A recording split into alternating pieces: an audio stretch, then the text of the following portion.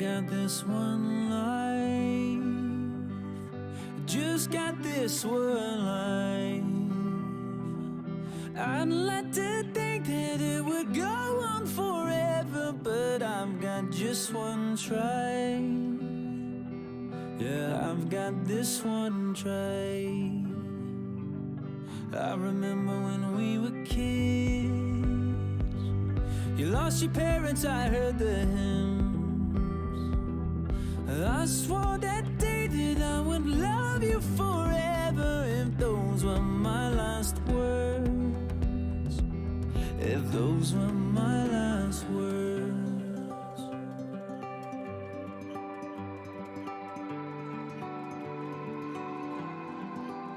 I might never be a captain on a yellow submarine, I might never be an actress on a giant silver screen, but my heart will make a house standing anywhere you be. and my love will hold the diamonds shining far as you can see.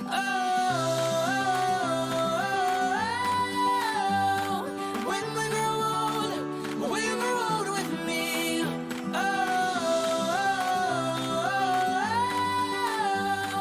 When we grow old, we'll grow old with me.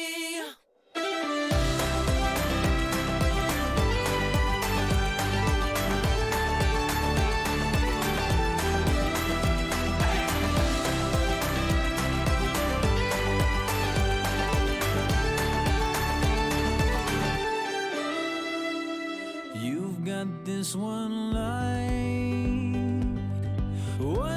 that shines all my life. Just like a rose blooming out from this desert, Oh, I saw these two eyes.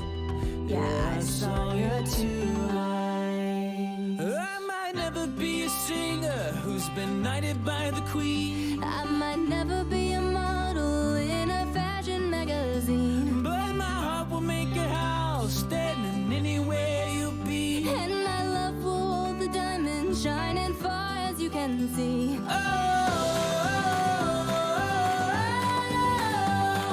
When we grow old, we'll grow old with me.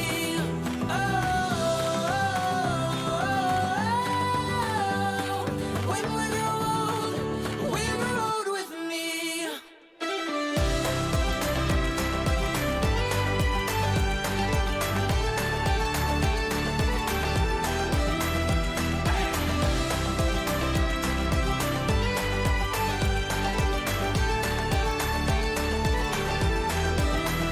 Hear the sound as people dance from your window. If you see an Irish band, and there I stand, guitar in hand, asking for my love if I could be a man. And so when we grow old with me.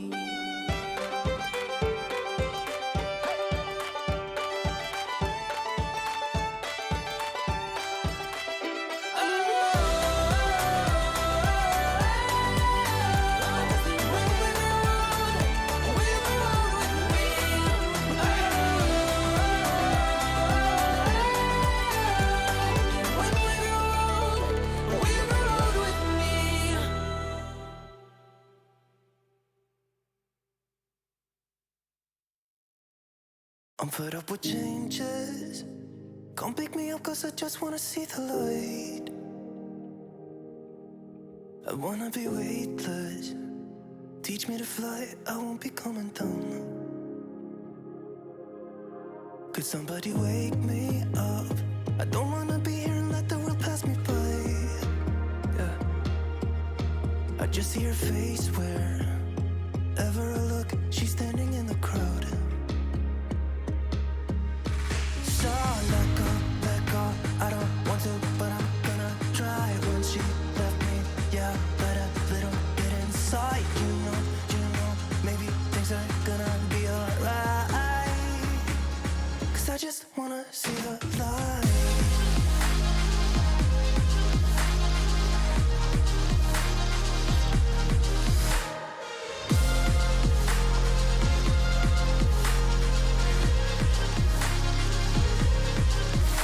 sick of waiting and getting too restless to be in this dusty town. I've heard of this place where people forget and you get another try. So come open up my door. I don't wanna be here and let the world pass me by. I won't see your face wherever I look. I'm blinded by the light. So let go. I don't want to, but I'm gonna try. When she left me, yeah, died a little bit inside. You know, maybe things are gonna be alright. 'Cause I just wanna see the light. Yeah, I just wanna see the light.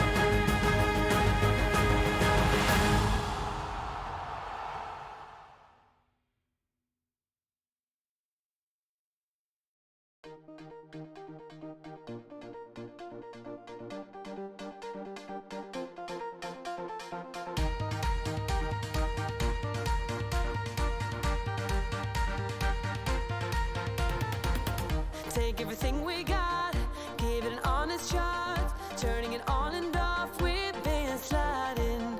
Riding the highest dream, keeping the fire real. I call for you.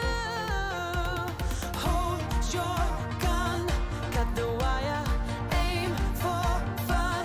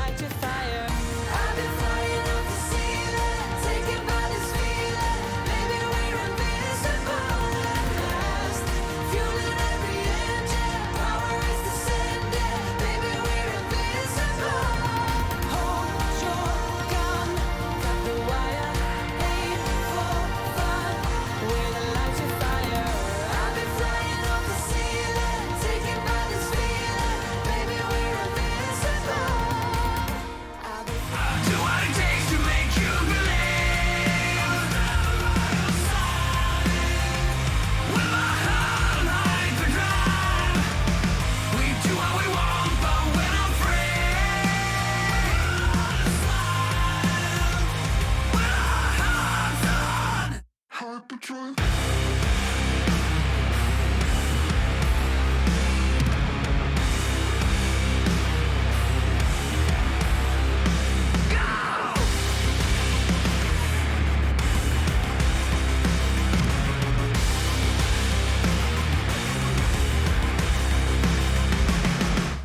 Hello, chatto. It's Tuesday. Coming up today on Building a Nation with Treaty United. We are in the year 2117. Not much has changed, but they live underwater. Today we find out what the hell has happened in the world of football over the past several years. Will Dundee United finally win a Champions League? Will Treaty remain unbeaten? All that and more coming up today on Building a Nation with Treaty United.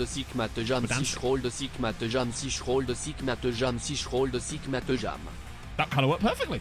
I'll take it. Oh, God. Oh, my bloody back. Oh, my lordy. Right, first things first. I need to catch up with some bits and bobsies. Lloydie, thank you so much for the 15 months. Peter, thank you very much for the gifted sub to Inferno.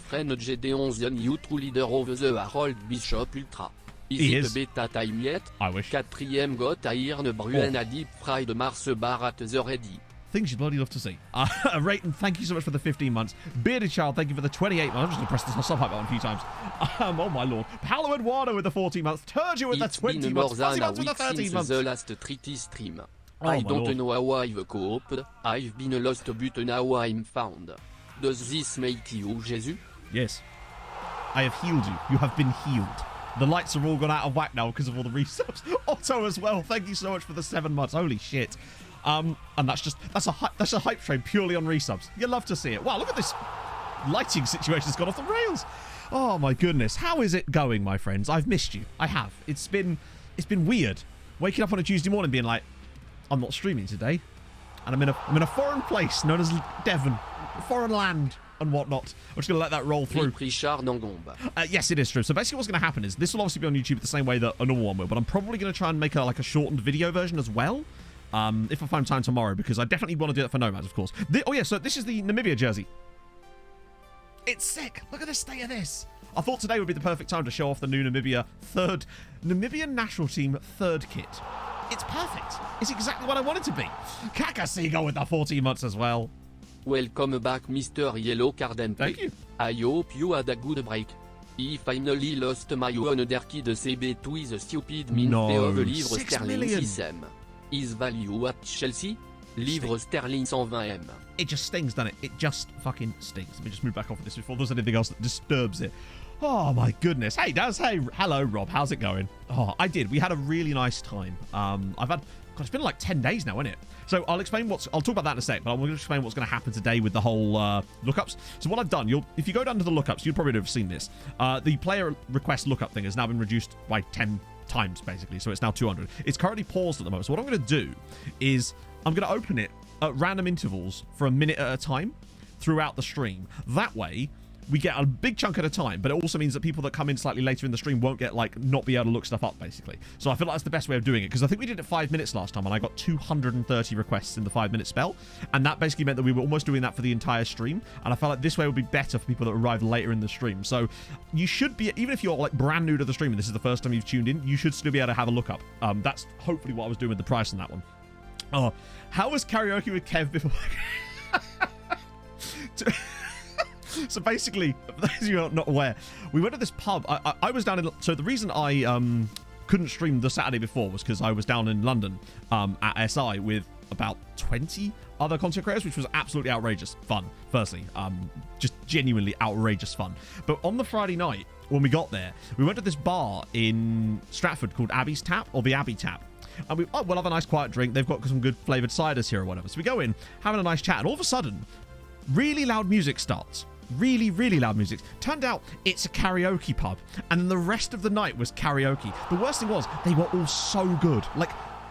Way too good to be doing karaoke in a pub in Stratford. Really looking forward to this.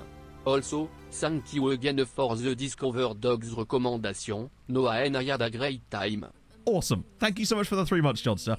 So yeah, I did go to Discover Dogs on Saturday, and of course, I ran into Johnster Monster, which was really, really cool. It's the first time I've ever been recognised outside of this bedroom. Well, I mean, that sounds a bit strange, doesn't it? You miss graphics discourse. Do you mean Zealand's tweet? Is that what graphics discourse counts as these days? Tanned. What about tanned? I've barely been outside. That's not true. I've been for lots of walks. Ben spent the entire night trying to convince me to do karaoke. Like, he was sat across the other side of the table with me, just making eyes at me and, like, messaging me on WhatsApp being like, this is your moment. I'm just like, no. I was probably 1 pint away from doing it, honestly. I was this close to maybe getting up there and banging out a bit of Enrique. Ooh. Icarus with that 10 months as well. Oh, you love to see it. Dit de Pog manage tout smug la dogo mineur de jaquette. She bloody well tried. You all saw the picture of her with the corgi.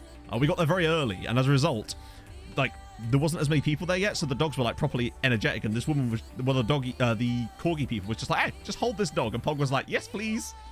He is the bad influence we all need, exactly. We did, yes, we got our afternoon tea. So last Tuesday, we went out and about down in the town where we were in Devon, and we found this nice little tea shop and got myself a lovely cream tea. I thought, oh, these scones look tiny, so I'll get a second scone. Turned out, they were like fucking this sort of size. It was a regretful decision. They're extremely dense. Would not recommend. I still ate them both, obviously, because I'm not a madman, but it was a very dense lunch, you might say. And I also, on Thursday, went on a quest for the sausage roll. It was like a C-, I'll be honest with you. Wasn't even hot. You can't have that.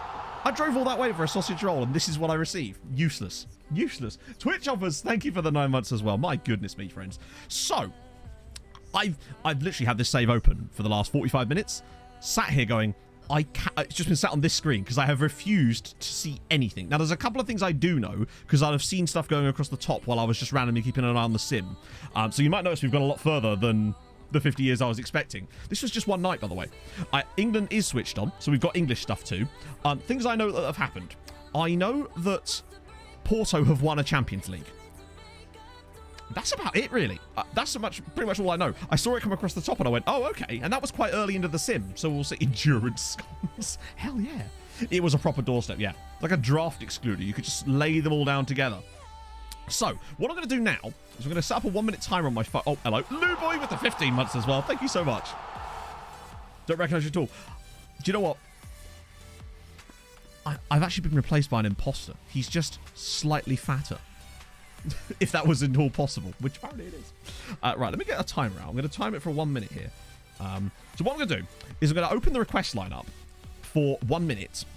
And then once we run out of those, we'll open it again, and so on and so forth. You see how it works. So, basically, you can look up anything you fucking like in the database. Be it players, be it teams, be it manager history, competition winners, literally any award winners. There's pretty much nothing you can't look up, essentially, as long as I can find it in the database, which, let's be honest, is unlike. We're also going to find all sorts of weird shit today. We know that's what happens in these streams. That's why I'm so excited about it. I'm genuinely buzzing for this. Right, let me get my little thingy open here. So I'm going to now hope that this will work. I've unpaused the redemption. Okay, you got 1 minute. Off you go.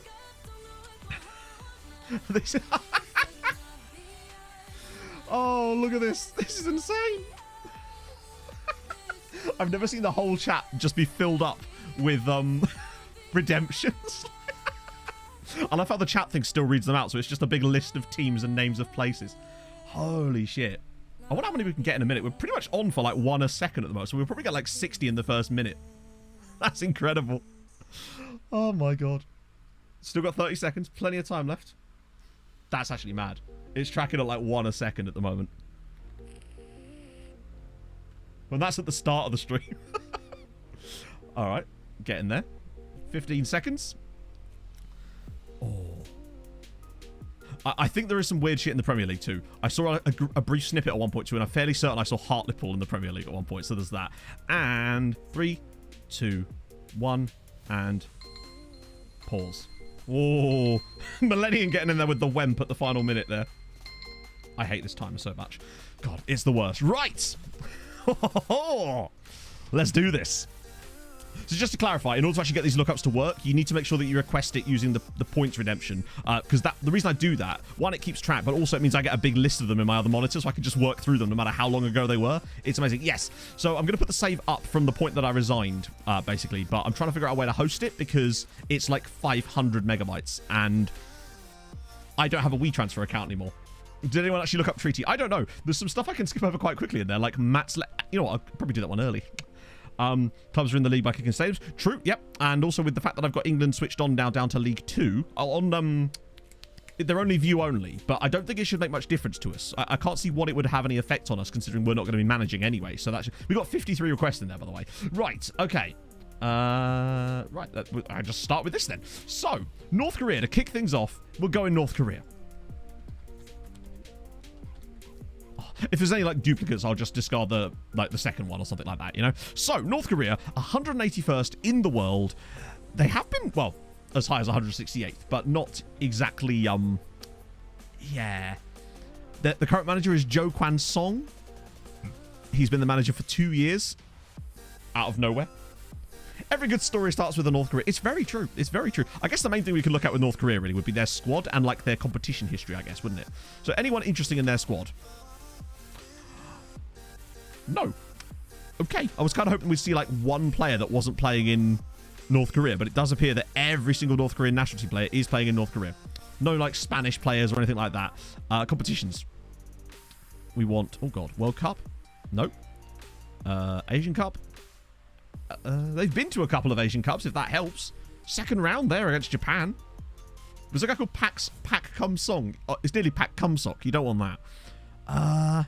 Anyway, let's just have a look at honours. See if they've actually done anything in this. They haven't, have they? They've literally done nothing in this save. They came there. They got that was technically, I think, in this save, especially right at the very start. At least they're not all playing for the exact same team. This is very true. Oh, right. First one down, and we move. Markers complete. How did our board Jizzy do? Right, I'm glad you asked, because I'm fairly certain I saw Jizzy linked with an £18 million move to Inter Milan. That much I did see. And I was... Oh, wait, no. Yeah, no, I was correct. Yep. Wow, that was... Okay. 64 caps for Serbia. 26 goals. Do you know what? I kind of would have expected more out of him, to be fair. So he... was there. Where did he move? So he joined Inter for 18.75 billion. Yeah, so I was right. I saw that go across my news feed at one point while I was just chilling, just keeping an eye on things. But there you go. So he went to Milan, or sorry, he went to Inter. Didn't really do that well. How did he end up at Man City? How much did they pay for him is my question, actually. Shrugging Goose, thank you for the follow. I'm going to be careful with geese around here. Does it say how much he moved to City for? Oh yeah, 34.5 million quid City spent on him for him to play 10 games, let's be honest, mostly off the bench, and not score a single goal for them. If anything, it looks like his second spell at Milan was his most successful, but he just was not a goal-scoring man, was he? Is there anything else I can really see? I can't. You can do that, but... Ah, there you go. That was quite useful as well, so you can sort of break it down a bit more. That was 3 seasons. He spent 3 years at Man City, 5 appearances in each of the first 2 seasons and 0 goals. His most prolific season was actually for Waterford. And after joining the big leagues, his most prolific season was probably this one, or that one, with his 6 in 19. Inter did well to flog him when they did, considering they brought him back. Yeah, he's... I'll be honest, I'm a little bit disappointed. Did he win anything other than the obvious? Not really. Look at that. That was probably all with treaty stuff. I guess he turned out to be a solid player. Retired at... But he got 64 caps for Serbia, and as far as I know, he had no caps for Serbia when we finished the save. Wasted talent for sure. But looks like he was at Treaty. He actually played for Treaty. Because this is the 50... This is quite an important point of reference, actually, so that we don't get confused later. 2052 was the last year of the save that we managed. Ergo, everything from 2053 onwards is AI managers. So, he was actually playing for Treaty United.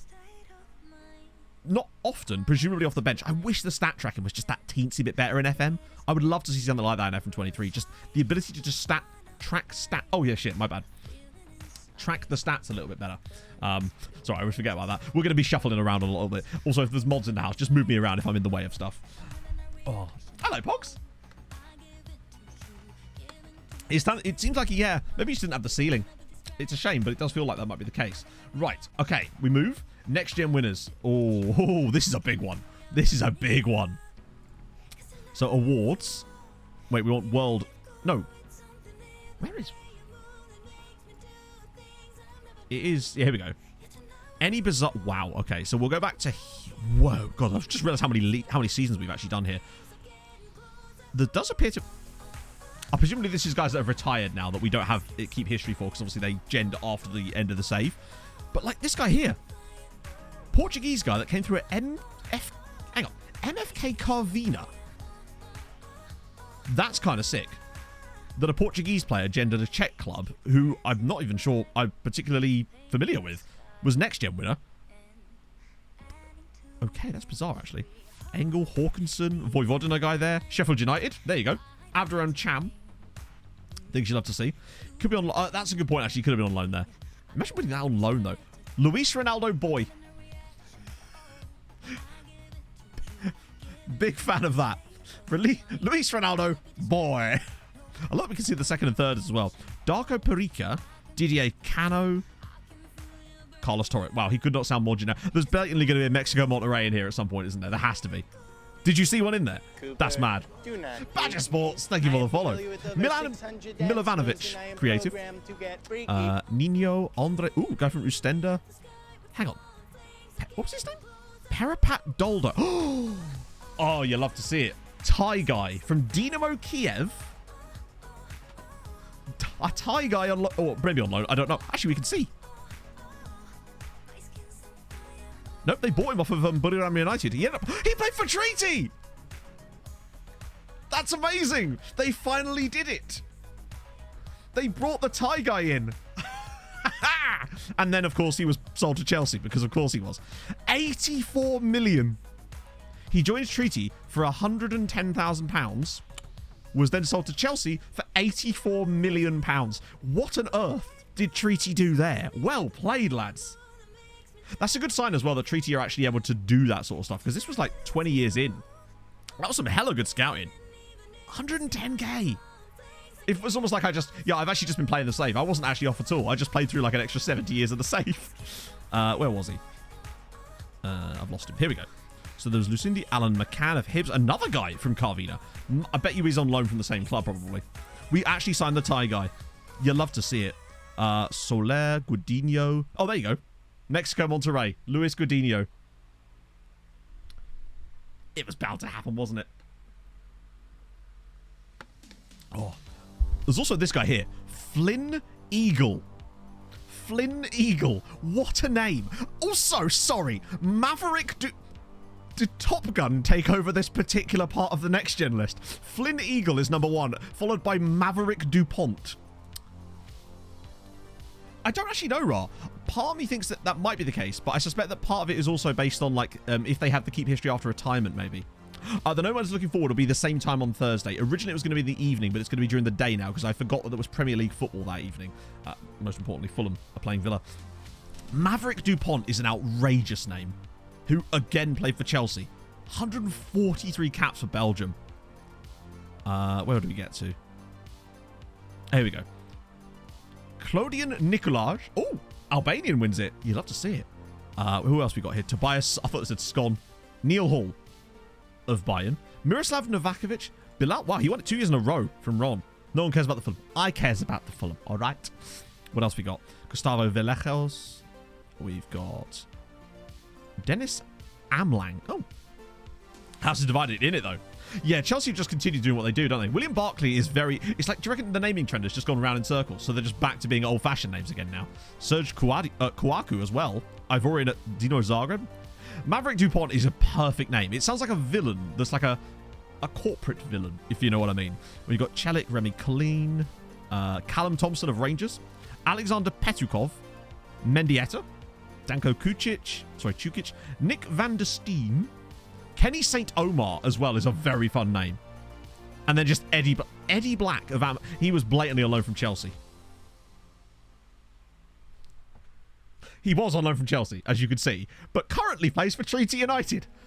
This is a really good sign. The fact that Treaty United in 2117 still have players that are at that kind of value, this is a good sign about what Treaty could do. Hang on, he's Northern Irish. That's good. That really does fill me with confidence about what Treaty might have been able to do in this save. That's kind of sick. And then they've also got a few more, actually, yeah. Marius Partia, Javier Aguirre, Dion Drainer Razov. Cool. And then Dave Reemans. Oh, this is... Okay, that's good. That's really good. Not much yet, Stu. We're just having a look at the next-gen list. We found a guy called Maverick DuPont and a guy called Flynn Eagle. And that's a good sign. Oh, imagine if they actually did get to number 1. I don't think they have. One of the things you can see when you're doing the sim is occasionally a league table will appear. And with being able to see the league table, you can see the number of teams in Europe because you can see the things. So I don't know if they ever got back to the top 4 again. But Treaty must have still won stuff. I bet you Treaty have won like the Europa League or something. That would be my guess. We'll see anyway. Scunthorpe United. Oh, hello. What have I done there? Which league are they going to be in? And they hopefully will be in a league we can actually look at. League 2. So Scunthorpe, they have no manager at the moment. Marco's complete at the moment. Italian gangster Alberoni Cornelio. He does a bit, doesn't he? So, this is Scunthorpe United. Weirdly, I can't see their history. That's weird. I can't click the club history page, but we can see their... Is that because of the view-only factor? Basically, Scunthorpe have done a boring, where they've just stayed in League 2 the entirety of this. Do they have a squad at least? Not really, no. I don't know if I have League 2. I think I do have League 2 switched on. Let me check. Yeah, I do. I realised we weren't actually looking at League 2, but... Can we just talk about how Norwich just promoted out of League 2? Along with Watford and Sunderland. Okay. That's gone well for someone. Solihull Moors getting relegated there. Well, that's certainly worth noting, isn't it? That Norwich won the playoffs in League 2. That's not gone well for them there. I'm not seeing any like Spurses or anyone random down here. It looks like it's the same sort of teams, but they have definitely fallen off. Delia Junior in shambles in it. Right. Paul Pogba. This is a good one, actually. What happened to the Pog?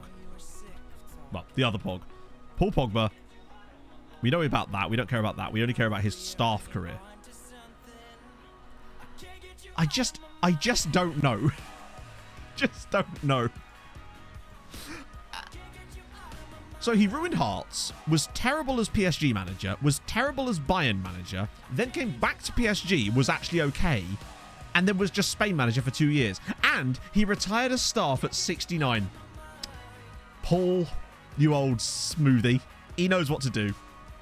I think we're going to see that quite a lot today. That's just a nice one. I was kind of hoping that, yeah, you went back to for 4 years. So he was there for 3, there for 6, there for 4, and then back for 2 years. That's annoying, Jinxed. I don't think there's anything I can do about that, unfortunately. So that's Pogba. Can you see, like, landmarks? I know this screen can be glitchy as all hell. Oh, this is only player, isn't it? Oh, no, it's not. Basically, oh, he won the Nations League with Spain in 2061. We're piecing it together. He put the S in pain. Hey, Robin. What's planned for F23? Exclamation mark plans, I think, or planned. Plans? It's one of those two. We've got a big list now. I actually made the command the other day. Very important to keep track of that sort of stuff. I think it's plans. Makes more sense. There we go. So that's the Pog. Pulisic. This is an easy one because he retired during the save.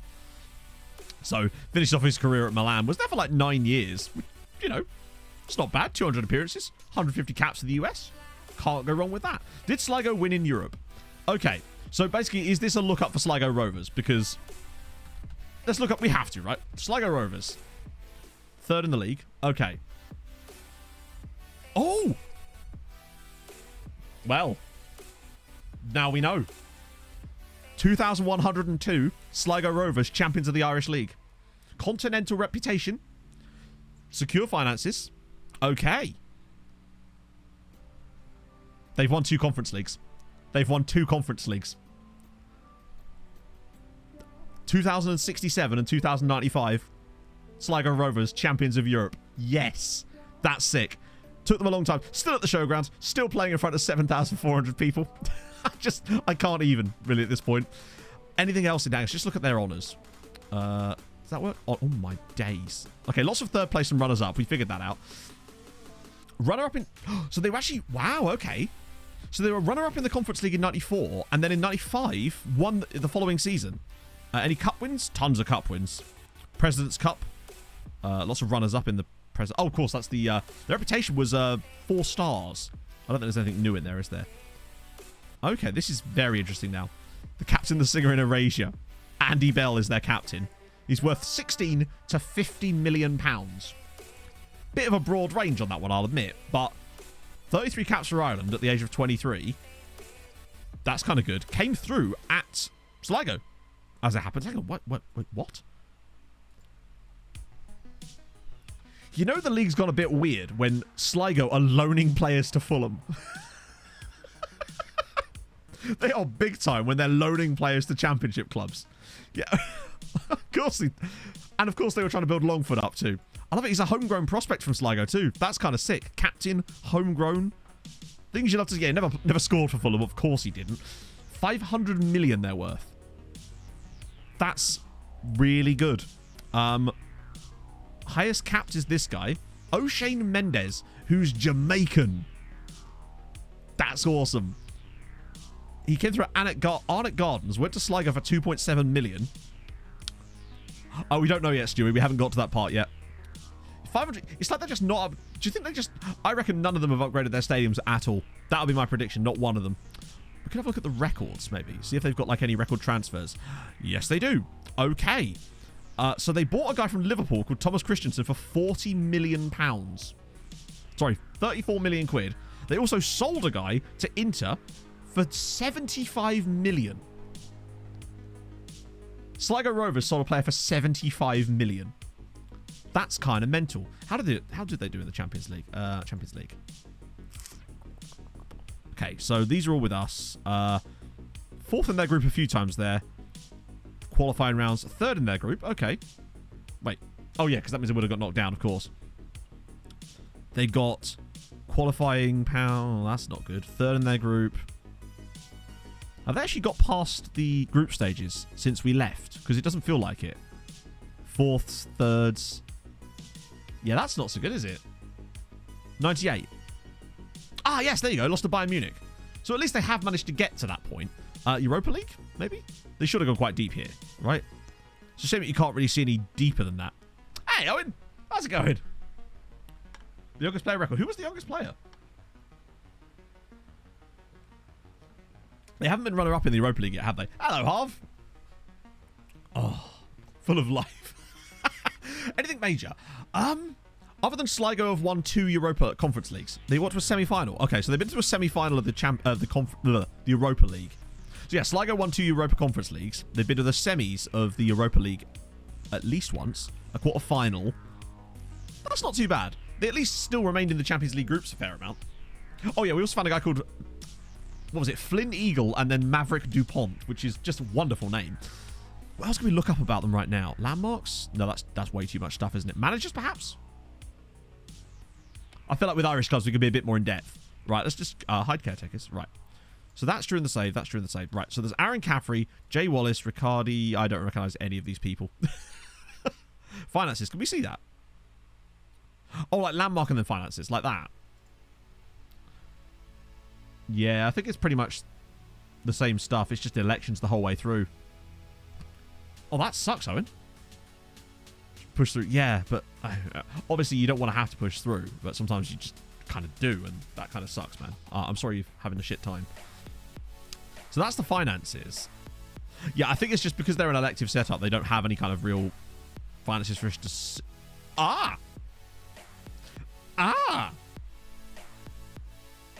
Well, would you look at that, chat? They did expand their stadium. It only took them 80 years to start doing it. Maybe they're finally on the way up in the world, unless they've hit their maximum there. So, wow, their stadium was fucking tiny originally, wasn't it? I didn't realise it was as small as that. They've got big hopes, these borders. Right, what else could I really see? No, we can...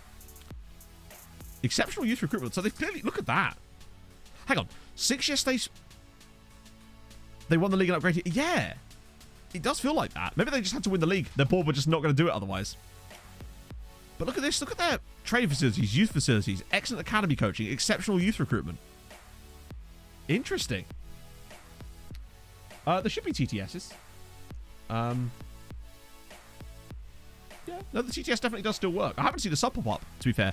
Yeah. Was it a prime? Because sometimes it doesn't do it immediately. It'll come up in a minute, I'm sure. It's like they're like buses. Okay, hopefully it'll pop up in a second. Primes, for some reason, can take really long time for no reason. We had this the other day. It was like 25 minutes. I've got to sit back in my chair. I'm leaning forward too much. I'm too excited. We'll end up coming back around us like... I like that they're actually... Look at that sponsorship deal, too. 650 grand a season as well. That's interesting. Is that a new one? No, it's not. And even if it wasn't, we'll be able to see it. When is the Rocket League? I haven't played Rocket League in ages, to be fair. I'd probably be even shitter than normal. Right, that's Sligo. Portsmouth. Okay, we can crack through a few of these. It's more than we got for winning the True. Portsmouth. Championship Portsmouth. Hang on. I always do that. See the sponsor amount. We'll get to that in a sec. Let me do Portsmouth. Right, so Portsmouth. They're not a good championship side, it would seem, but they are at least a championship side. There's something. Done through trying to get to champ. Yeah, that's pretty much where I am. I've kind of slumped a little bit at the start of the season, but last year I spent most of it in, like, Champ 1. Used Amazon. Never used Amazon. I don't know how I would even avoid that. I think I used Amazon, like... I hate that the view history button is broken. So I can only see... They were in the Premier League, though. In fact, not only were they in the Premier League, they were in the Premier League recently. Like 5 years ago, they were 7th in the Premier League. That's... We'll have to look at, like, past tables for the Premier League in a bit, because the fact that Pompey were in the Premier League, League One there, and then just a few years later were in the Premier League, so clearly they just had no 7th... That's 2011-12 was that season. Sorry, I realised I'm on the wrong side again there. Yeah, 2011-2012. When I say that, you know what I mean. Tycoon, I think it's unlikely. I think it might just be... Didn't mean to click that, but... Portsmouth lost to Dundalk in Europa League quarter-final. Imagine that as a quarter-final of the Europa League. Portsmouth versus Dundalk. But that also means that Portsmouth were way higher up at one point in order to have got into the Europa League, no? Conference League? Quarter-final of the Conference League as well against Sporting. What in the actual fuck?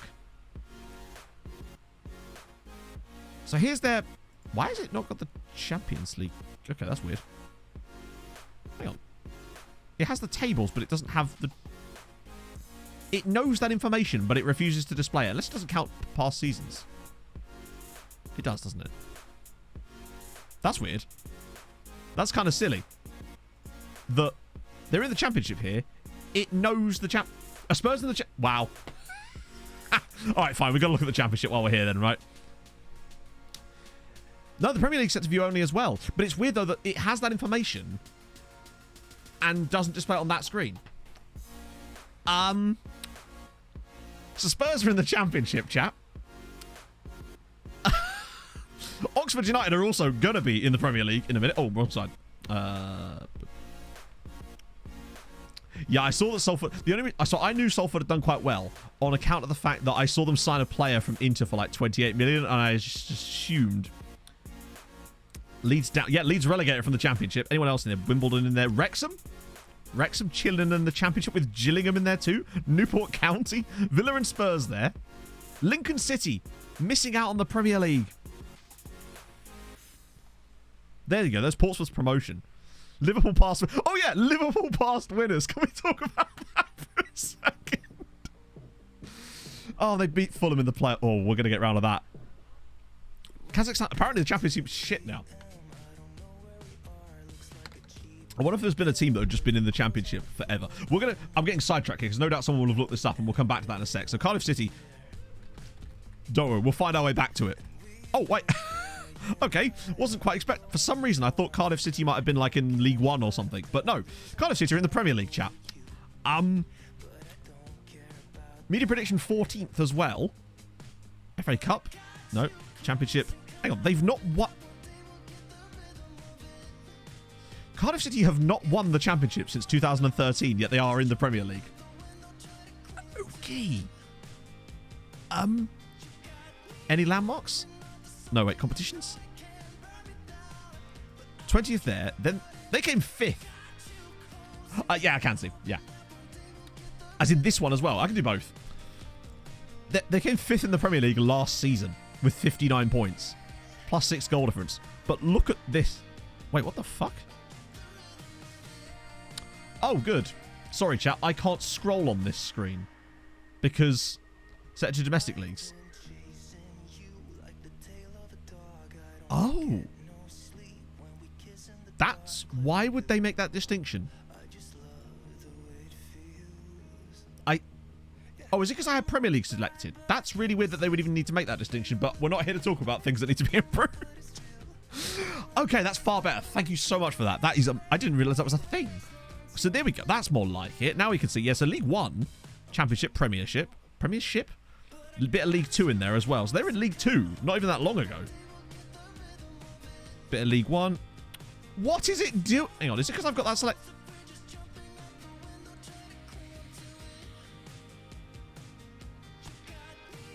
Help. So the reason it's not letting me scroll, it won't let me scroll past the bit that the one that you've got highlighted. Because reasons. Oh, God. Well, there we go. Cardiff City. That's quite a hell of a jump from Cardiff. Oh, it doesn't work on the upwards one as well. Oh, my life. Oh, God almighty. Well, we're here. Oh, we absolutely can, Jinx. Please feel free to go off. It's fine. Click off of it. But the problem is I don't think you can. Because anywhere you click off of it, it remains selected. The only thing you can click on is another... Unless I could do like that and then came back to it. Aha! That's... Yeah, we'll have to do it like that. Just don't you dare click on any of it. If you're thinking about clicking on it, just don't. My advice to you right there. Ipswich Town. Okay. You absolutely can, Rob. You'll find a selection of lovely streamers. Ipswich are in the Championship. That is very Ipswich, isn't it? An FA Cup. Yeah, this is all... Oh, dear. Oh, dear, Ipswich. Competitions? Domestic leagues. Okay. League 1. They did have a couple of Premier League seasons there.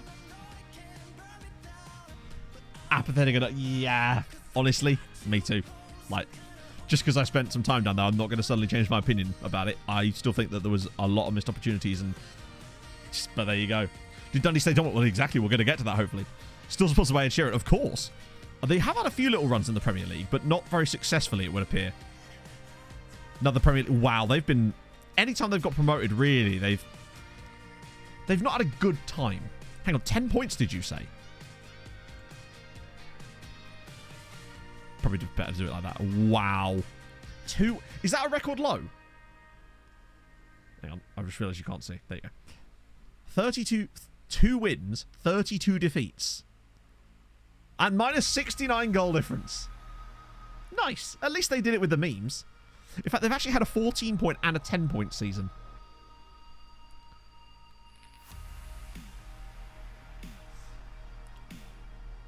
I did Silverwriter. Lovely to see you, my friend.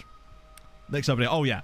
Don't worry, I'll open it back up again. We've only got like another 43 to go through. Tromsø. Oh, I don't know if I'm going to be able to show you much about Tromsø. Some of them will be quicker than others just because there's limited amounts I can really show. Other than they are in the Elite Syrian. Did have a couple of cup runners-up, I suppose. Lots of that. No European action, unfortunately, for Tromsø. Don't have any key players or managers, sadly. There's not a lot I can really show you about them. Scottish national team, right. Let's do it. People on the... put it this way. Like, even if I did, I wouldn't be able to tell you, but I don't. So... Let's see. Oh, that's the guy from the next gen. Sandy McNally. Okay, we're going to have some fun with these names. 49th in the world, find in Scotland. That seems quite low. Also, Sandy McNally here. Another former Treaty United player. Also, Sligo Rovers sold a guy to Celtic there. Yeah, this is the alpha version. Let's have a gander. What? Wow. Oh, okay, that's an interesting sign. Andy McCausland, Matthew Hay, Owen Barr. Look at Jimmy Jones. The sheer number of Celtic guys in there. Darren Gordon. Sandy McNally is a great... I've got to have a look at Sandy McNally. Let's have a little look at Big Sandy. What on earth is this? Players' potential stars. Really all a player's potential star is your scouts or coaches' opinion of how much that player can grow in the future, really. You may notice that changes depending on who you're asking to look at, really. But it's tend to not pay too... I mean, pay a little bit of attention to it, of course. So how did he end up at Treaty? Oh, they signed him from West Ham for 34 million... Oh, God, Treaty United. That's an F. Oh, the board would have loved that. Actually came through at Brighton, of all places. He played a lot for Treaty. What a weird, like, formation setup. Declan Byrne. Guy at Lille. Wow, the Scottish national team isn't that good, is it? They're mostly, like, domestic players with, like... Well, a guy at Chelsea, I suppose. Darren Gordon's probably... Yeah, okay, he's pretty good. And he's only 22. Okay, he's the future of Scottish national team football, it would appear. They've got... Yeah, that's kind of about it, really. That's really disappointing. See if Scotland have won anything. Yes. Well, no, actually, emphatically no. But they were third place at the World Cup in 2062. So that's something, right? Scotland's top 5 in Europe. I suppose... Yeah. That's a good point, actually, yeah. I hadn't thought about that. Right, World Cup. Here we go. Here we go. World Cup. Let's do this. This is a big one. Well, I'm already seeing some mad shit. Okay. Right. Past winners, firstly. So where did we get to? So we were here. Ivory Coast. Wow, look at that. Spain with the runner-up of South Africa and then the third place of Ivory Coast. Wales in there too. England have a few runner-up spots. They did fine. Wales won the World Cup. Wales won the bastard World Cup. And the Netherlands finally got one. World Cup in December. Are they holding another one in December? I like that, though. Argentina, France, Spain, Colombia, Portugal, Switzerland as well. Switzerland have won 2 World Cups. That's genuinely surprising. Norway with a runner-up spot as well. Turkey there too. Uruguay, not surprising, but also somewhat surprising. Any weird hosts? Is it just me, right? Or does it just seem to filter through the exact same hosts on repeat? Because it does seem like that. Italy, nobody absent from, like, other than a few third places. Italy have been kind of bad. I don't think there is, Thomas. Oh, is there any way we can find stuff out about the World Cups, like, historically? Other than... No, you can't. I mean, you can look through, like, stages from previous ones, but the problem with that is it's a bit of a... You'd have to go to each one, scroll, look at each one. Let's see if there's a... Actually, we can probably do that. There's a bit of Syria in there, Costa Rica, Honduras. I'm trying to see if there's any mad nations in here that maybe you wouldn't expect. I suspect that it won't be. Austria, I didn't even see that one. New Zealand there.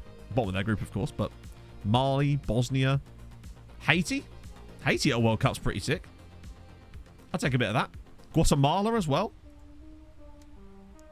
Another Guatemala. Whoa, okay. A bit of a run of Burkina Faso. Any mad ones? Haiti in a group with... Wow, England got the plum group there, didn't they? El Salvador as well. Thailand. Okay. Wow, there's so many bloody groups. South Korea. Let me just do it like this instead so we can keep it a bit more of a closer eye. China, New Zealand, Congo. Ah, that's different actually. Congo rather than Dr. Congo. So, Trek, if you do ! plans, it'll get you the plans, basically. Tanzania. Yes. Up the giraffes. Cyprus at the World... Wow, Cyprus at the World... Not only Cyprus at the World Cup, but Cyprus in the second round of the World Cup. That's pretty sick. I'll take that. Morocco won a group. Zambia in the World Cup. Thailand getting out of a group with 1 point. Jesus Christ. Any other mad shit? Angola and Costa Rica in a group. Cape Verde finally reaching one. Israel coming... Wow, look at that group. All 3 sides tied on 3 points. Congo in there again. Tanzania and Iran. Suriname. Yeah, I'm not seeing a lot of Ireland. I'm seeing a distinct lack of Ireland in these World Cups, which is a bit concerning. Yeah, so we're going back to the Blue Star idea, basically. I think I've seen China in it once, or maybe that was when they were the host. Hazy, thank you for 7 months. Rage, Raitouk, Regbel, Fightige, Double Down, told by PR Department to apologize. Just another day in a Wallace life and NASCAR. Yeah, he's probably going to get suspended, isn't he? That was mental. There's still more of these, actually. Guinea-Bissau again. Canada's doing well there. The Gambia. There's China. So China were in that one, which was hosted in South Africa, so they actually qualified for that one, in fairness. There's no way Namibia got to a World Cup, no. Guinea-Bissau have obviously done quite well. Jamaica. Well, that was a boring one. Bulgaria won their group. What if Stefan Van... Nah, he would have been retired by then. Any other mad ones? Oh, there's Ireland. They were in a World Cup, finally. Trinidad and Tobago, well, they have qualified in the past. Has his goal scoring record been beaten? What, valid? Oh, probably not, honestly. I feel like AI teams don't keep players around long enough for that to happen. But I mean, Togo. I mean, I know that happened in real life as well, but it doesn't seem to happen in FM very often. Oh, was that the same group? Oh, no, it wasn't. Hang on, you said Granada?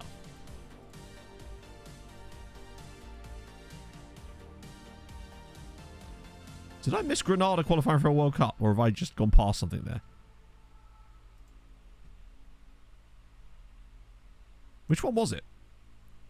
Because that would be one of the more surprising ones, I would have thought. Ireland again? Yeah, it was 2006, wasn't it? Because that was the one where Peter Crouch... Was it Peter Crouch pulled the guy's hair?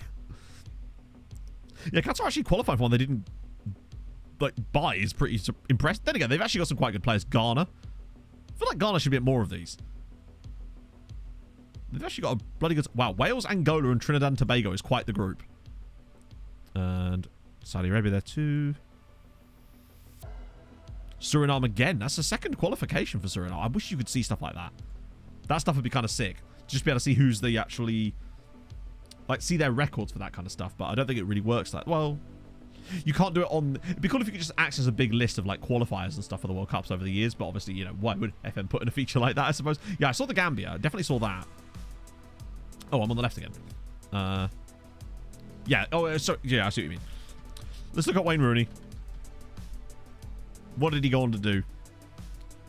Did he achieve all he wanted to achieve? Oh. Wow, that's kind of really dull. So he was Hearts manager and was amazing. England manager and was there. I was because he was at Milan for 9 years. I don't even also... no reason to, really. Oh.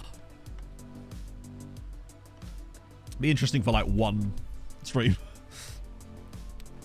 Never qualified for 100 years. Well, India, I think it's just because of the game. FMS stuff like football importance, and I think in India football importance is really low, and I think that part of that and the economic factors, it just means that they never generate good players. FM doesn't really take into account population size all that much, from what I can tell. Defensive midfielder. Wayne Rooney, famous defensive midfielder. Oh dear. So he was France manager, but only for a year. Wow, he just kind of noped the hell out, really, almost as soon as we left. Which would make a lot of sense, I suppose, because, maybe him and Richard were close. Brentford, 11th in the Premier League. There you go. Bit of good news for you. Yeah, it's a cricket nation, but then a lot of nations are. Their key player is this guy. Naif Al-Ghamdi, who is Egyptian. 69k a week. Nice. Darryl Walsh is the manager, who used to play... Of course he fucking did. Play for... Oh no, he managed Drogheda, Derry City, Bowes, St Pat's, Sligo, then Ireland, and then Brentford. Brentford with their worldwide rep as well. Okay, something's happened here. Oh, that's what's happened. Conference League. That's what's bastard happened. Let's just check their domestic... Yeah, honours first. 2 FA Cups. Lots of runners-up. They won a Conference League. Were runner-up in a Conference League. Won a Carabao Cup as well. What about domestic leagues? Oh, wow. So how did they qualify for that? They came 4th in the Premier League that season. They've had a 4th. And I think that must have been the high. Oh, they've had another 4th there. Look at this run here. Promoted to the Premier League. Then just straight in at 9th spot. And then don't finish outside the top 10 for a decade. Then a 4th place there. It's almost like the moment that we turned on the English League, Brentford were like, aha, I've been waiting for this moment. And they have, apparently. Yeah, they played in the Europa League 6 times. And they lost to Shamrock Rovers in the Europa League quarter-final. Things you love to see. What else? Yeah, look at the number of quarter-final appearances. Champions League? 3rd in their Champions League group. So we know Brentford played... They lost to Arsenal in the quarter-final of the Champions League in 2069. Imagine Brentford losing to Arsenal in the Champions League. It feels like we haven't really seen... So things we know so far, Marco. Sligo Rovers won 2 Conference Leagues and were runner-up in another one. They've also won a league title, but they're the only one we've actually taken a look at. But I'm guessing Shamrock Rovers might have done all right as well, it would seem. It seems like the big guys are still big, and that's probably going to help us. Bristol City. Here we go. Did Bristol City... Oh, dear. What the hell? Just giant hair just flew into my mouth out of nowhere. Bristol City of the League One. On the coefficient list. No, we haven't looked up yet. The clubs are more sorted by finances. Yeah, I can. Sorry, I just don't want to do too many things that aren't in the lookups because otherwise we'll just get distracted and we'll never get through them. But sorted by yeah, I think you can. You can do like list, isn't it? It's that, isn't it?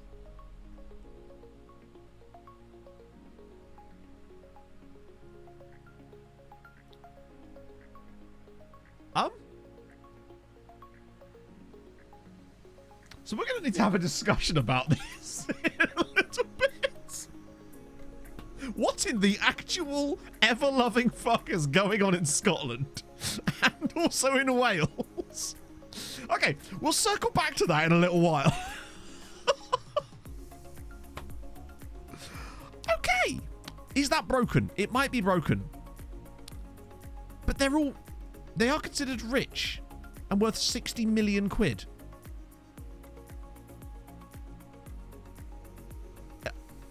Now, obviously, the Albion Rovers are considered Stenhouse Muir. Turnover might be better. Could be, yeah.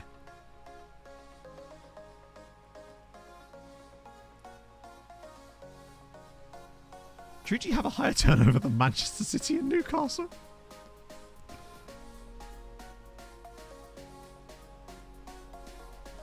But, of course, it's only showing leagues that are switched on. Which is weird, because I swear it used to show the other leagues when we were doing the save.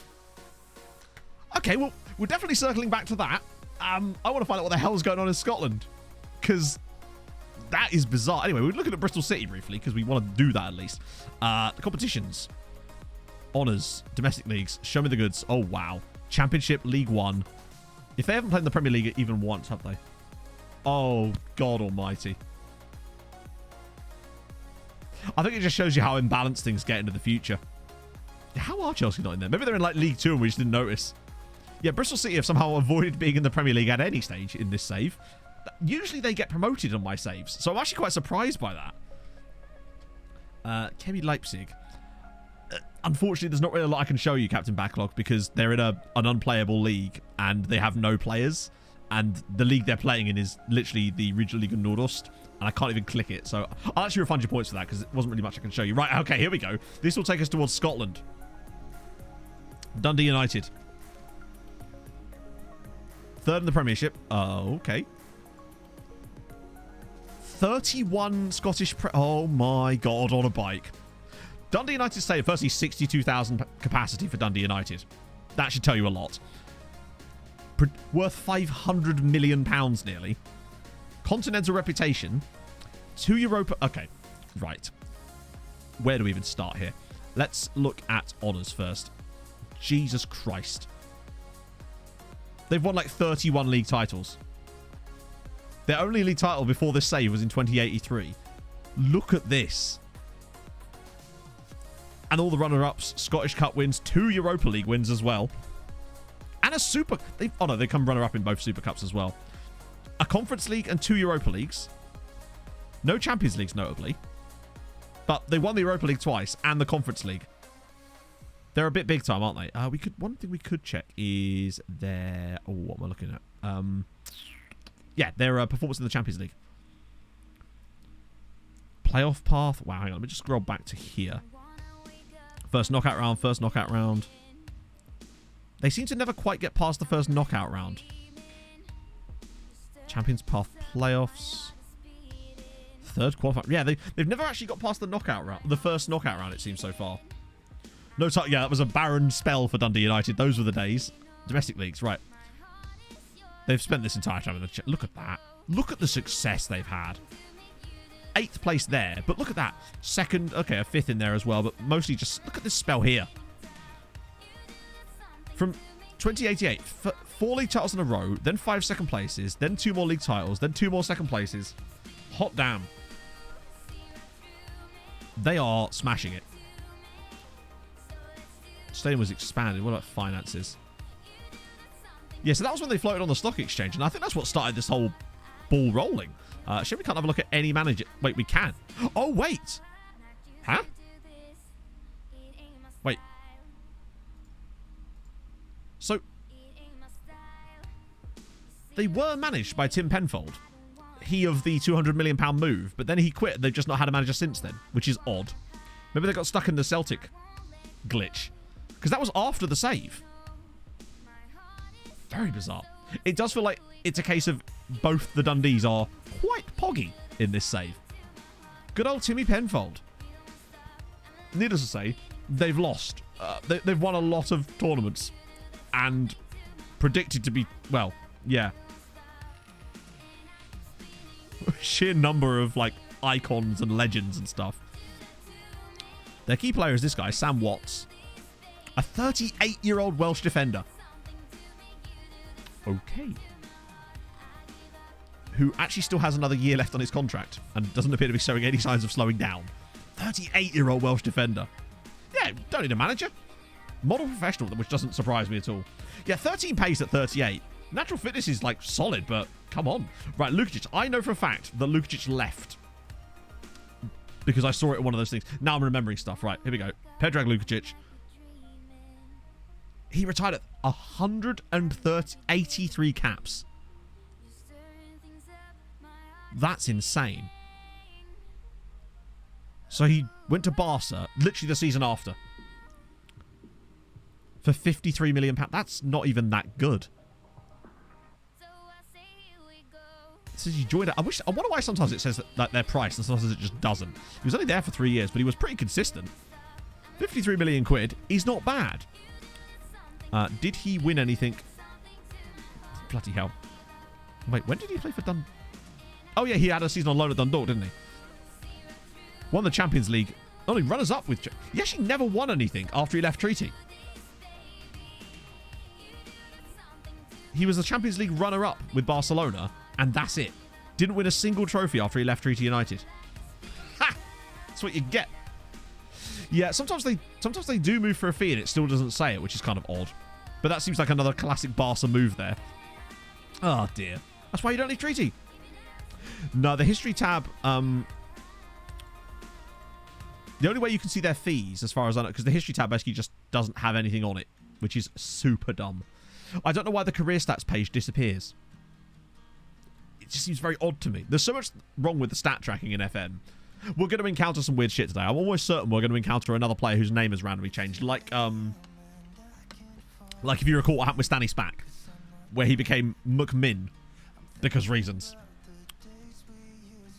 See Barcelona's transfer history. That's true. I don't think I need to go into that much detail, but yeah, you're right. I probably could see it like that. Right, Hungary as a nation. Too many numbers with the spreadsheet in it.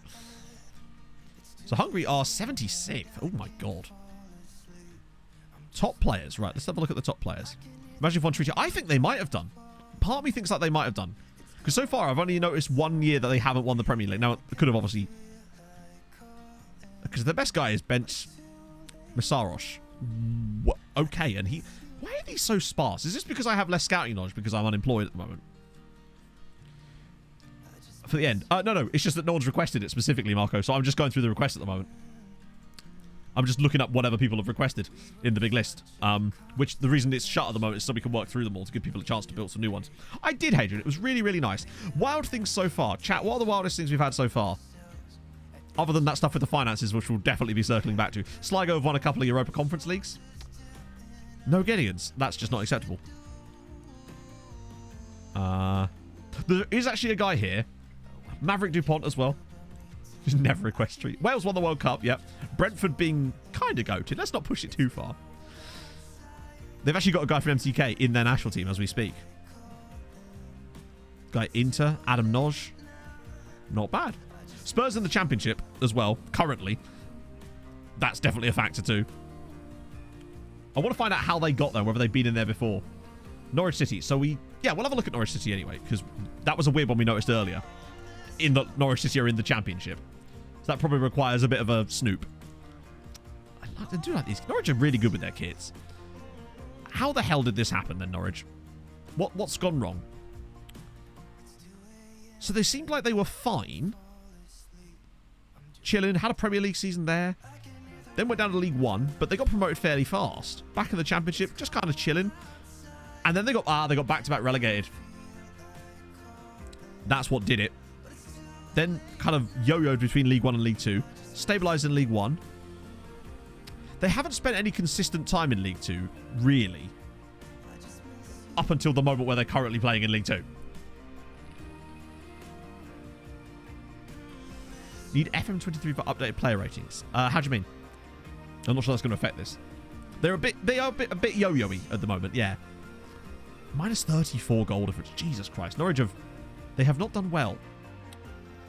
52. Yeah, that does seem like quite a lot, doesn't it? Shall we? Oh, we probably can go back and have a look at that, actually. Still at Carrow Road.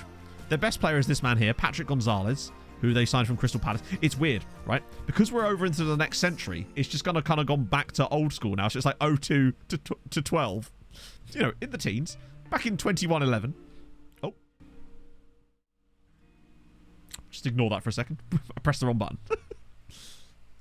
So Norwich City have kind of had it. Longford Town. All right, now we're back in Ireland again. Not Longerford. Here we go. Well, they're in the first division. That doesn't entirely bode well. Worth £240,000. Playing in the Longford Town Stadium, which they built a new stadium with the capacity of £1,800. Pounds? Probably how much it cost, let's be honest. What creative name for a stadium, too. Incredible scenes. Hey, would you look at that? They have played in the top flight. Not very well. They bloody love a 9th spot, or as a 10th in there too. A 10th. An 8th. They got an 8th. They have survived a few seasons. Just barely. A 7th. An 8th. Oh, there's a little run there. Ironically, not that long after we stopped the save. Oh, our guy's, he's over. Technically, he's 100 because the game's maxes out at 100, I think. So we are probably actually older than that, but the maximum it will display is 100. Oh, Gandalf. Nah, he's well older than Gandalf, for sure. It's not been a good time for Longford. It kind of went all wrong ever since... Where was it? That was the Tycoon takeover.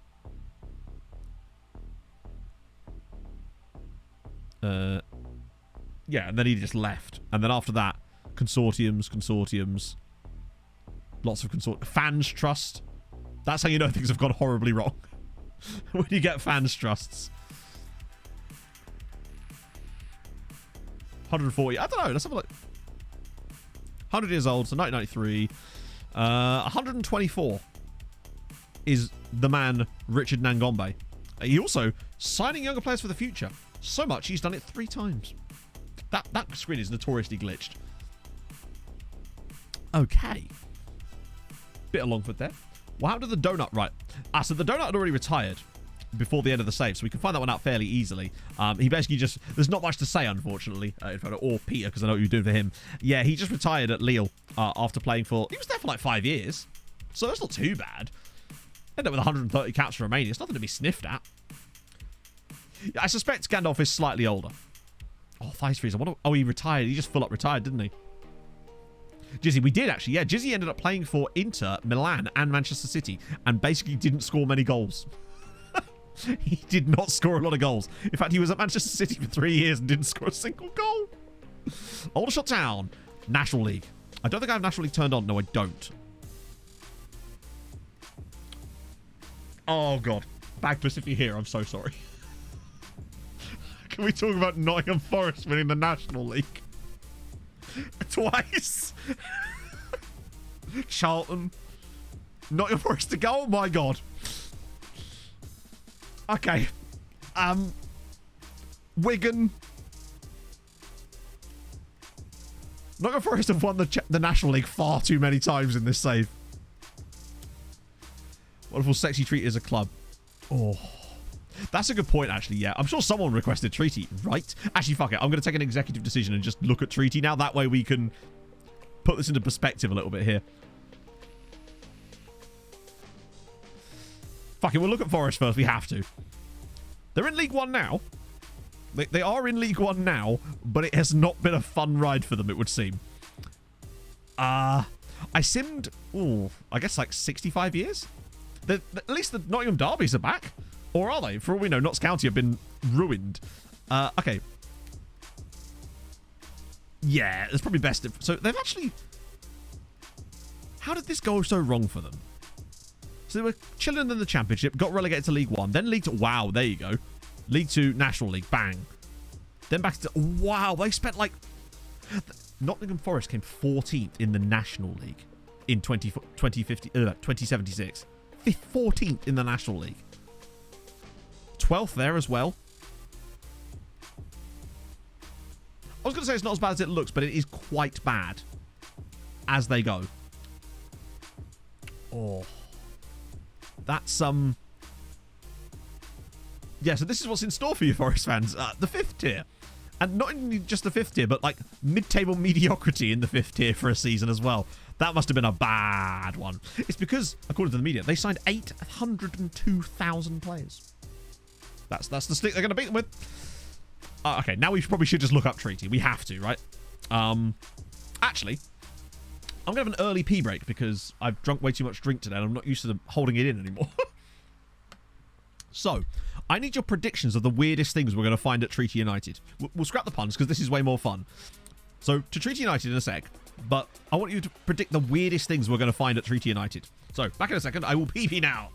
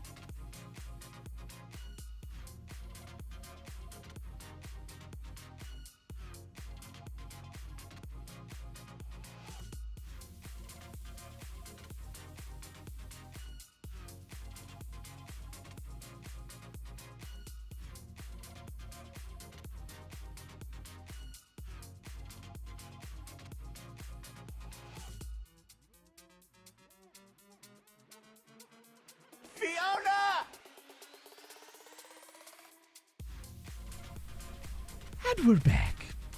Will Xbox Game Pass Ultimate have access to the beta? I don't know, actually. If anyone has any knowledge on that, I'd love to know, because I just simply don't. Oh, 300 players out alone. Imagine if they did. Right, okay. Treaty.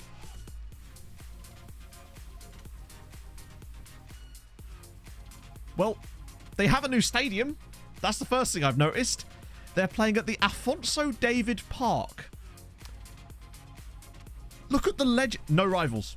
80,000 seater stadium. That's more than there are people in Limerick, correct? 9 Champions Leagues. That's a point. We have not. That's definitely not something we did. We only won 4, I think. So they've actually won more Champions Leagues without us. Okay. Okay. So McMahon must have been... Oh, no, that was Mate, wasn't he? Yep, there's those dynamic rivalries. Treaty probably have played a team over 1,000. Xavi's a legend. Wait. He is, but just not the one you were thinking of. Oh, the best of that. Okay, right. There's so much stuff we got to look at on this page. Firstly, let's just see their Champions Leagues.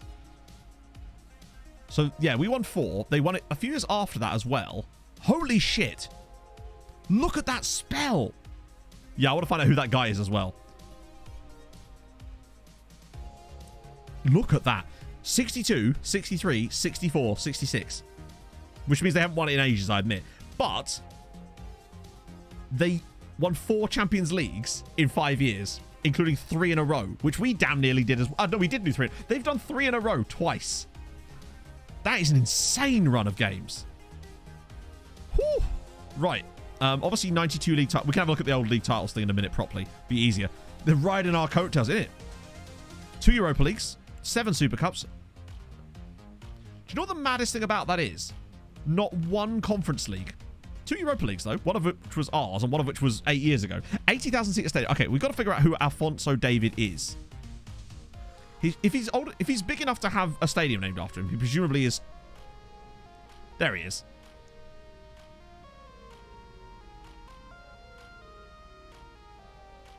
I'm guessing he's a manager, right? He better fucking be a manager. Oh, you're right. Yeah, I could have clicked on the icon, couldn't I? So they were not satisfied with our work, decided to just immediately sack me off. Hang on. What's he fucking won? Obo with the 23 months. How's it going, friend? Buenos dias, SecondYellowCard. Checking in from Lanzarote today. Oh, very nice. Have I missed anything significant? Biggest thing is Treaty won 3 Champions Leagues in a row after we left. Sligo won some Conference Leagues. We haven't quite got up to that yet, but yeah, all this guy must have won was league title. They must have had other stadiums, surely. Or we could look at the landmarks to see if they had other stadiums too. Yeah, I want to know who won all those bloody titles with them. 9 ESPL won 9 league titles and 15 cups. Yeah, but that's nothing, is it? I bet he won sod all elsewhere. Let's have a look. What did you win at Treaty? Oh my god.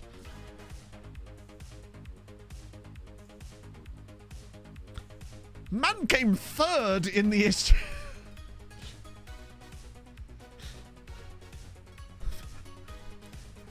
Champions League runner-up. He didn't win anything. Man literally came 3rd with Treaty United. And they were like, yeah, I think we'll give you a stadium there, bruv. Oh, dear. Absolutely useless. Man has literally come 3rd in a 1-horse race. Incredible. God. All of them wins and you spot the one blemish on the YouTube comment section. I actually am. Speaking of actually the YouTube comment section, because I finished editing the last Nomads video right before I went down to London last Friday, or the Friday before, I didn't have a chance to see any of the comments until this Friday when I got back from Devon. And I logged into YouTube and I saw it. I was like 75 comments. I'm like, oh God, what did I do? And every comment was just so fucking lovely. And I just wasn't expecting it, honestly. So thank you. It's very kind. Okay, where else can we... Okay, we have to look at the managers to find out who the hell was the menace.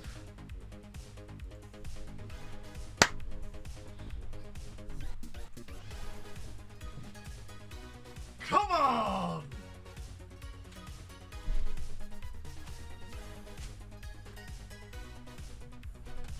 That is outrageous. I can't believe it's him. That's incredible. Bangoshay, thank you so much for the raid, my friend. That's so damn kind of you. Welcome in. Sorry, we've just found out that our former goalkeeper took over from us when we retired and then won everything.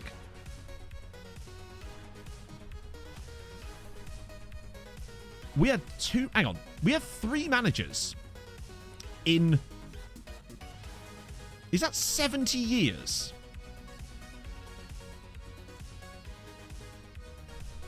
Over a 70-year spell. Also, yeah, look, the one guy who has a stadium named after him is the only manager they've ever sacked. Wittercast, thank you for the 9 months. Oh, Sir Luben Mihov deserves that, but unfortunately they've removed his nickname. What about that? He won nearly as much as fucking we did. That's incredible. Like, we were there for 31 years and won 28 league titles. He was there for 21 years and won 22 league titles. I presume that it's because it's technically he won that one at the end, and that's why it technically counts. He also won 84... All right, okay, let's just see. What did he win other than fucking... He had an 86... Hang on, was his win ratio? He had a higher win percentage than I did.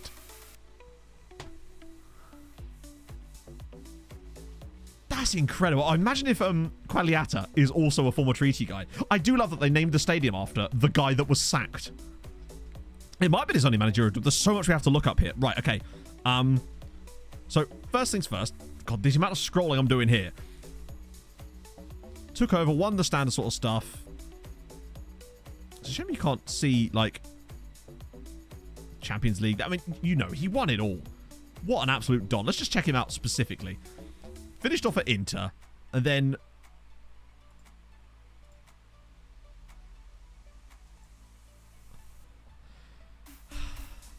That is the most perfect managerial appointment and career from one of my saves I've ever had. Ever.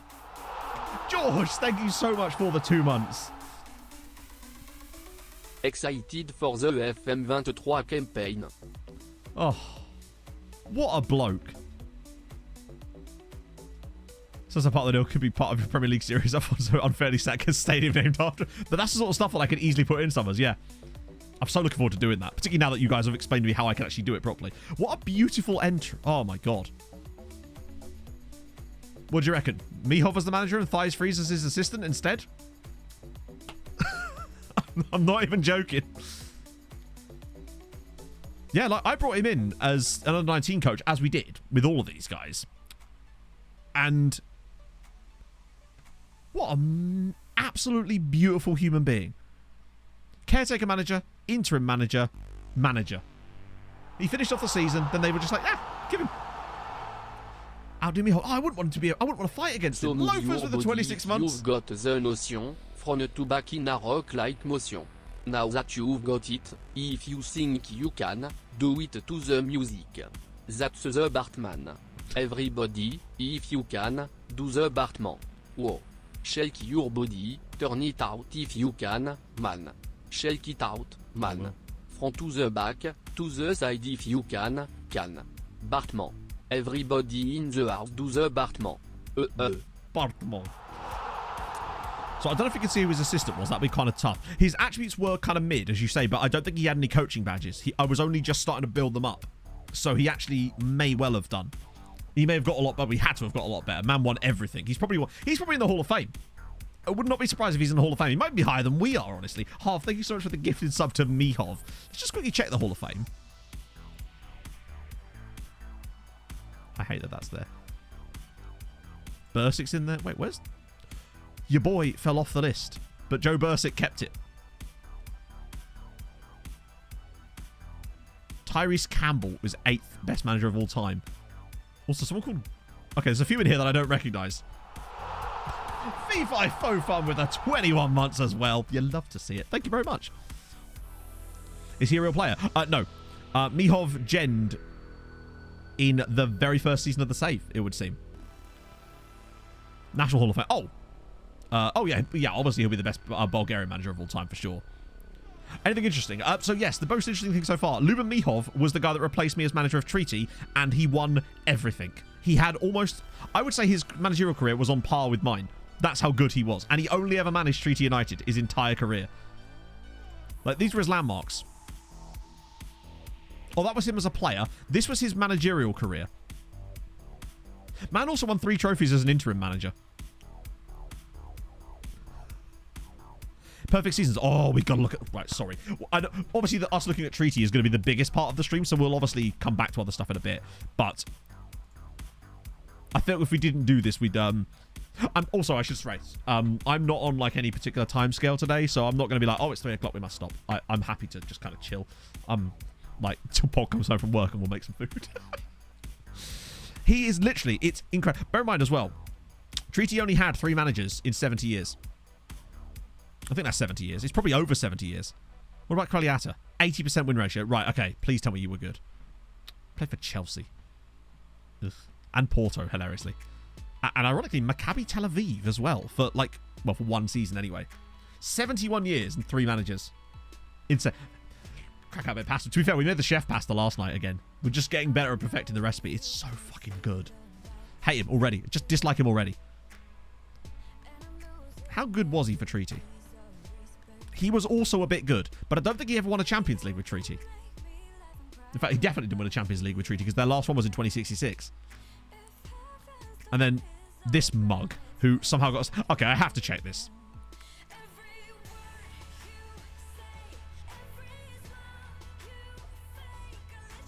Youthsters. Move to Sir Luban Mihov Park completed in 2063. They played it at Mihov and then moved. Why would you do that? I think it's just because they couldn't name it after me or him again. To be fair, they only ever... To be fair, the stadium was obviously named after us originally, but... Bear in mind, at this point, he hadn't even won. Yeah, no, I think he has. I think he's pretty much won the 59,000-seater stadium was the Luban Mihov Park in Limerick. Hang on, does that mean that there's now... Limerick? Limerick now has 3 stadiums. One is 20,000, one is 60,000, one is 80,000, all in Limerick. Where are they putting these? Oh my God. It's just full of Treaty United stadiums. There is no other infrastructure. They've knocked the others down and they're just building. They've got houses in them. Oh. Average attendance. Oh, there's so much we can check. Hang on, I want to just see if there's any weird takeovers. Because he was the... Wait, no, so he left. Then they floated on the stock exchange and Connor Carr took over. And then a new guy failed. Then he left. Then the guy that failed took over. Wait, what? Then he left. And now the new person is Johnny Caulfield. So basically, we could pretty much fit all of the people in Limerick in our stadiums. In fact, pretty much nailed on with a few guys standing outside. But I love that he built that stadium in his honour before he'd even really had the real success yet. Bearing in mind, at the time of them building that stadium, he could have won at the most 3 Champions Leagues. Probably more like 2, let's be honest. Because they would have had to build it, and that's when they moved in was 2063. So they would have started building it when he'd won 2 Champions Leagues for them. He went on to win another 3 Champions Leagues after that. That's incredible. I don't even know what to look up next. Records? Highest transfer fee paid, 120 million quid. For Vincent Bauer. 120 million quid.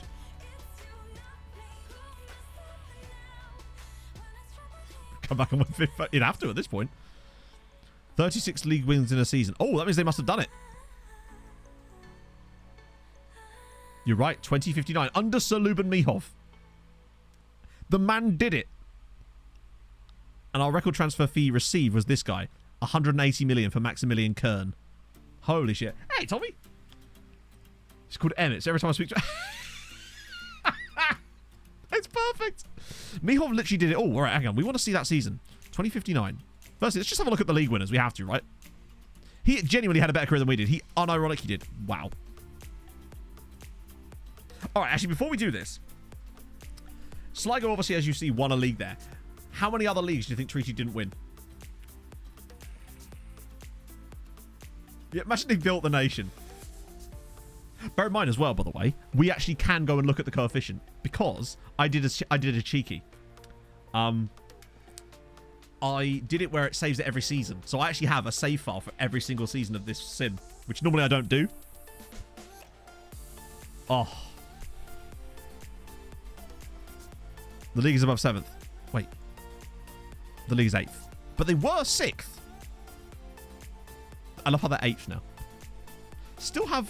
Oh, this is before the crossover point, isn't it? So we don't actually know how many... That's mental. The only side to win the title in this save that wasn't Treaty, once we started winning it, was Sligo Rovers. One time.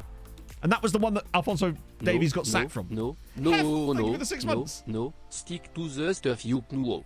If you wanna be cool, follow one simple rule. Don't mess with the Very flow. true. No. Stick to the statu quo. Recently released the 12-year-old York quiz or born in 2010. Feel old now. Very true. I know they came 3rd that season. Man literally got sacked for being the only Treaty manager since I took over to not win a title. And they named a fucking stadium after him. I didn't expect us to fall off just because of the dominance. He's properly the villain. He's like Thomas Stepanek. Right, what we can do is firstly go back and find some of how the success has been. Look at how much, though, it's the same sides. Derry, Sligo, Dundalk, Shamrock Rovers. Those same sides are just dominating. St. Pat's, though. Well, here's the thing you can see, right? Based on the number of teams that qualify for Europe, we can tell what their coefficient was. Can we see the losers? Yeah, we'll get to it in a sec because we're going to go all the way back through. Oh. Any of the rest, well, you'll actually be able to see them in here, I would expect. As a warning. He's been hung. Well, like when they retire a jersey, they just hung him from the rafters. So they definitely had 6 teams then, which would have been a 5th place, right? Not going to say, I know, the guy that replaced Mihov was way better than Afonso Watsamajig. So back to 6th there. We'll know if they're in the top 4 because they'll have 7 teams in Europe, basically. Farps will promote it again. Oh, that's poor. We'll have to look at like record worst seasons and stuff as well. We're coming close to the one that we lost. Stadium isn't named after him. It's his tombstone. What, he's been Jimmy Hofford? Gideon's come and let it happen. Oh. Bows are relegated. Well, I'll be damned. It doesn't feel like the other teams are really breaking their hegemony much, right? It's the next year. UCD with Cove Ramblers were in the top. I mean, they both got relegated, but they were both in there. Right, ready? Third place. Oh, my days. Not only did they not win the title, they were 13 points from the title.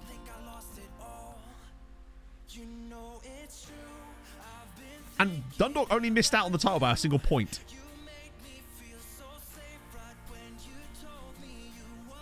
And the season before that, he was fine. Yeah, Bray did actually get up and stayed up. So it's the 2060s that I suspect if there's any chance of them getting the 7 Champions Leagues, 7 European places again, it will be during that. UCD with a 7th there? Yeah, so basically I hadn't recorded that part of the voiceover for Nomads. I'd recorded the video, but not the story bit. So when I had that opportunity to make Gideon the head of the Nomads, I thought, right, I'm doing that. Easy. Yeah, imagine that. Dundalk finish ahead of Treaty for the first time in like 70 years, and they still don't win the league. That's a big F for them. So they seem to oscillate, really, between 5 and 6 European places for the most part. They look like they went through a bit of a dry spell here. Very dry spell, in fact. Was a bit of Wexford there, too. This is one of the things about this save that's... Cove Ramblers survived. With MTK, this won't be an issue. This is the Alfonso spell. You're right, it is, isn't it? God. Wexford with 7 points and no wins. Not a single win. 0 victories. Cork relegated there. Unbeaten season for Treaty that year, which is not bad. 100 points as well.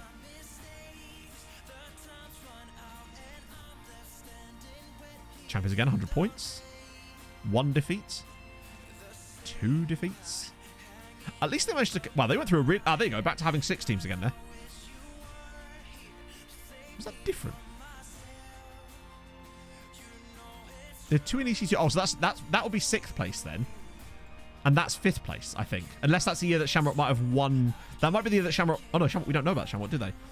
We'll have to have a look at the other teams' successes too. There you go. 2077. 7 sides in Europe.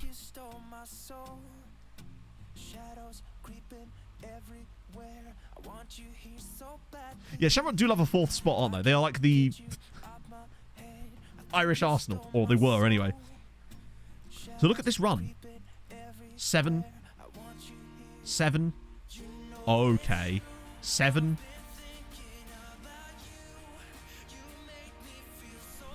Why is it displaying... Is there a team in the 2nd tier that year that won something? Because unless it's just glitched. Athlone in the top flight as well. Right, we're now entering Mihov territory. So all of this part of the save, this was when Mihov was in charge.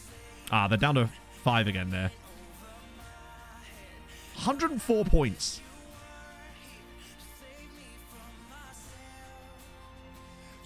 Ooh, went a bit of a bad spell too. This was the era when Mihov was winning everything. 7 teams in Europe that season as well. 1 defeat. 7 teams in Europe that season as well. And that season. Yes, 59 was the perfect season. Then it drops to... Wow. So the next one. 108 points. 36 wins. 108 goals scored. 16.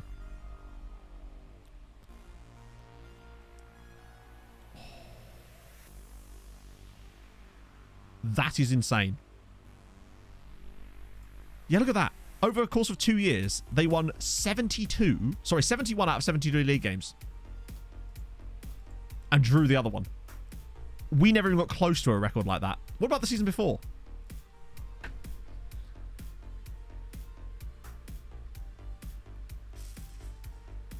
Fuck. So that's what, 127 wins out of 129 with 2 draws. Oh my god. Oh, there you go. They went 3 years unbeaten and won all but 2 matches in that time. That is incredible. Yeah, Mihov has to. We can't.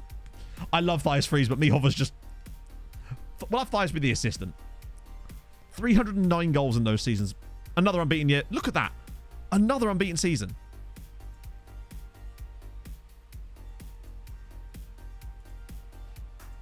His first action, by the way, after taking over was to go unbeaten and then go unbeaten. 9 goals conceded in an entire season. Give him a Pias, man. Nah, he's mascot and Terrifier. Local, scaring the villagers. I've never seen anything like this. This is insane. Right. While we're on the topic of Irish teams, what do we need to look up next? I know we've got some more lookups to do. We will absolutely get to them. Oh, Emmett Doran, actually, while we're here. While we're on the topic of Irish sides, we might as well look up Emmett Doran. If I can remember how to find him. How do I spell words, chat? Retired as a player at 36. Yeah, but what about his... What? No, he just retired. Because he was... I suppose he was the head of youth development, wasn't he? So he's not going to have the same... Average attendance, yes! We actually just looked at the chairman, but we can look at things like records. That's the league, isn't it? Not treaty. Yeah, because he wouldn't have a manager. That's the problem with him. Because he's not a coach, it technically... Right, best 11. Valev's still number 1. Lizarazo as well. Manea, Brunig, Trubovic, Thias Freeze still in there. Rufanego. Barry... How in the actual fuck is Barry Cunningham still in there? What? Sorry? How is Barry Cunningham in their best 11 when Niakshu exists?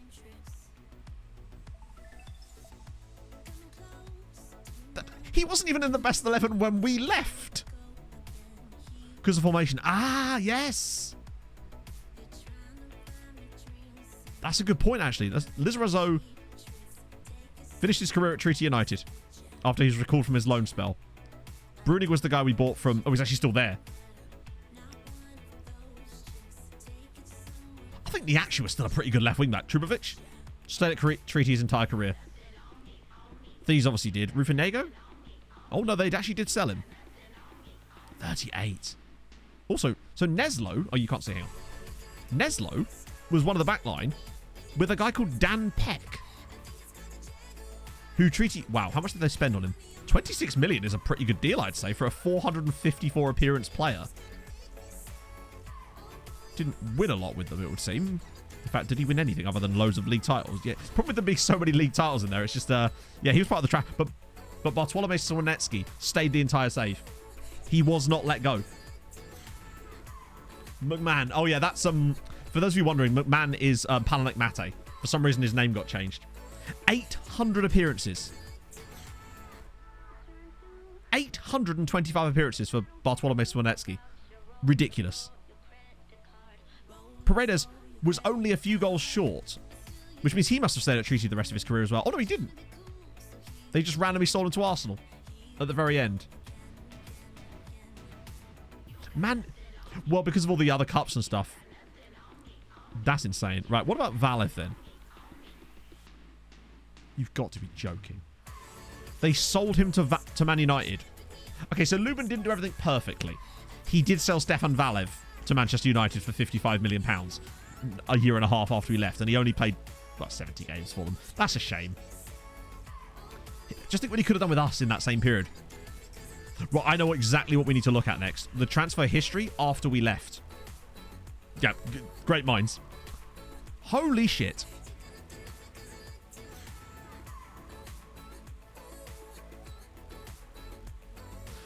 Just to clarify here. Look at the size of these smokestacks here. Then roll that across. And just have a little look at what those numbers are.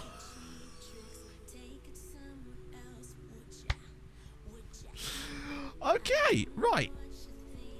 Back we go. They were spending 400 million... Okay.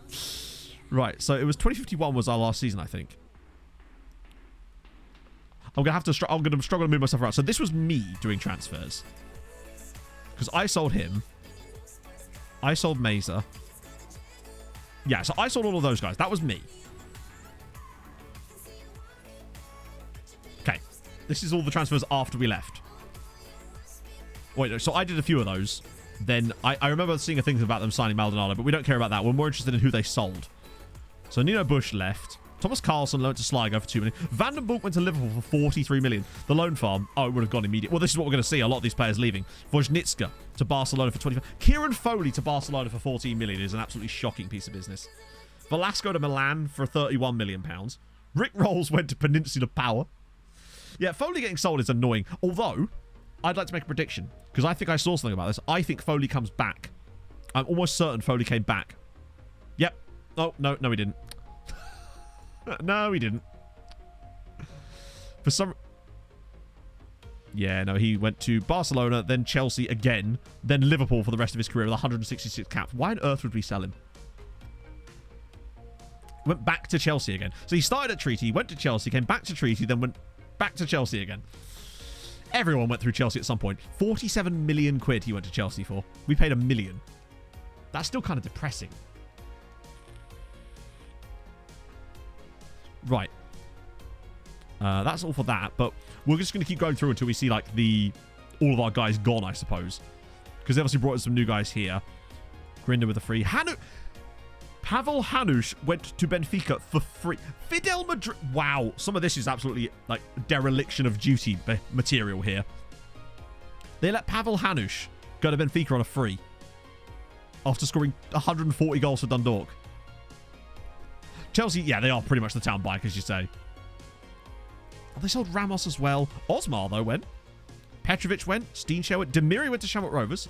Also went to United for 2.9 million. That's terrifying. Hey, Norton.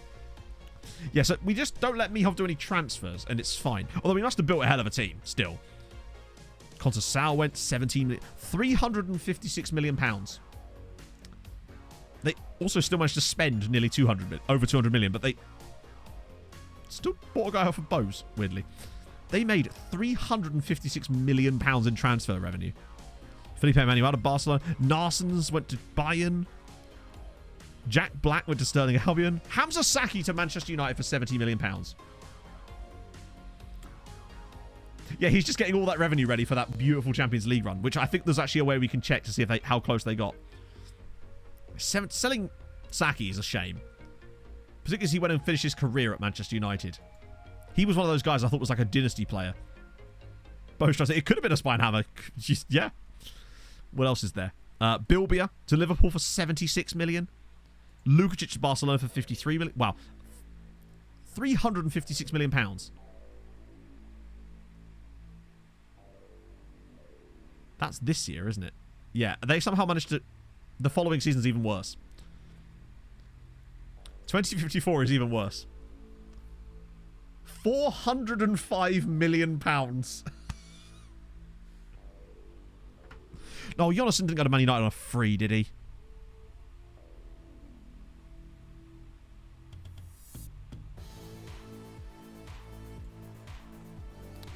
$129 caps. Rejoined... Oh, you're joking.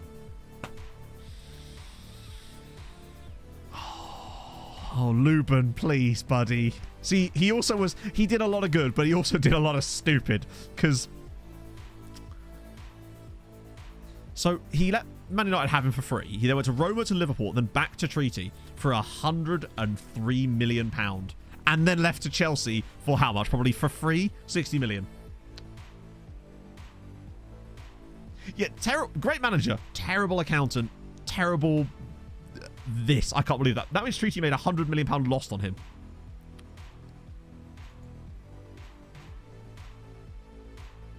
But Jonasson was a really good player. I'm glad that he at least turned out to be really good. Right, what have we got then? Because that's the following... All right, we go back the other year. God damn it, man. Lane went to Sevilla. God. Lockwood. Valid. That's the Man United. Ooh, who the hell is Jesus Boudib? Not that we'll be able to find out. But they've made money on him, apparently. Hopefully. Pereira.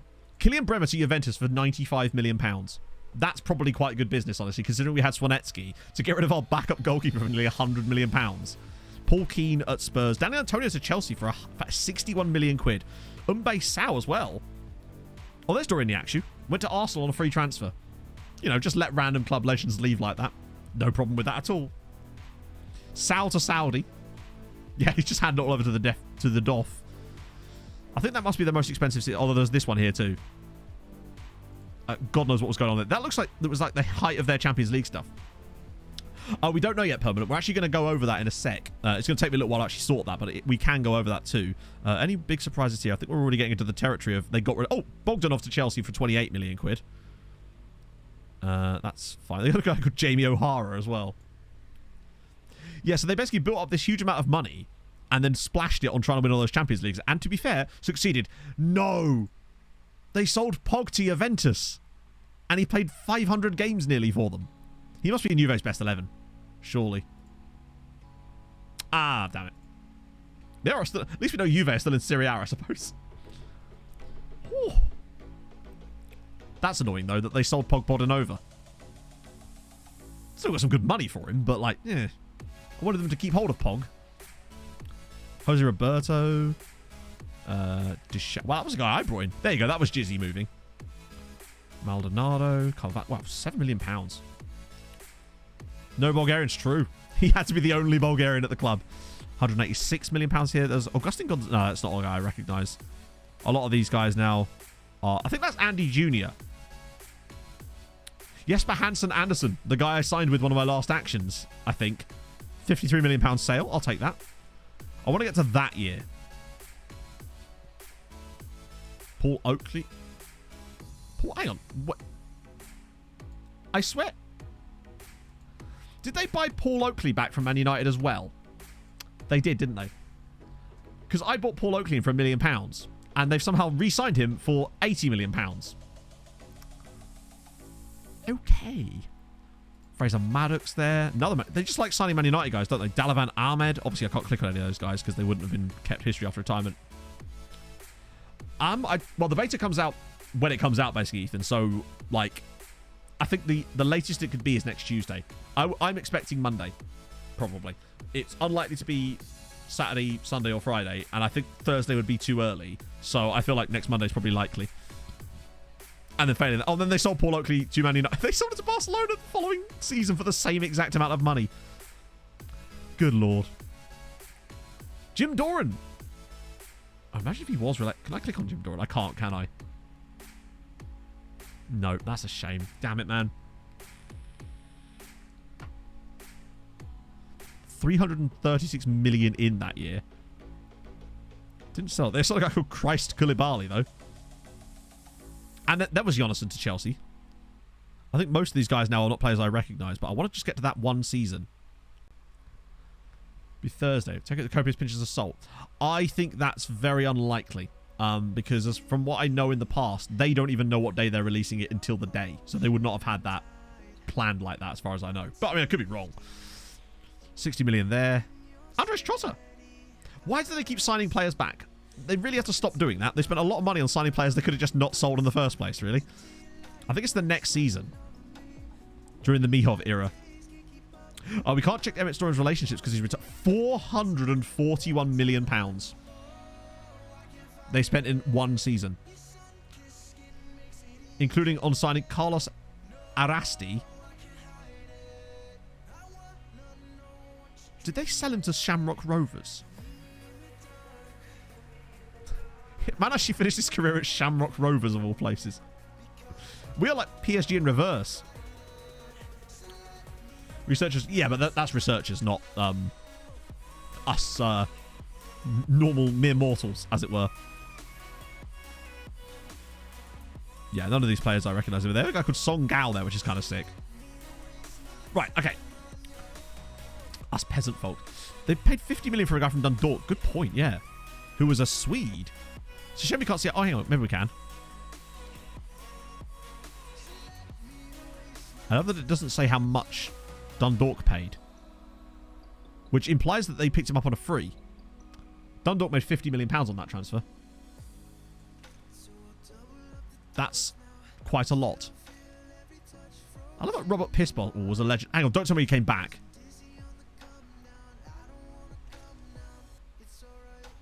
Hang on a minute. Dundalk FC. Legends. Robert Pissbottle. Which means he's not a player for them. And you know what that means, chat? Under 19s manager, he managed Salford and the Czech Republic and was also Dundalk manager for 13 years. Bobby Pearce was Dundalk manager for 13 years. We should probably look actually at the managerial spells of the other sides in this league too. Just see if there's anyone we sort of notice in there. Oh my lord, they were a bit trigger happy, weren't they, old Shamrock? I'm not noticing anyone I recognise. But there's bound to be a couple in here. There's no way that one's going to have anyone interesting in it. Oh my god. Jesus Christ, Shelbourne. Can you keep a manager for more than 5 seconds? Ooh. This Jay Wallace guy seems to have managed everyone in this league at one point or another. So Pats. Yeah, it feels like almost it was only Dundalk that had the big time managers. And obviously we had none. I love how we totally ignored all these newer managers here as well. 17 days. Maybe they got a national team job. I've seen that happen a few times. Bose, maybe? I thought it was a Roger Moore then. 20 years is a long time. Derry City, perhaps? Did they have anyone? They had a guy called Neil Villa, which is what I'm hoping the scoreline will be on Thursday night. Ronald Torres. There you go. He's a former player of ours. Ended up finishing his career at Bose. He became Irish, but never actually played for Ireland. Right. I should probably get back to the actual lookups before I get too distracted anymore. Right, so I think we already did Pogba, so I'll redeem that one. Right, Dunfermline. If we think of any more stuff, we can obviously come back. Yeah, I mean, FM has extremely low requirements. They kind of keep it that way. Dunfermline Athletics, first in Scottish League 1. Ouch. Since the history page is broken, we can do it like this, though. So have they actually been top flight? Oh, they were top flight. For a nice little well hit. A 4th place there. And a 2nd. Runner-up in the Scottish Premiership.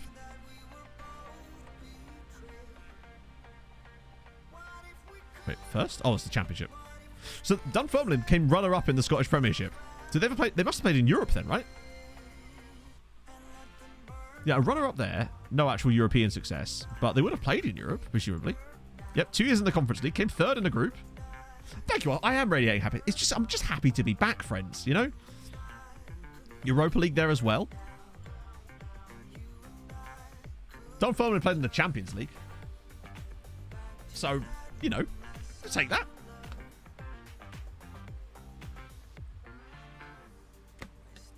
Oh, there's so much stuff. I'm going to try to be a bit more swift, but I obviously want to make sure. Sunderland, oh God, David, I know you already know this, but the closer look begins. Sunderland are in League 2, and I don't think it's been even as smooth sailing as that might suggest. Because, so the No Man's Looking Forward stream will be Thursday, same time, basically. I haven't actually started the sim yet. We're also going to, we'll look at coefficients as well. Someone remind me, do not let me finish this stream without showing you coefficients through the ages. Because I actually can do that. Domestic leagues.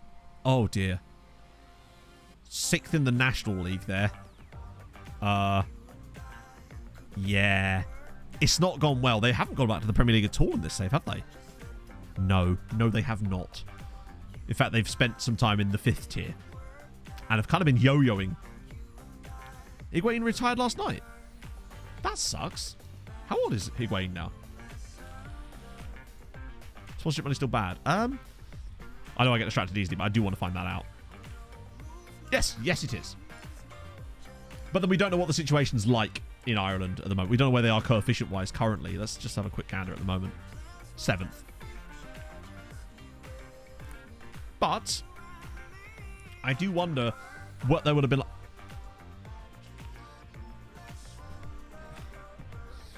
Can we talk about how Liechtenstein are 14th in the coefficients? Does that mean that Vaduz went quite far in the Conference League or something? But look, they've got 15.5 T. No magic. Oh, technically because they count as it's Vaduz, isn't it?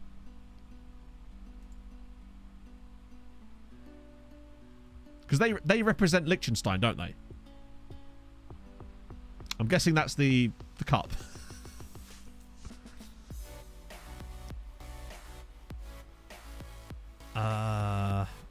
Yeah, they're in the second tier. Right, let's just competitions.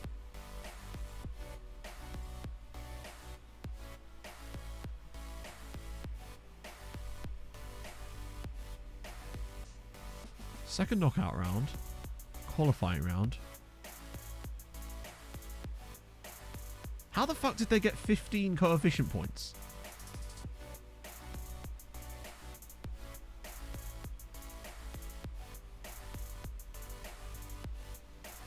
Group G. But how? I just don't know how they could have... How has Liechtenstein got so many coefficient points? Yeah, divided by 1, but that's still a lot of points. They still have to get those points, right? Even if it is divided by 1, I still don't know how they'd get that many points. They would have had to have won every group game. 5 wins, I suppose, yeah. We could... right, what year was it? Let's just go to the coefficient. I realised we got sidetracked again. I just wasn't expecting to see Liechtenstein 14th. Scotland down in 9th, by the way, so, you know, take that. Yeah, 11-12 was the... They've had another one there. 15.5 for 11-12. So that was... Oh, I've done it again, haven't I? So we'll find Vaduz. What were they doing in 11-12? So that was that year when they got to the Conference League first knockout round. Okay, so 11-12...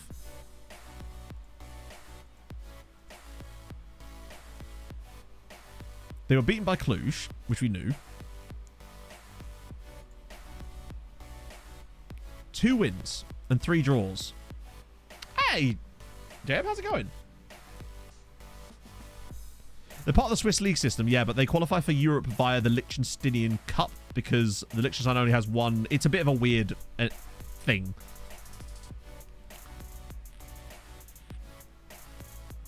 But the point is they got out of their group with FCSB and New Saints in it. Yeah, so they would have gone to the first qualifying round, which means they would have had to go in... Or would they? Probably not, you know. That's actually fascinating.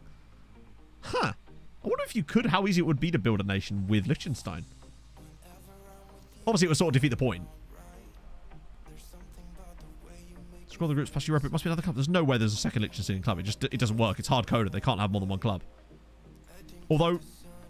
Can we talk about FC Blau-Weiß Linz playing in the Conference League here? The Austrian chaps here. Which does that just mean FC Blue-White? That alone is slightly surprising to me. If you want, I guess you get a second one. I don't know if that's possible. I think it is literally hard-coded that they literally cannot. But that's fascinating. Was not expecting that. Build Switzerland with, since you can't win points with... Yeah. Ooh. That would be very strange, but I see what you mean. Right. Middlesbrough. We've got League One. Oh, sure. This is a Namibian national team third shirt. I got it right before I left, actually. It arrived after the last stream. So, domestic leagues. Mostly League One. A bit of Championship in there for Borough. A long spell in League One and the Championship, but not... Oh, no, they were in the Premier League.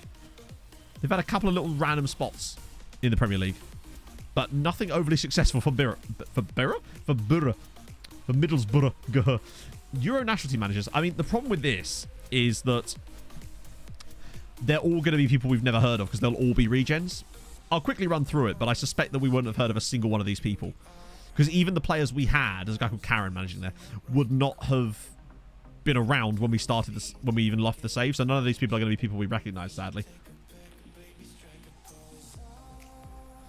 That's sort of my prediction here. I don't think there's any way that we can really... Yeah. I don't think there's much worth looking through most of these at the moment because there's so... Like, I think you'd be better off looking at, like, certain countries' managers. Then we can find out stuff. But with that, you're not going to find out much more than that. So, Vålerenga, playing in Sicilian, obviously, have actually won it a few times. Since the start of the save, I mean. In fact... Quite a few wins, in fact. Lots of them. That's a lot of league titles for Vålerenga. What were they valued at? Good point. What the hell's going on here? 1.2 billion Vålerenga are valued at.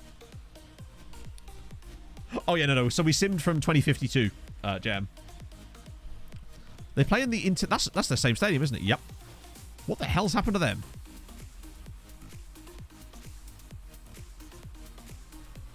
Wow. I'm confused. How have they gotten in... They've not won any European trophies, have they? Oh, fuck. But they have played in the Champions League. Second qualifying round. They've reached the Champions League groups a few times. Not sure yet on that one, Tommy. It might end up requiring me to go to Budapest. Just for the day. Nip over and get it. I don't know why they're valued so highly.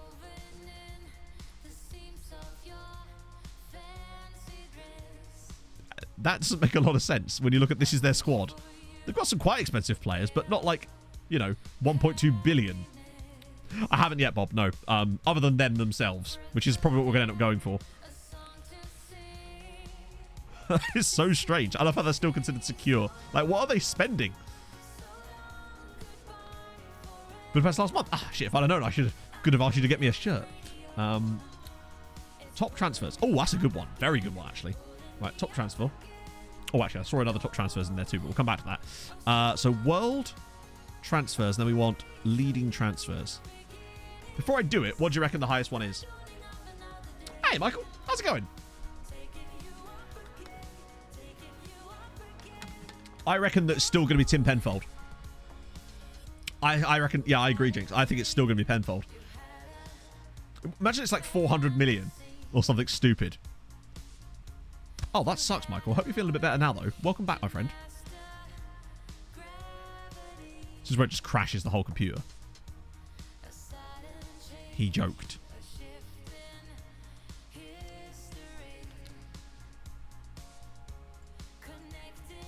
Oh my...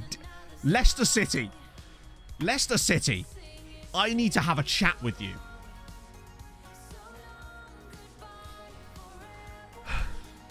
£277 million. Leicester City sold someone called Drissa Dia to Manchester United for. Leicester have the two top transfers out ever. One of which was for a player they signed for free. What are they buying for? Unfortunately, he's not clickable because he's in that weird spell. Yeah, we are there actually with that sale to us too. Actually, Petruno to Barcelona for 155 million. Any weird teams in here? Newcastle's selling a guy for loads of money. They're selling another guy for loads of money actually. Oh yeah, and this guy here. Leicester City. They made nearly $500 million off of two players. That's incredible. We could check their transfer history. Oh, true, we could. So, 2085. In case you're wondering, Leicester in League One. Just quickly stop by. Have played in the Champions League as... That's noteworthy. Oh, wait, no, I can't click that, can I? It's domestic leagues. There you go. Well, they just went straight down, didn't they? They were also in League 2, briefly. Oh, wait. So, yeah, Leicester have also been in League 2 in this save. Using Richard's team. So I think it might do, yeah. Right, so we want 20... Well, 2088 was when he left, so... We'll go to there. So it's the following season, I guess? We'll be able to tell quite easily which one it was. It'll be the one where... Where is it, then? Was it technically... Was it 2880? Where is it? Oh, it's 85. Oh, I thought it was 88. My bad. That would explain it. 89 million. Wow, they sold £90 million worth of players and didn't buy a single person. So it'll be this next one. 302 million. There you go. So Drissa Dia to Man United for 277 million. How much do you reckon they paid? That's my big question. How much did Leicester City pay for him?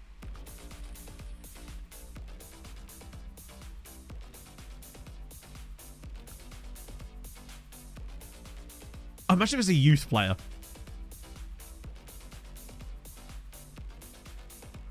So it doesn't actually come up yet.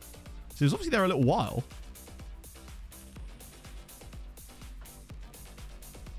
And that was another one. That was when they sold a guy for 165 million. They were making good money here. He must have been here a while then. 54 million pounds. They still made... They bought a player for 54 million quid and they still made 220 million pounds on the transfer. Bravo, Leicester City, bravo. That is outrageousness. Jesus Christ. Fair play to him, though. How on earth has this guy, by the way, not done enough in his career to be worth keeping after retirement, according to the game? That's a little bit mental as well. Hey, Kev, how's it going? I'm excellent, my friend. How are you? This is what I mean. I love just looking at random teams because you just see stuff like that. Percentage profit clause. Oh, holy shit. Yeah, imagine 50% of that. Oh, I'll have 120 million pound. Ballon d'Or. Okay, let's do Ballon d'Orsies. And I'll refund your points for that one. And we did ED7's retirement years. There we go. Right, okay. I was able to get through a few more there. Okay, so we're doing Ballon d'Ors. Oh, I might have to stop. I have to grab a bit of lunch in a minute. I'm in for the long haul. And don't worry, how many have we got left now? We've got like 15 left, but I think some... let me just see. Yeah, so I can refund that one and that one. And that one. Yeah. And that one. That way we can get through a few extras there. Not too many to go, and then I'll open it back up again. So, right, Ballon d'Or. It's already been 2 hours. This is why last time I made the mistake of doing it, leaving it open for 5 minutes. Terrible. We ended up with like 300 requests. We only had 53 this time. And okay, awards. Ballon d'Or. Boom. Right, what we got? I see a lot of Treaty United players in there, which is a good sign. Even as long as this. Right, okay, so. Look at this run of games. So Valev, Trubovic, Paredes, Trubovic. Chelsea and Treaty dominated the Ballon d'Or for such a long time, it's actually obscene. From 2040, 15 years. 15 years went by without a player that wasn't playing for Chelsea or Treaty United winning this. And it was Penguni, of all people, that actually broke it. Then it was back to Paredes, and then Aaron Scholl got one. I love that Scholl finished his career at Treaty as well, considering they paid £0 for him. That's delightful. God, I wish he wouldn't go to the top there. So then we had Barcelona. Then a guy called Sandro Eidos, who I don't know who he is. But they paid £24 million from Benfica. No, they didn't. Treaty paid £81 million for him. So, goddamn, he was expensive. Holy shit on a cracker. So, ignoring a lot of this, you know, Real Madrid. Then a guy called Keith Engen, who is Norwegian. Then this guy came along. Alexandro Jaime? All-time 11. I don't think for the rest of the world, no. Not as far as I know. Might be some player. Question. Where was he on our best 11?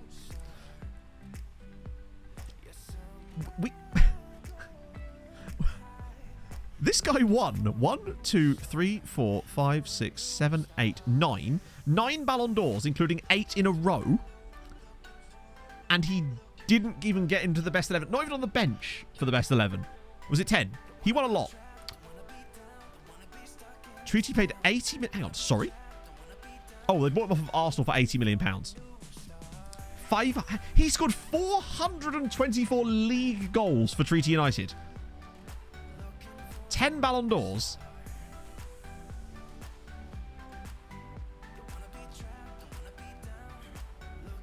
Didn't get the best 11. Not even on the bench. Not even on the fucking bench. He was a striker. Barry Cunningham's in there, though. Surely he should at least be on the bench.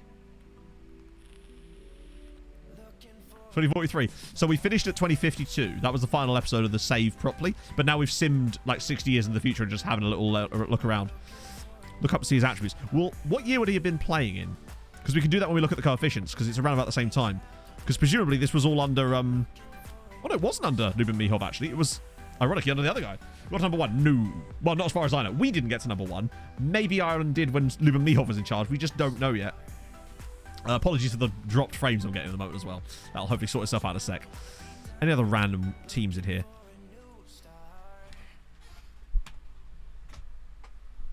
I need to lie down. Adrian Hales won the Ballon d'Or playing for Sligo Rovers.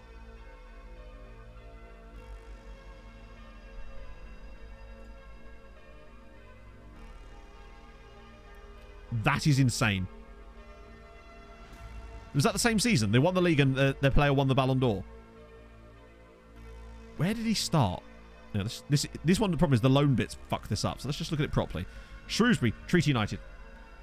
It's a guy that Treaty brought in from Shrewsbury. Then he went to Cardiff, presumably on loan, right? I hope it was a loan. Yeah, loan spell at Cardiff City.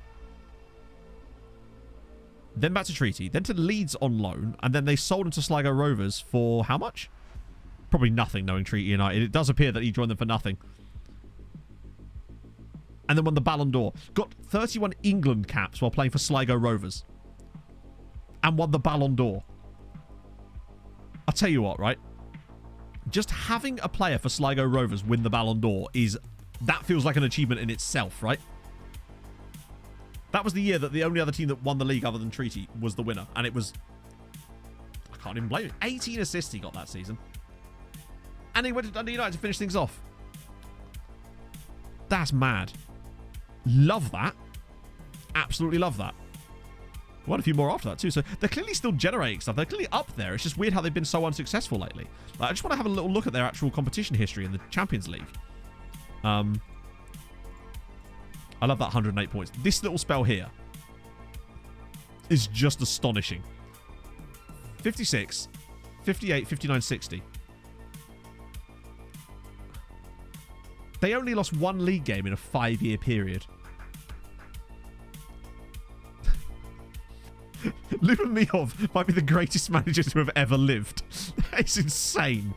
Champions League. So, wow. See, look at this. A lot of third places. A lot of knockout rounds as well, to be fair.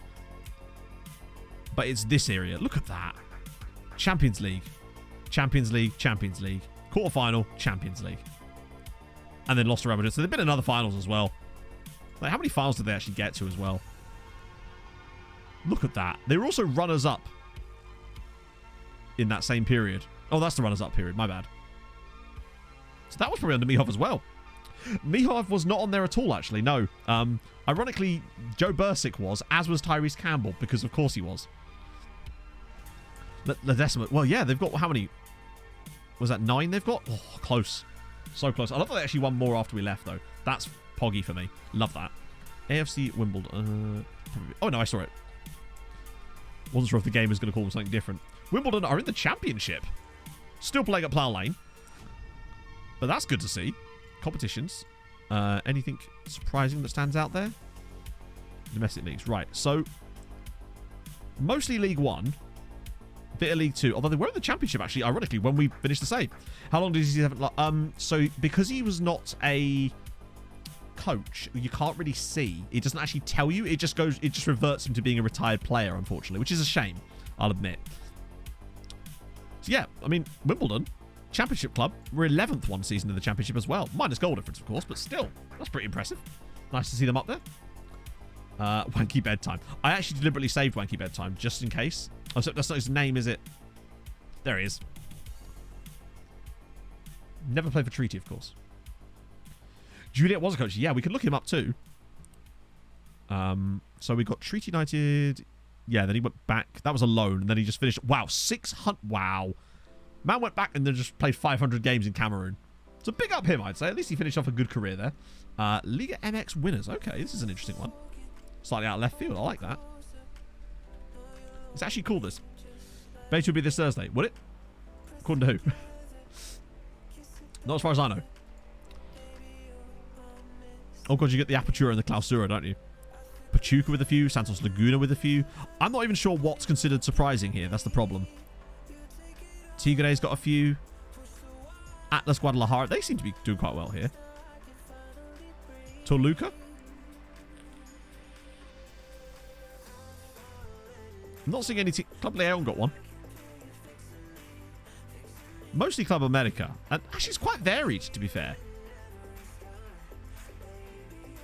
No, so basically that's it's only It's not that hot. Basically, back when it was hot, we used to have a temperature thingy here, but I forgot to take it off of my left-hand side camera. So the temperature thermometer thing, the script that runs it's not plugged in at the moment, so it just says whatever it was when I last used it. It was back when, you know, when it was insanely hot in the heat wave. That's actually quite cold for how hot it got in here at that point. But you'll see that it's not on the right-hand side one, but I just forgot to remove it from this overlay. Hey, Black Arrow. Oh. Yeah, I mean, it's been fairly varied, I'd say, which is nice, I suppose. Chesterfield. Let's do it. Ever qualify for a World Cup? I think I did see them in there when we had a look at the World Cup earlier. Yeah. Chesterfield. Oh, League 2. They didn't win for 60 years. Jesus Christ. So Chesterfield. Wow, they're just perennially League 1, League 2, aren't they, in this save? Have they actually left it? Oh, dear. Yes, they have. Okay. It got worse. I say it got worse. Technically, it got better for them. So to be perennially League 1 is probably not that bad for Chesterfield, really, is it? A couple of little League 1s. Winners of the Gold Cup. I don't know. We haven't had a look at it. Wales. So Wales, well, we know all about Wales because we know that they've won a World Cup. So there's that. Hang on. They have a top player that doesn't have a club. Oh, it's released by Hearts. Okay. He is 36, I suppose. Still considered good enough for that, though. Wales are 44th in the world, but they have won a World Cup. So I guess we'll give them that, at least. Their national team. Anyone good in here? Any cool? Derry City? Okay. Ajax. DC United. Spencer Vinceholt is a cool name. Really like that. No worries, Stewie. Yeah, Wales win the World Cup. To be fair, Ireland haven't won the World Cup. Oh, we've got a guy at Sligo as well there. Guy at Stenhousemuir. Okay, something's definitely gone on in Scotland, which we are going to have to investigate at some point, because Stenhousemuir have a player in the Welsh national team. We haven't looked at Wrexham yet. We know Wrexham are doing well. I think they're in the Championship. But Stenhousemuir, they're not a top-flight side in Scotland. In fact, aren't they like a League 1 or League 2 side in Scotland normally? So something's definitely happened there that they would have a guy in the Welsh national team. Not only did Wales win the World Cup in 2078, they also reached the third place playoff in 2098. Lifted the World Cup after beating Argentina.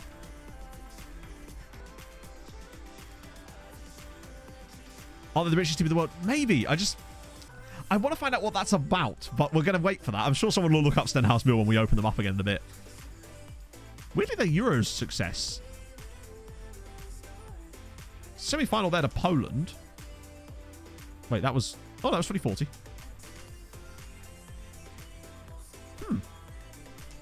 Well. So I wish the world rankings chart would go back further than 10 years.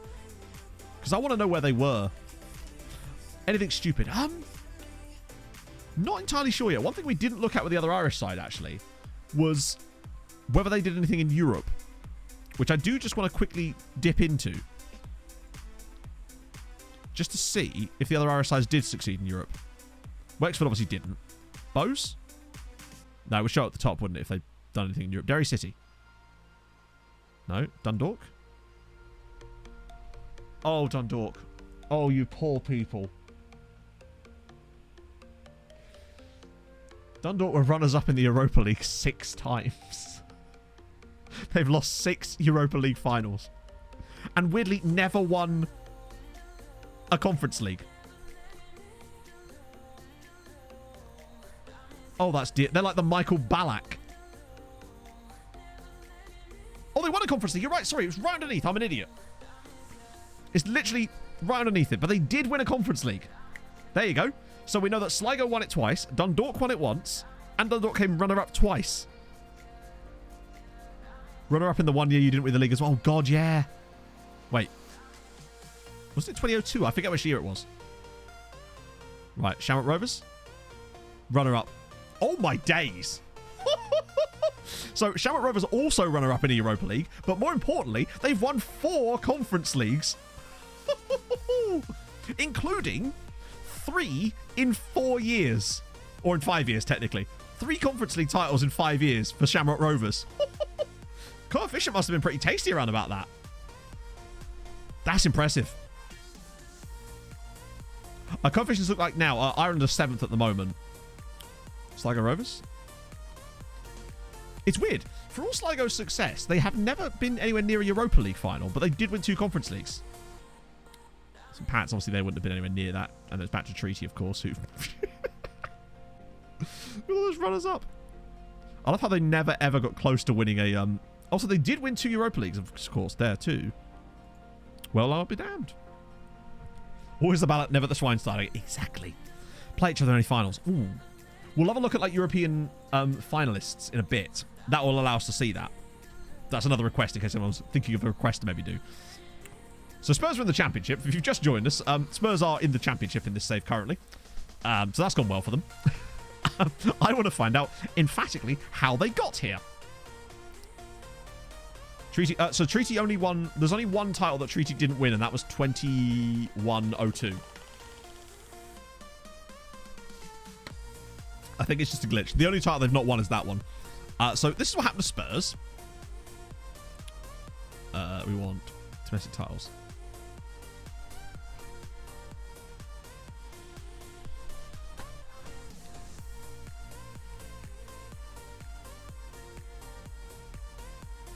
Spurs were in League One, chat.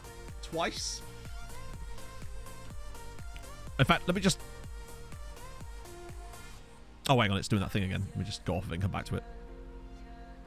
Oh, yeah. Massive League One stadium, for sure.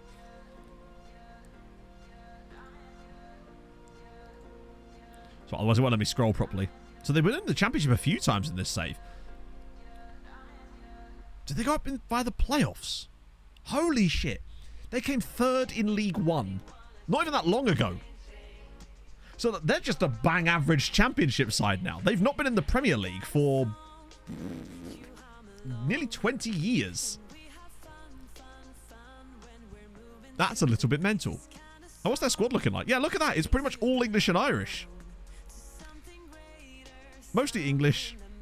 A couple of Irishmen, Scotsmen, Welshmen, a Uruguayan, a Brazilian, and an Australian. They're just like Tottenham are basically like a Reading. I mean, I know Reading are actually doing okay at the moment, but like that's going a little bit mad. Yeah, so Liverpool are not exactly without their own issues, as you may have seen. Those of you that saw the Championship earlier would have noticed that Liverpool were listed as one of the previous winners. So we still haven't even looked at the Premier League yet, bear in mind. So Paolo Vinicius. Actually, that's him. Oh, wow. Okay, so he just finished his career at Milan. £83 million move. 320 games for him. Not bad. Does as the same? I don't think so. I think from what we can see, their stadium was the same, right? England managers. Okay, here we go. Now we're bombing through. England managers. Okay. So, no. You saw what I saw, I assume. Oh, we already knew about that, didn't we? So Bursik took over Ben Liner. Then obviously Tim Penfold was England manager. Eric Dyer was England manager.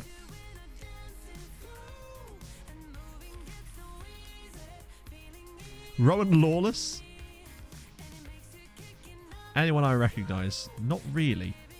Reece Lyons. Wow, they went through a lot of managers. They did not last long, did they? Look at this 1 year. Less than a year, most of these England managers. Or the very least 2 years. Except for Grant Norris. For some reason. Who was given a stay of execution, apparently. Danny Cowley. Wait, was Danny Cowley England manager? That was surprisingly boring, actually. That set of... Terran Hard, but this is all the interesting ones happened during the save, actually. As it would happen. Dick Bacon, we'll give it a quick crack. As you do with it, whenever Bacon comes up. Ooh. Jason Dunk, I don't mind that. So one thing I will say, one player I did see, I couldn't find him anymore, but I saw it come across the top. There was a player called Monaco Di Monaco, which was, I think he played for Inter, but I can't be sure. And I can't be asked to go and look through all their transfers to find out. But there was definitely a player that I saw scroll across the top because I saw that he signed a new contract called Monaco Di Monaco, which I was just like, yes. If only he played for Monaco. Highest transfer, we already did that, so 100 points. George Nunn. Nunn retired before the save had even got close to finishing as it goes. So that should be a relatively straightforward one. Yeah, he retired after playing for Galway. Never actually left. Oh, no, that's not true. Went to Oldham, then back to Ireland for a little bit in this save. Best player named Apple. There's Applethwaite. I don't know, Appledore actually had a team. Oh, that's not true. I know exactly where that stadium is, actually. It's on that hill as you go into the town. Mark Appleby. There's a couple of these guys. There's Louis Applethwaite, who's Barbadian. I don't mind a bit of Barbadians. Oh. So he plays for BDFSP. That's got to be Barbadian Defence Force Sports. Wow. Like, get creative, lads. Yorkshire. League One. Okay, that's better for York, isn't it? I think. Second in League One as well. Worth 14 million quid. Competitions. Right. Domestic leagues. Bit of League Two. Have they ever been championship in this save? It looks like no. In fact, it's an emphatic no. God, oh yeah, I forgot they started National League North. Yeah, they were just like, that was their last job always. Just, I'll do England and then I'm off. Yeah, so Oxford were promoted. We know that Oxford are in the Premier League next season, but we just don't know if they're going to be, whether they've been there in the past or whether this is their first time. Yeah, York City have mostly been League Two. They're slowly making their way up. I reckon, give it another 300 years, they might sort of inertia their way to the very top of the English leagues. You never know. It's not bad. Matt's legs. What are we saying? Bit of leggery. Marcus completery. Right. I'm just going to very quickly go nip and grab a sausage roll from the fridge. And then, because we're out of request, I'm going to open them back up again. So bear with me, friends. I can't even be bothered to go, oh, fuck it. Right, back in a sec.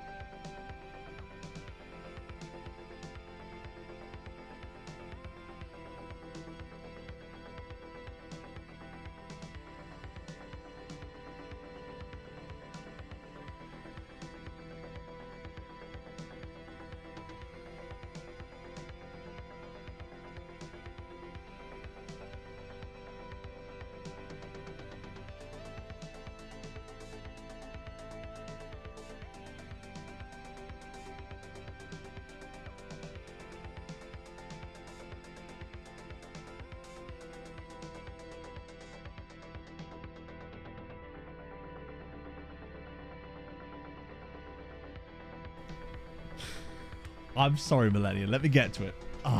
Right. Okay, let's just quickly check the Wemps. And then I can eat my sausage. We are... Do Wales count as Wemps? We've got West Ham and West Brom. The problem is the game can't distinguish between Wemp and West. That's what we have learned, apparently. Right. Okay. Where's my timer gone? Phone. Right. So, better get those requests ready, my friends. Because there's a lot of stuff we haven't looked at yet, and I know you'll be gagging to look at that again. So I'm going to set a 1-minute timer. Where's it gone? There it is. And then I'm going to unpause the redemptions for 1 minute. To give you an idea, it took us over 2 hours to get through the first cell. But I wanted to do it like this so it gave people that came in a bit later a chance to actually request stuff. So, I for two, I'm outraged as well. Right, okay. 3, 2, 1, and go. There you go. You're free to request. Take it away, friends. Holy shit. JM Rutt, thank you so much for the 8 months. I'm glad I actually saw that. Oh my god, look at it go. Look at it fucking go. This one might honestly fill the rest of the stream. I'm not even joking. We've only had 20 seconds and we've already got 45 requests. We'll just break Twitch. So I hope there's some good shit in there. I hope we've hit on most of the main things. And obviously I'll do the proper coefficient lookup thing in a bit, where we're actually going to go through old save, because I've got it saved every year.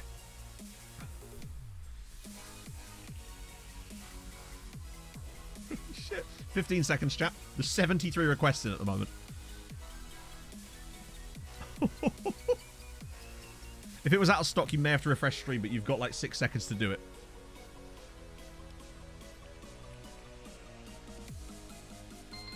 And we're done. That's 87 requests. In less than a minute. 87 requests went through in less than a minute there. Holy shit. Right then. Okay. This should probably set us up for a while now. Okay, we're going to start off with... Let me just find, like... Right. What we're going to do is I'm going to start with Premier League history, James's one, because I can eat my sausage roll while we do that, and that will fill up about 5 minutes. So... we'll come back to the other ones. Premier League. Don't know why I'm typing it like this. Right, so, I mean, just off the bat, just straight away noticing a few things about that look a little bit suspicious. Ah. So that's, just Hartlepool, chilling. Accrington Stanley, relegated from the Prem. Port Vale, notably above Stoke City. What else is in there? Liverpool back in the Prem.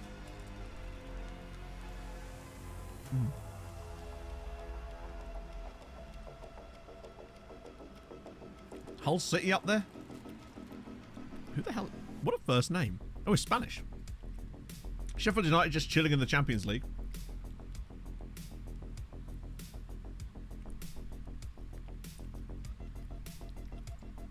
Let's have a look. Oh, it's just the Tesco's meal deal ones. They are pog, though. What about last season? Oh, there you go. Carlisle. Carlisle in the Premier League. Hartlepool are nearly top half here.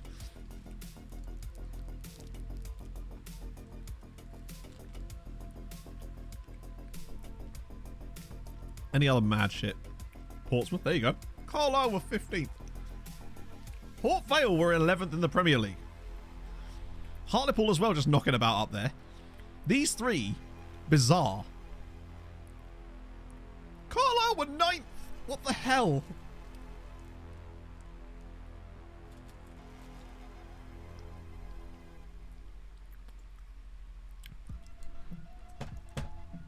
Mansfield Town in the Premier League. Bournemouth nearly getting to Europe there. Carlisle just chilling in 8th, you know.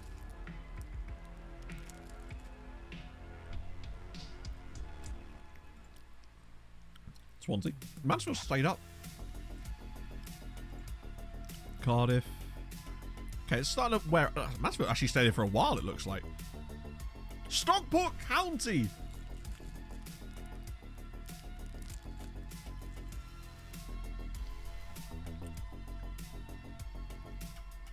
Bolton in 4th there, just chilling in the Champions League. 2nd place. Bolton was 2nd. Doncaster. Mansfield came 7th.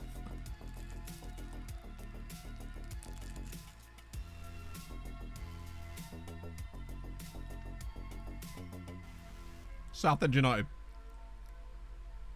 Southend just chilling. Swindon Town. Everton qualifying for the Champions League, coming 14th. So that means Everton won the Europa League, presumably, that season, right?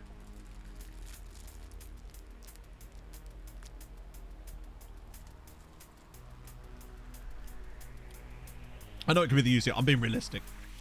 In before it is. Lincoln City. Knocking about in there as well. What the fuck? Torquay United. Relegated from... That's the weirdest one so far. Nothing's going to top that. Surely.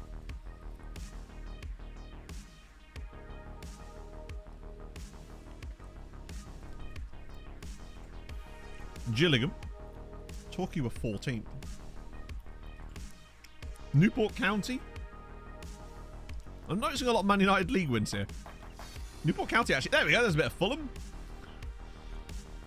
Brentford. That's Brentford Champions League. Forest Green. Oh, God. They wouldn't like this sausage roll. Wrexham were in the Prem. Everton like coming 14th and qualify for Europe, don't they?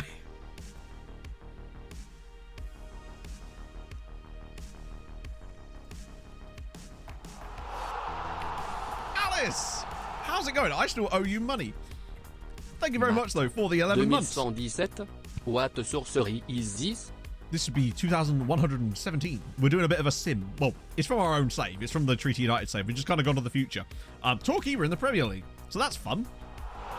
Rob Hunter, thank you so much for the 4 months as well. It's very kind. I hope you're well. Holy shit, this is mad. Anything else weird in there? Port Vale. Forest Green was 7th in the Premier League. Yeah, I still owe you money for drinks.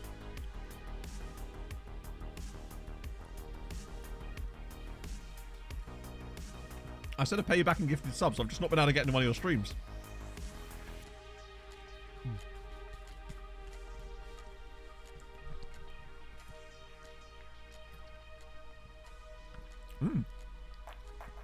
This looks like where the Spurs' downfall started. Derby. What on earth is this?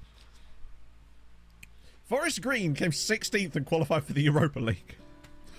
What? What is this league? I love how everything's mad and then it's just Man United. Man United. Man United. Mansfield were in the Europa. There's so much to take in this one season.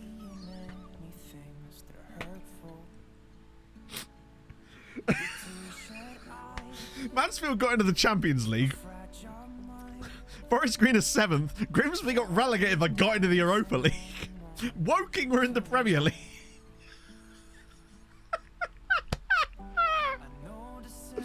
That is the batshitest Premier League season I've ever seen.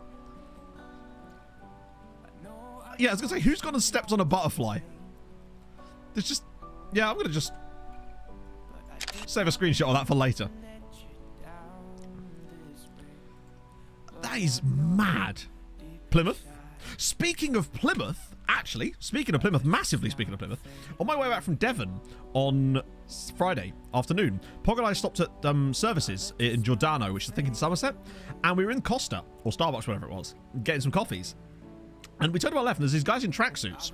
So it turns out it was the Plymouth Argyle first team, because they were on their way to their game against MK Dons the next day, and they were just in this Costa with us. I don't know. They might have won... They won some, maybe the FA... Not... I don't know. We're going to definitely have to find out, though.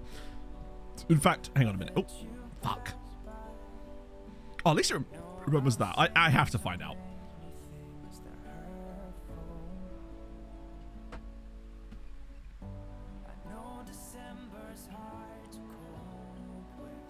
Just to clarify,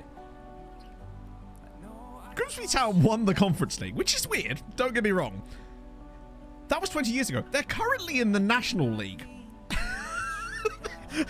the fuck have they done that?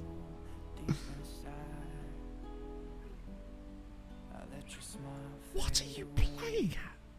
Okay.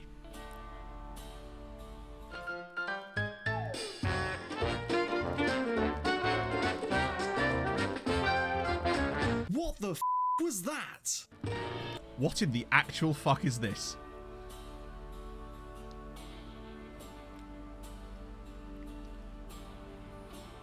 They went from the Premier League to League 2 in 7 years.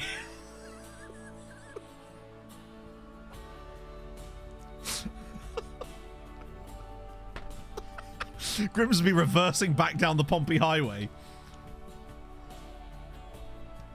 Conference League to Conference in 7 years. And also a little bit of National League North in there too. That is it. Viceroy! Thank you very much for the 30 months, my friend. How are you? 30 months down, I'm an old boy. This whole section's going in the video. This whole section.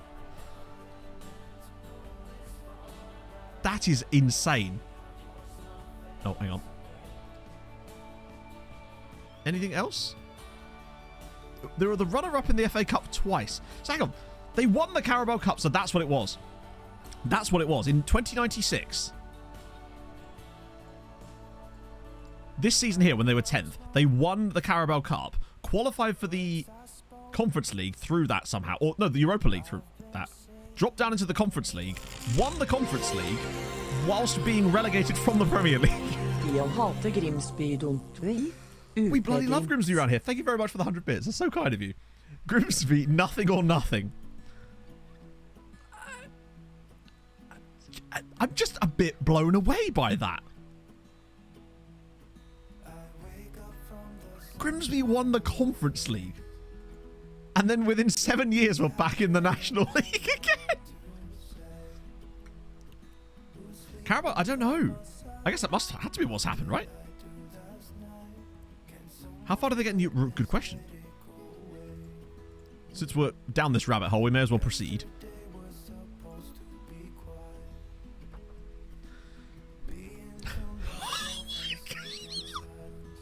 Hang on, how were they in the Europa League that season? Oh, was that through the... Did they... Oh, did they do quite well in the Premier League at one point too? Oh, yeah, they came 5th and 6th. They came 5th and 6th. Qualified. They got to the semi-finals of the Europa League as well. Refuses to elaborate, leaves. Literally. That is insanity.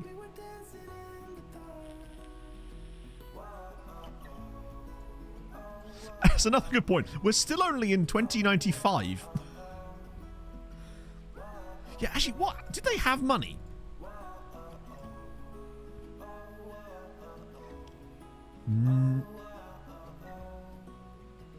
Chairperson James Hancock's leaves. There just no one came in? Who's running the club? Is it just... The lunatics are in charge of the assignment? Rebuilding Grimsby? Yeah, I'll tell you what. Yeah, but how did they get there? Their ground is still Blundell Park. 9,000 capacity. Managers. Oh, imagine if it's like... Nope, they didn't even have a manager during that. Oh. Looking forward... Oh, mate. It's... Yeah, so bear in mind, for those of you who are unaware, for FM23, when the game fully... Once the beta's out, I'm going to be simming every single night random combinations of leagues, with the idea being that I'll have all these weird scenarios for you, and I'm going to release a pack of them at the start of the full game's release. So a load of scenarios like this sort of stuff that people can just download and start their saves in these weird scenarios. I thought it'd be quite a fun idea. And I'm actually going to start a Discord channel in the server if other people want to also contribute weird scenarios they find during the beta for that, so I can make a big pack for everyone to download. I'm going to make a video about it as well. Oh. But that's an idea I've had, and I'm really looking forward to making that. So every night I just sim for a bit and see what happens. Because shit like this, for example. Bradford City. Also Woking. Grimsby Town. So that was when this all happened. Fulham. Brentford still finishing above Fulham, of course. Mansfield back again. They must have had some kind of success. Man City down in 8th there. Bradford City were 5th in the Grimsby won by Gideon. Maybe. It seems to have calmed down a little bit here. Sort of. Where did Liverpool get relegated? Because I'm noticing I'm not seeing Liverpool in this league anymore. Another cheeky one there. Oh, Norwich are in League 2. Usual suspect, unfortunately. That much we do know. So there's Liverpool. Wait. Oh, they're there. Never mind what we're talking about. They got relegated at some point. We know that. Yeovil Town in the Prem. Well, were in the Prem. Barnsley. Yeovil Town. Why do they have really good seasons then immediately get relegated? Luton, Doncaster. With all these random teams in the Premier League, it means that the Championship must have been stacked at certain points with just like random teams. Millwall in the Premier League with West Ham. That would have been a fun derby. Salford getting the Champions League there.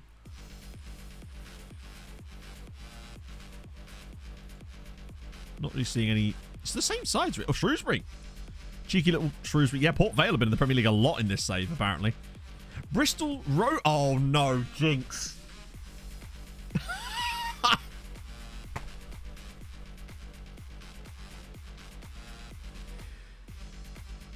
Oh, dear. Bristol Rovers got to the Premier League in this save before Bristol City, who never did, I should point out. Wrexham, they're in the Europa League. Spurs just doing Spursy things.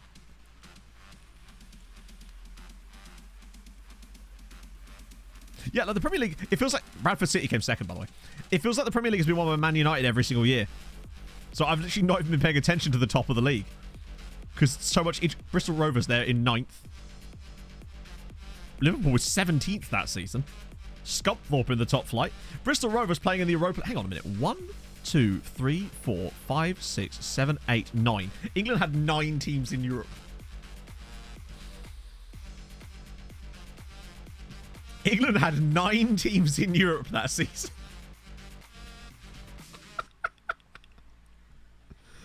Holy God. How did they get so consistent? They must have had a takeover, surely. They're rich. Worldwide rep. Nope. They're just same kind of Grimsby shit. Although, the 2 Champions Leagues that Sheffield United have won is certainly noteworthy. Oh, what on earth. Salford again. Sheffield United. Oh, they were relegated that season. Ipswich as well. Hey, Saz. How's it going? It was nice. It was nice to get away from the PC, just to chill a little bit. It was weird to, yeah. Everything dies off. So bear in mind, that's when England was switched on, which is odd that that's when it would all die off. But that is actually when I turned England on, because that's when we left. Leeds in there too. Donny back up again. Mansfield have been very consistently in the top flight in this save, quite regularly. Forest Green back again. Yeah, Spurs have been all over the shop. They were in League One at one point. Like the North... Oh, Hull City back. We're nearly up to... We're in the Lumen Mihov era now. Not that I'm sure that would have affected this that much, but apparently it did. Reading... Oh, there's Fulham. Didn't go down. No, so you can only see seasons from when you switch it on, unfortunately, which is... They get... Oh, there's Stoke, finally. Yeah, Man United just win the league every year. Ipswich again, struggling to survive, of course, but nonetheless there. Someone beat Derby's record. Oh, I don't know. I wasn't even looking at that. Coventry. There you go. Slightly different one there. And that... Okay, we have to look at Premier League winners. Oh, wait. Okay, so... Pretty fucking dull for the entirety of the save, really. I mean, look at the state of this. Oh, Newcastle did win a Premier League. The only interesting thing that happened in terms of the Premier League winners in this entire save was Newcastle winning it. That's just insane. Sheffield United, though, never won the league. Did win a couple of Champions Leagues, apparently. Bolton with a second spot there. Bradford City. Those are the interesting stuff, really. But look at this Chelsea, Man United, Man City malarkey here. Absolutely ridiculous. Yeah, in Newcastle, to be fair, that isn't that shocking. I wonder how overpowered they're going to be. Yeah, City haven't won it for... City have not won the league for 67 years. And barely even get runner-up spots these days. God damn. Right, that was a really nice little... One team I didn't see much of, by the way, during that was Aston Villa. Which is the next lookup as it goes. Oh, Liverpool. Well, Liverpool weren't even in the top flight at one point. Oh, did City win a new one? Oh, okay. So, Villa playing in the Championship at the moment, but has it always been that way? No. No, it hasn't. They've actually been League One quite a bit. Less significant up front. Upper mid-prem. I'm hoping that they're not too overpowered, because it's going to make the Blue Star, well, not the stipulation, but the sort of task I've got in the Blue Star save kind of tougher if they are super overpowered. But obviously that's really only there as kind of like a, hey, kind of like the way the Nomads thing was really there, not as a huge target, more, it was a target rather than like a must-do this kind of thing. Yeah, it looks like Gerrard's stuck around. I'm hoping that as long as Villa keep Gerrard until after we play you on Thursday night, all is well. That's my plan. It's fine. So Villa have kind of just been incredibly boring in this save. That's all I can say. Bristol Rovers, well, it's funny you should say that, Jinx. I didn't even notice you'd look that up. That's funny. Oh, if it makes you feel any better, they have gotten back down to League One again. After their little sojourn towards the top flight. They did spend a good, like, what was it, 7 years in the Prem? Came as high as 9th, in fact. Or was it 7th? They came 7th in the Premier League their very first season. And they... Wait, what? Bristol Rovers have won a Conference League. Bristol Rovers have a Conference League. Grimsby and Bristol Rovers have both won the Conference League. Ah, who said the Conference League was a bad idea? Let's see. Honours. What else have they won and we haven't learned about? Oh, runner-up in an FA Cup final as well. So they qualified for the Europa Conference League through the league that season and then won it, which means they would have played in the Europa League the following season. And got to the second knockout phase where they lost to, would you believe it, Dundee. Speaking of Dundee, Scotland, I'm shitting you not, you think what we've seen so far is going to be interesting. I'm certain that Scotland is going to be the most outrageous thing in this entire save so far because of that Stenhouse Muir thing. Eredivisie clubs, okay. This should be a nice straightforward one for us. Because then we can do stadiums. And see, currently, that doesn't look particularly different, honestly. Yeah, I can't wait till we get to winners of the Conference League. I saw Grimsby said that. They got relegated. They'll always have the Conference League. It's fine. Nack Breda up there, yeah? That's a very super... It's probably because the league's not switched on. You don't see as much variation, I find.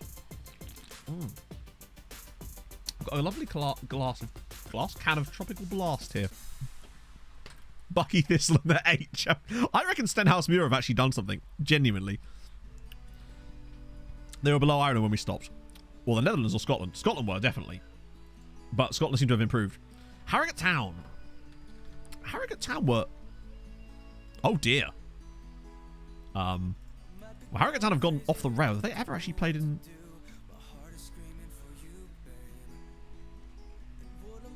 Wow, they just fell off the wagon, didn't they? They're in League 2 for a bit, but they've had a couple of little League 2 seasons there, but have spent most of their time actually down in the National League, and then a few seasons in National League North as well. They get relegated. It does seem like that, doesn't it? Yeah. They win it, then immediately get relegated. Baffin's Milton Rovers. I assume it's this one, Baffin's Milton. Oh, that logo, though, is bizarre. It almost looks like the Pompey badge. Or like the Islamic, like in... Is it the Tunisian flag? I can't remember. Peterborough United. I haven't seen Peterborough yet. Why have I just typed in Peter and expect that to come up? There we go. League 2. Okay, standard. A-bomb with the 20 months. How's it going, mate? Hope you're well. Did I press the button properly? There we go. This save was great. It does. Looking forward what the new game bring. By that I mean Gideon Mem. Gideon Mem. Oh, yes. Erin Portsmouth. Ah, okay. That makes way more sense then. I was half expecting to see a random like Europa League in here for Peterborough or something. That's the kind of mood we're in right now. Oh, wow. Oh, wow. 2 years in League 1 there. Couple in the Championship. Wow, Peterborough. This save has not been kind to Peterborough United. They've just been chilling. Cutting about in League 1 and League 2, and that is it. Brighton. I think like Brighton were there. They kept getting relegated from what I could see. Oh, wow. Okay, speaking of being relegated, that's exactly what they've done. They're 18th in the... Well, they were predicted 18th. They've just been relegated from the Championship, but presumably not the first time in this set. Oh, wow. Wow. So they were in the Premier League like 2 years ago. So this is their first time in League 1 since... Oh, hang on. They won a Community Shield. That's what Brighton did. Is that like a really old one? Or... Hang on, we'll have to come back to that in a sec. So they were in the Premier League there. Yeah, when was their last time in League 1? Yeah, Brighton have not been in League 1 in this entire save, except they were relegated this season.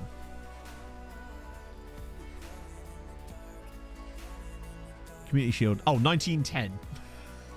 1910 was their Community Shield win. A couple of winners of the Championship in there too. Bradford City. Well, we know all about Bradford City now. Just the 200 years ago. It's fine. It's a very recent memory. I'm sure there'll still be people alive. Wow, Bradford City now getting relegated from League 1, I think. It's out of interest.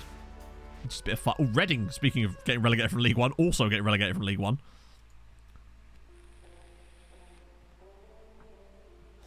Yeah, I don't know. I think we might see some surprise wins on that one. I really do. That's surely, yeah, 19... Oh, same year. Yeah, they've had a similar issue, haven't they? League 1, League 2. Oh my god. They did it even faster than fucking Grimsby. They did it faster than Grimsby. 18th in the Premier League. 2 years in the Championship, relegated, and then back-to-back relegations to League 2. Although Grimsby did go down one further step, in fairness. But I think they got to the League 2 even faster than Grimsby did. But look at that season there. 2067, sorry, 2076-77, where they came second in the Premier League. They came straight to the Premier League and went 8th. Just immediately off the Damn, Bradford City, fair play. That second place is just so bizarre. Ever higher than them, there's no way. Actually, sometimes I have seen those guys go into like the National League. But I should have turned the National League on if we were doing like view only, honestly. That's a mistake on my part. I didn't realise how fast it would go. Because I've actually got every league except Ireland is now on view only. Slavia Prague, okay. I reckon they have won a couple of conference leagues. No? Oh, it was Sparta that won them, wasn't it? They've won a lot of league titles. Oh, they were runner-up in a conference league in 2047. That's what I was thinking of. Expecting this level of chaos? No. But I'm still thinking Scotland's going to bring us the ultimate in chaos. So Slavia Prague. Don't 1.8 billion. I think FM's just broken. 1.8 billion pounds Slavia Prague are worth, and they have a worldwide reputation. Is this just what happens when you let a save go on for ages? Because clubs only ever seem to gain rep. That everybody's just got worldwide rep. I think we've officially broken FM to a level that even it didn't think was possible at this rate.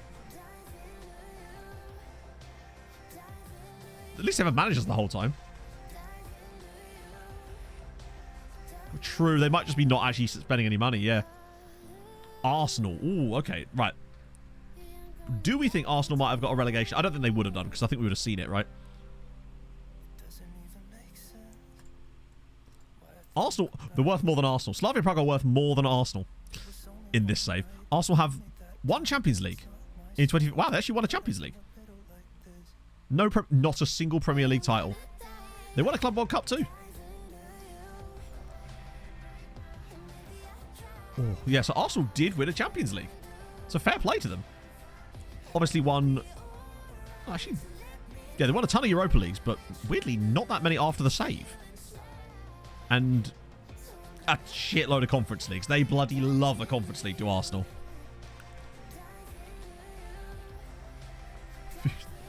Yeah, not even any runners-up for Arsenal. Let's have a look. I think they've been Premier League the whole time. But how close have they come to relegation? Let's just see. That, 16th place there. They went on a really bad run. 13th, 13th, and then 16th. Oh, God. Hang on. Lots of images. Oh, hang on. We're in the wrong tab. Oh, you went to the Vaduz game? That's kind of sick, actually. Wow. Oh, is that Inter? Nice. So, Liechtenstein are 14th in the coefficients. EPL, mostly Man United. In fact, almost exclusively Man United and Chelsea have won the champions, the EPL in this save. It's been utterly boring. Although everything else in the Premier League has been extremely interesting. Just not the winners. Like, Bradford coming second, Grimsby winning a Conference League. Who was the other one? Bradford. Bradford probably won a Conference League too, for all we know. They were in the Champions League, after all. What have they got on that season? Derby. Derby definitely I did see in the top flight at least once. Oh, sorry. I thought I was saying Mourinho had left. No. Two private. That's all history. Oh, Derby are in the Prem though. Only their first season up as it goes. They're always a bit OP. I think it's because of the revenue system. That they earn so much money that it just makes them OP because of the way that FM's economy works. I think that's the most important. I think that, put it this way, SI are certainly not going to be deliberately making Man United OP. I can't imagine they would do that. That would sort of be counterproductive. Unless it's to appease them. Yeah, Derby have spent most of their time in the Championship in this save, it would seem. What we're drinking? Bit of Tropical Blast. Yeah, we all love Man UFC. It's our favourite team. Oscar Paredes. I think we actually looked at Oscar Paredes earlier. But I could probably spell him correctly this time. Boom. So yeah, he did most of his career at Treaty, but he did then finish it off at Arsenal. He got bloody close to Valle's record as well. I just can't believe that Peruvian guy that won 10 Ballon d'Ors didn't get in Treaty's all-time best 11. He's been absolutely 90 goals for Mexico and 109 caps.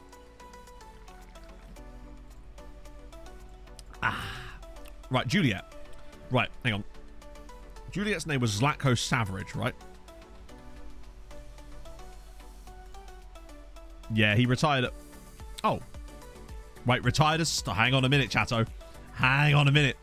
Juliet retired as a staff member at 73.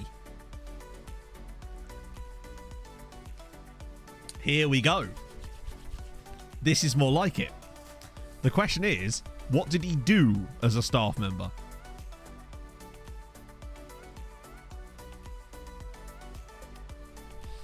He was assistant manager under Luban Mihov. He was assistant manager under Luban Mihov. Not at the first part of his career, but during the second part of his career. It was Luban Mihov with the assistant of Juliet. I mean, how perfect is that? I think he was both of their assistants. He was Luban Mihov's assistant for the first sort of 5 or 6 years, and then he was the Uruguayan guy's assistant for the rest of his tenure. I'm certain of it, because it was 2068 to 2083. Yeah, so the first 5 years he was Mihov's assistant. Then for the rest of his career, he was Qualiata's assistant.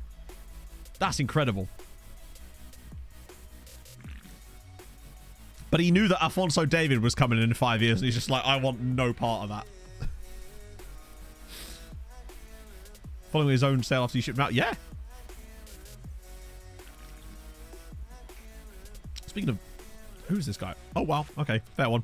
Quite an accomplished manager that Treaty currently have, apart from the working with youngsters part of things anyway. Awesome. Right, back we go. Treaty are worth less than $1 billion. Yeah, I'd be blaming him too, honestly. This is what I mean. Look, it says we know that we signed him for money, but it doesn't tell you how much we paid for him there, which is kind of weird. How it only sometimes shows the transfer fee. I love that he actually became the assistant. Neslo.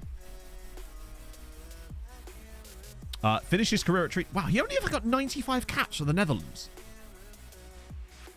That's actually genuinely surprising. Considering how many caps Neslo had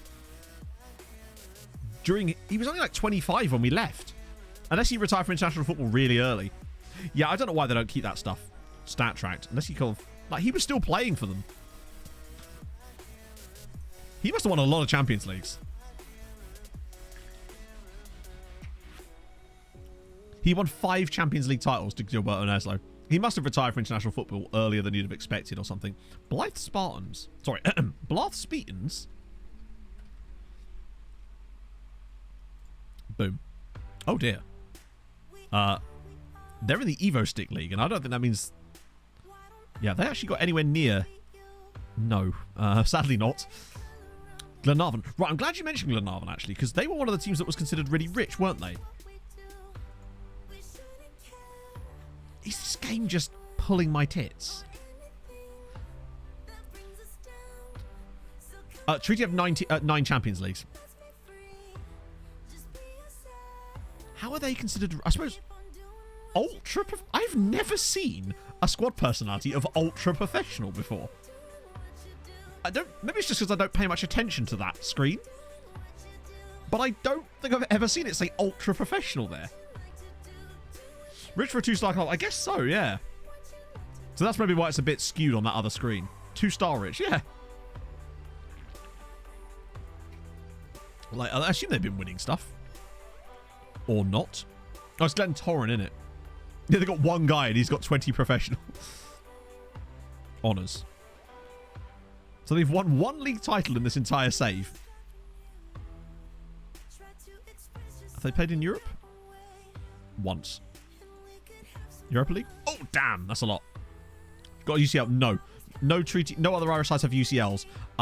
There's a Europa League. Someone has Europa League, don't they, I think? And there's a lot of Conference League wins. You'll see it when we get to that in a sec. Based on the... I assume it has to be. I think it's based on their reputation versus the actual bank balance. Because we noticed that when our rep went up, we were suddenly not considered rich, even though we had the same amount of money. It is odd, though. So that's Glenarvan. Right, okay, now we're talking. Stenhouse Mirror, the one I'm very excited about.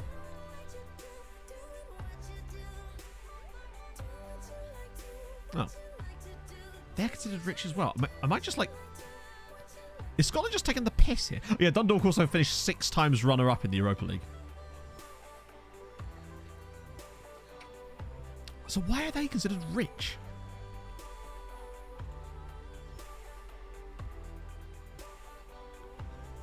Beta out October 25th. Well, that's the latest it can be. Oh, so they're not all that great, are they? Ah, right. Hang on a minute. There was a 2nd place for them in the Premiership there.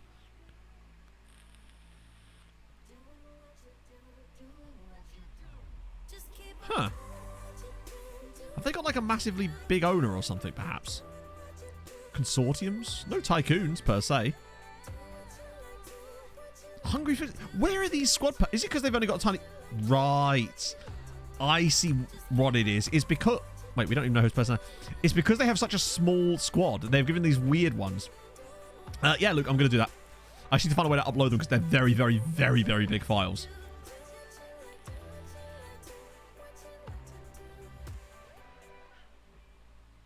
Celtic want... Yeah, see, this is what I'm talking about. that Scottish top flight looks a little bit different to the last time I looked. Falkirk, for example, winning it. Ayr United coming second. Stenhousemuir being 7th. Celtic using a playoff game to survive in the top flight. This is what I mean. Also, Scotland slipped to 12th in the competition ratings. Where's Dundee? Good. They're gone entirely. Hello, Pog, you're back again. Okay, this is going to require some searching here. We got to look at past winners. We have to. Motherwell as well. So Falkirk, what a weird... The last season, literally, of the save right now is one of the weirdest seasons ever. Falkirk, Ayr United, and then Dundee United. With a couple of runners up for them there. Livingston as well with a 3rd place there. Yeah, this feels like the Scottish rabbit hole's about to begin. Kilmarnock with the title. Did Dundee never win a title? Despite all their money. There we are. There's the Dundee success. Hearts as well. Celtic did get one.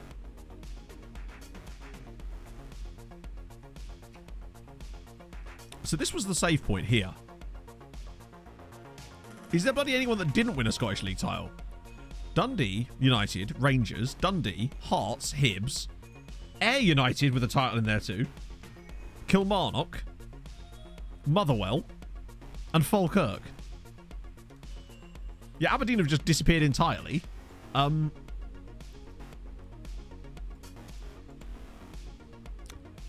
Quite literally, where the fuck are Aberdeen?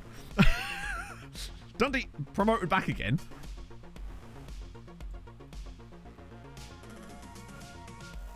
There they are. Second in League One. With St Mirren. Queen of the South getting relegated. Kelty Hearts in there. Bear in mind, Ayr United won this league here. What, 4 years ago? And now they've just come second in the league in the top flight. I don't think I've got the other one turned on. No, I don't. Any surprises in here? Doesn't look like it. I want to see Ayr United's grot. Look at the state of this! What in the hell happened here?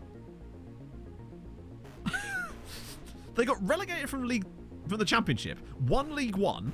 Won the Championship. Then came 4th and now 3rd.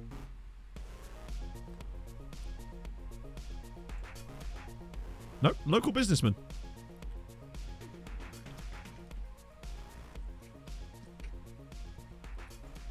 That is mad. It's a new, well, sort of new stadium. Secure. Only secure finances. Bear in mind, they played in Europe then, presumably, right?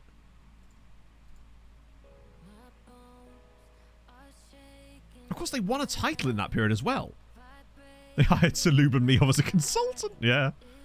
Yeah, this is the thing. They won a title, dropped all the way down to the 3rd tier, and then came back again, and then they played in the Championship. They lost to Sligo Rovers. They've had several seasons in Europe. Like a lot of seasons in Europe, in fact. In 2081, they were in a Conference League semi-final. They lost to Gladbach in the semi-final. Those... Oh, tell you what, those, like, looking through the winners and runners-up in some of those European tournaments are going to be absolutely mental. I'm hoping someone's requested that. Man United, I mean, like, I'll be honest with you. Other than their 16 Champions Leagues and 71 Premier Leagues, I think they've had enough, really. They're nearly worth it. They're only just slightly worth more than Sparta Prague, though. Yeah, United are kind of, yeah. And yeah, Pog, if you're listening, that's totally fine. Yeah, just the 71 league titles. Obviously, not all of them are in the save, but 13 Champions Leagues were. Yeah, Pog, I just heard. That's fine. You do you. Everyone's getting lots of conference semi-finals, aren't they? Media prediction of second. When was the last time they even came second?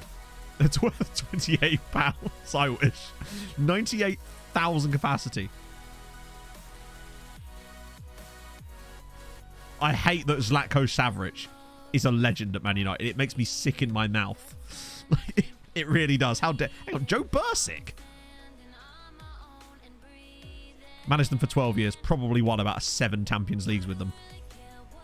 Is there anywhere Joe Bursick isn't a legend? That's player. Manager. So Champions League with Chelsea there. Champions League. He's probably won multiple Champions Leagues. I can see why he's so far up the list. Let's be clear. Liverpool. Right, okay, this is good actually. I'm glad we're doing Liverpool so we can find out when the hell they got relegated. So they're currently sitting 13th. Media prediction of 8th. Which is bad, obviously. Joe Bursick seems to just win everything, doesn't he? Oh yeah, it does that sometimes, Tommy. Those screens are horrendously glitched. The longer you're in a save, the more likely you are to see that sort of stuff. It very much is, Vice. Yeah, there's just way too much stuff. Right, okay, Liverpool. Honours. They have won 2 Champions Leagues. Christopher Ayer was the manager for a while. And amazingly, in this save, Liverpool have only won 2 Premier League titles. 2 Premier League titles for Liverpool in this entire save. And only 5 FA Cups in nearly 100 years. A few Europa Leagues in there, but honestly not that many. There's only 4 of those as well. Yeah, managers. Who was manager after Klopp? Oh, so it was Simeone. This was all during our save. Kompany, Vitinha, Hannibal, Tim Penfold. Of course it was. Is anyone this man didn't manage? Of course he managed Dundee United. Of course he managed Dundee United. So he's Liverpool, Milan, England, Dundee United, Inter, then Barcelona. One of the most expensive footballers of all time. Any other mad names in here that I might have missed? No, I don't think so. Right, let's have a look at Liverpool's schedule here so we can see their domestic leagues. Yeah, so there you go. That was their season in the Championship. They came 19th in the Premier League, got relegated to the Championship, won it immediately, of course, and then started finishing... Well, actually, they've been kind of average since then as well. That's the only relegation they've had, right? Yeah, but they did get relegated. Let it be known, Liverpool did not survive. So we'll take that. Let's see if there's anyone I recognise. Kieran Foley. I hate that so very much. Hate seeing him in there. Right. European Comp finalists. Okay. Here we go, chat. Buckle up. We'll start with the Champions League since this is probably the least interesting. Here we go. So, okay. Inter with a cheeky one. Sheffield United. Treaty lost the Champions League final in 2099. Sheffield United having won it twice. I love that Sheffield United have won 2 Champions Leagues but no league titles. At least Newcastle won a league title before their Champions League. Any mad teams in here? Boston Lad Gaming, thank you very much for the follow. Welcome in, my friend. Man City, Man United, wow. Real Madrid seem to have... They're no Grimsby, this is very true. Porto. So I know Porto won one. That might not have even been the one because I saw it scroll across the top. So I think Porto win another one further down. Another defeat in the Champions League final. Real Madrid. So that was the last Lumen Mihov one. Played in the Puskás Arena. Hang on, didn't we already win one? Follow back. No, so this is not that kind of string.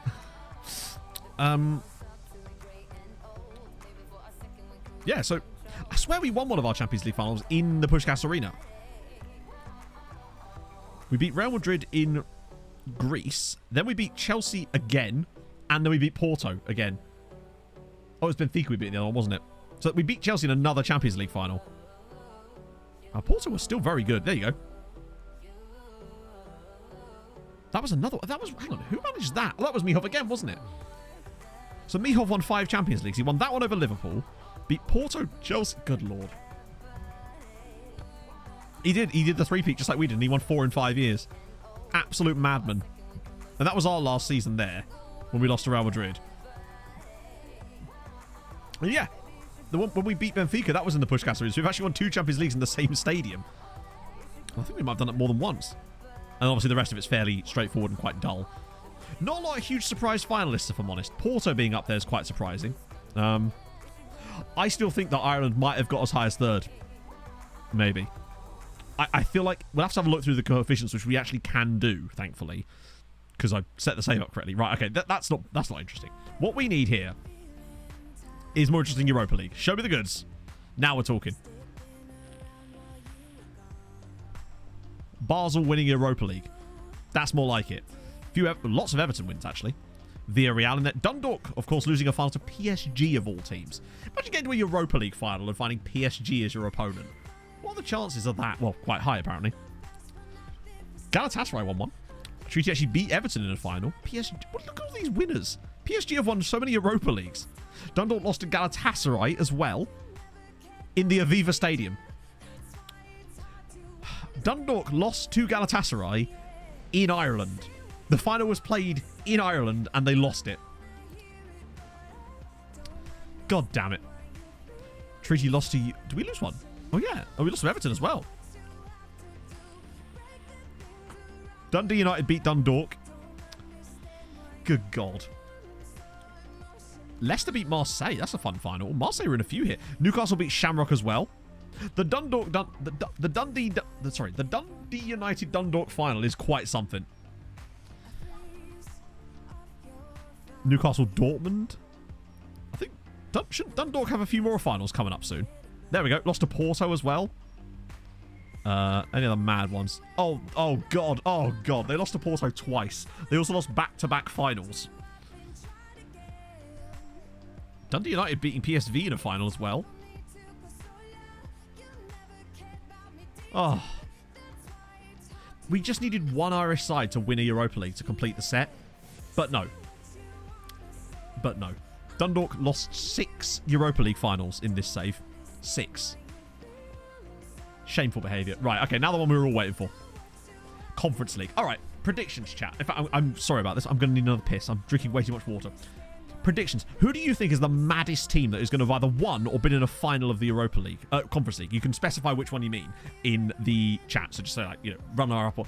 I'm curious to see if anyone actually nails one. Like, a really rare winner or a really rare runner-up. Back in a sec, friends.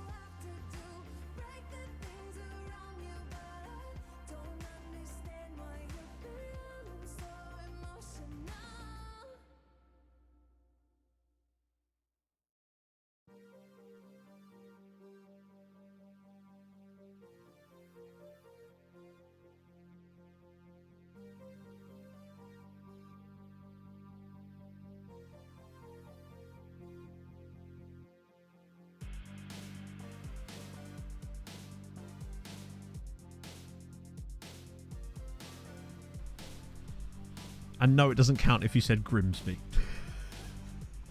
Nor does it count if you said Bristol Rovers. Grimsby versus Sheriff Tiraspol. That'll be the one. Right, let's do it. Off we go. Conference League. Oh, my days. Oh, my days. Right, okay, I'm just going to start from the top here. Bournemouth versus Lyon. Dynamo Kiev win one. Zult Waregem over Partizan. Malmo versus Dundalk. Did Dundalk do everything? Do they ever just not lose? Young Boys beat Real Sociedad. Dundee United beat Caen. Or Can, or whatever. That's quite a weird final. Lazio beat Girona. Real Betis beat Dundalk, of course, because it's Dundalk and they can't not lose. An all-Scottish final there. Arsenal versus Sporting Gijón, for crying out loud. Besiktas beating Shamrock Rovers. Greuther Fürth beat Las Palmas in a Europa Conference League final. Did someone actually predict Girona? That's mental.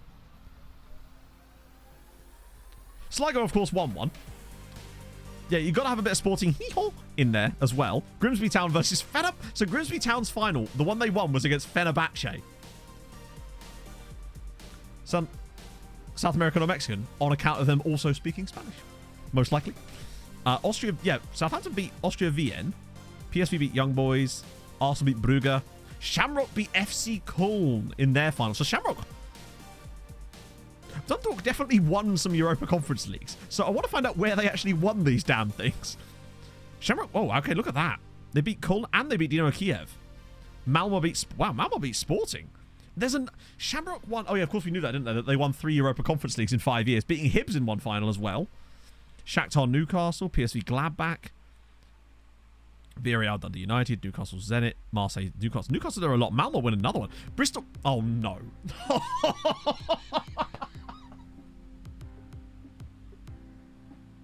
Bristol Rovers beat Shamrock Rovers in the Conference League final. Come on, Shamrock. Not like this.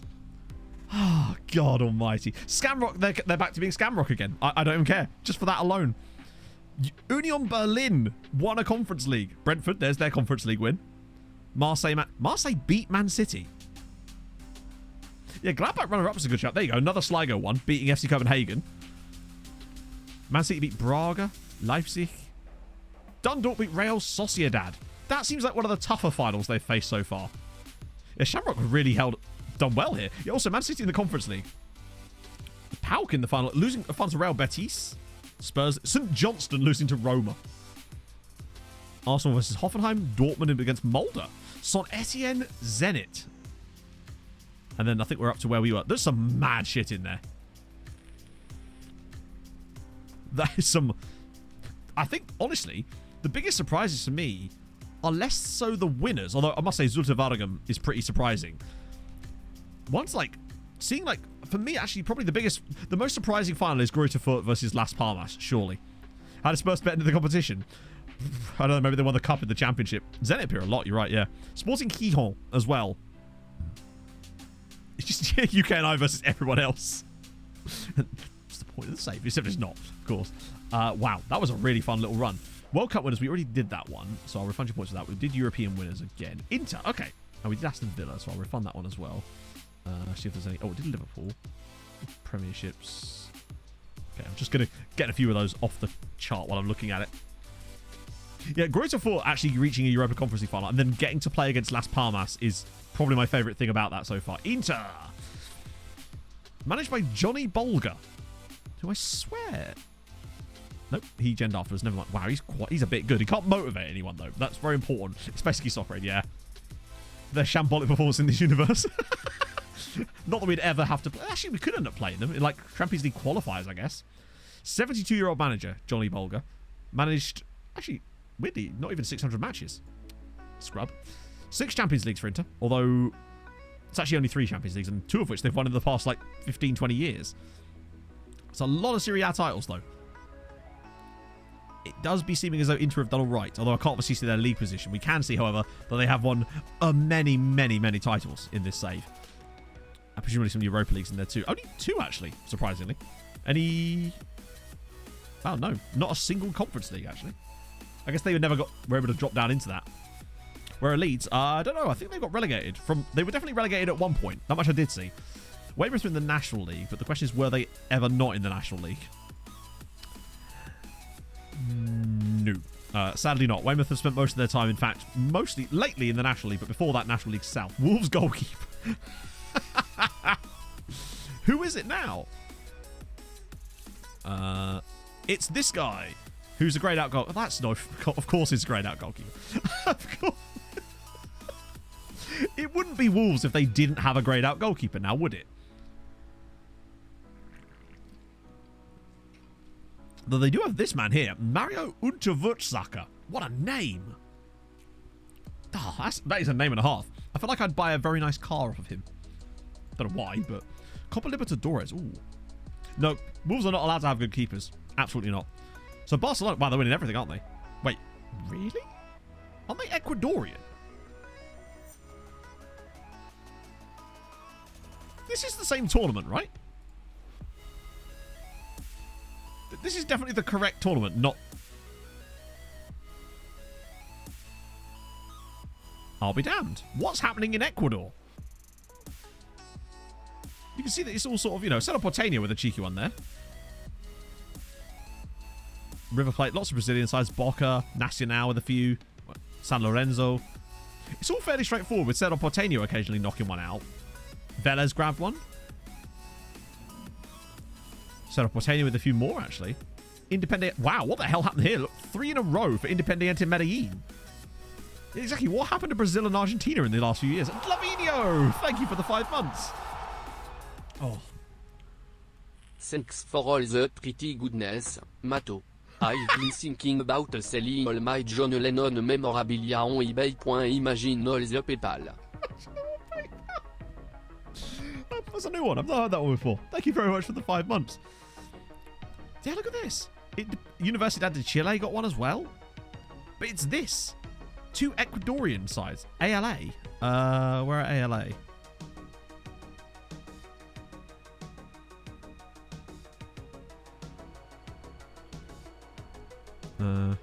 Yeah, I'm sure I'll see them in a sec.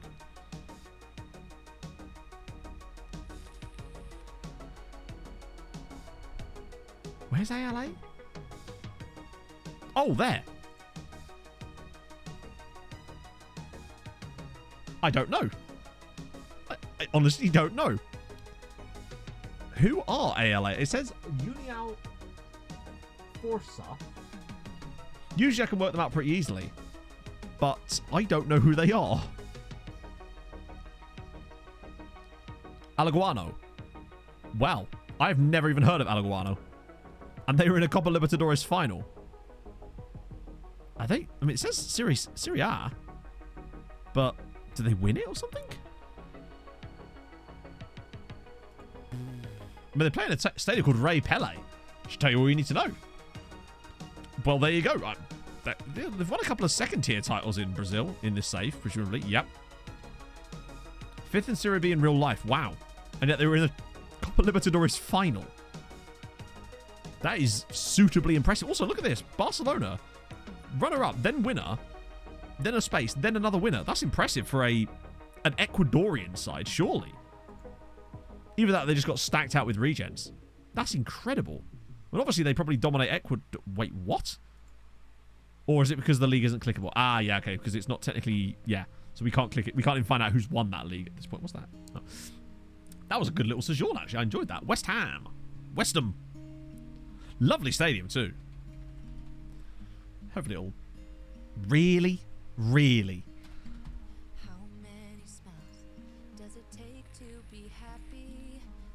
So West Ham United, 18th in the Premier League. It looked like they might have been here the whole time, you know. Oh, no, they had 1 season in the Championship, rather. Oh, no, that's not true. They've had a few. Still not awful from West Ham. More successful than some of the others, to be fair. Honours. Anything interesting? Couple of runner-ups in the FA Cups. Ah, they won a Conference League, but that was during the save. The Monumental Banco. Oh, it's not as big as the Monumental Virgin, or whatever it's called. Is it the Chad or something? I can't remember what it's called. Yeah, they seem to be in that stadium forever now. That's it. Monumental Virgin de Chapi. That's the one. That's the classic. They won a Papa John's. They did. They did win a Papa John's. Somehow. A couple of runner-up there in the Carabao Cup. Well, they've been just kind of there, haven't they? Just chilling. Little cheeky tool station. Like, I wonder if it was still called that back then. Seems unlikely. Facing the game. Are we without any? Yes, we are. Oh, no, we're not. There is still active anyway. Because obviously a few of these guys have retired, but their names have obviously lived on. But active players in the game, there is only a few. Tim Penfold being one of them, actually. Jack Arrowsmith is still active. Oh, wait. Where did he end up? I'm curious now. Oh. I was kind of expecting more from him at that point, really. Which tier? I don't know what tier it is. Probably 8th tier, maybe? Yeah, I think these guys, despite that, they are still... Wow, he's actually still playing. Katsuhiro Ichino. Katsuhiro Ichinos. Just gonna chill. Just a little Ichinose. I love that. Itchy Nose as a surname. Only 23. Imagine waiting for your face in the game to come through, and it takes this long in a save to finally find your guy. Messi, we can imagine. No. No, he retired long before even the save finished. Oh, there's loads of our guys. That's the problem. There's two. Look, Adam Miles, Millie, Halcroft, Osborne. So many of these guys that we had. I think Prescott was. There's just so many. There's the Donut as well. Carpanu, Navio, Ender Chalen. Like, there's just way too many. Hang on. Retired at staff at 67. Hello a minute.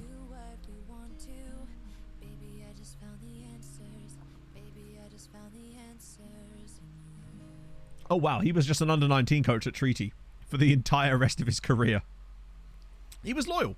He got to see the Luben Mihov revolution. Can't say fairer than that.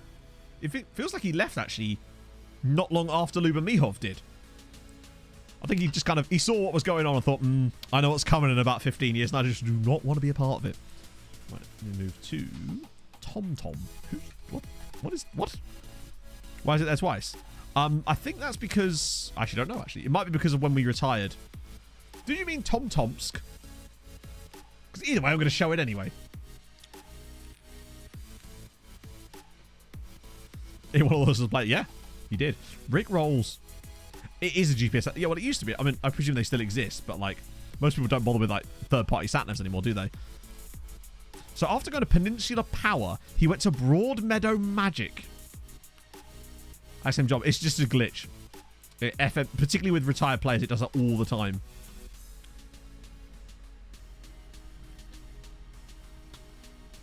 I love these badges, though. Look at that. Peninsula Power is great. And Broadmeadow Magic, admittedly, sounds more like a basketball team, but that's maybe because I'm thinking of the Is it Orlando Magic? I can't remember. There's definitely a team called Magic, I think, in the NBA. Maybe. I don't fucking know. What do I know about basketball? National League North for Gateshead. Measurements were... maybe it's longer than you might think. Competitions for Gateshead. Oh dear. They never managed to quite climb out. Oh no, they did. Actually, ironically, during the save. Had a few years in League 2. It sounds like... Broadmeadow Magic, it does kind of... Honestly, could also be a strip club. It does... Oh, that's what I was thinking. Yeah, it does look a bit like Perth Glory. That's probably what it was triggering in my head. Orlando Magic. Sweden. Let's have a look in Heosferia. Okay, what have they got? They've got 47th in the world, but they were runner-up in the World Cup in 2034, which was during the save. They won it. Aha! We haven't looked at the European Championships yet, but there you go.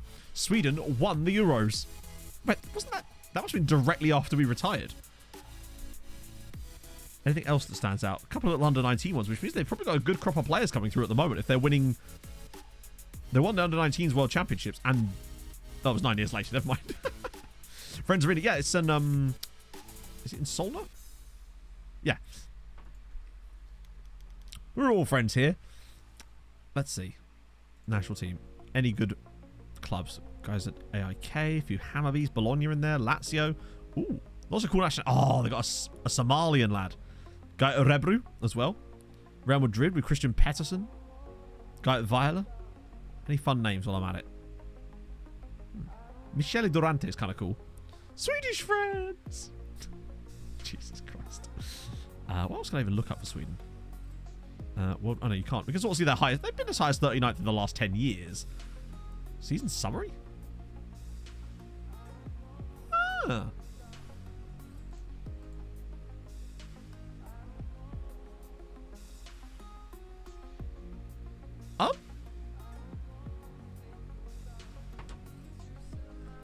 This bit down here, chap. I did not know this existed.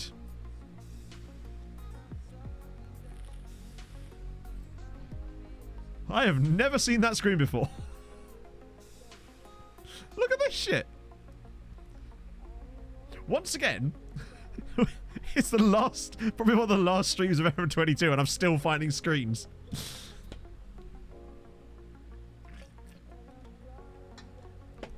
Oh, that's nice, isn't it? You literally could just flick through Europe on this page. Yeah, obviously it shows you, like, that's obviously the most recent season, but that's still kind of sick that it actually shows that information. When you check the coefficient, check that page each year. Well, that's the thing, yeah. I like that. Watch it not be in FM23. Watch us not be able to tell because we can't remember how to find it. Boston United? We already did next gen. We already looked at Forest. We did the Prem. We did Man United. We haven't done Sheffield United technically yet, incredibly. Never done that. Just having a little look.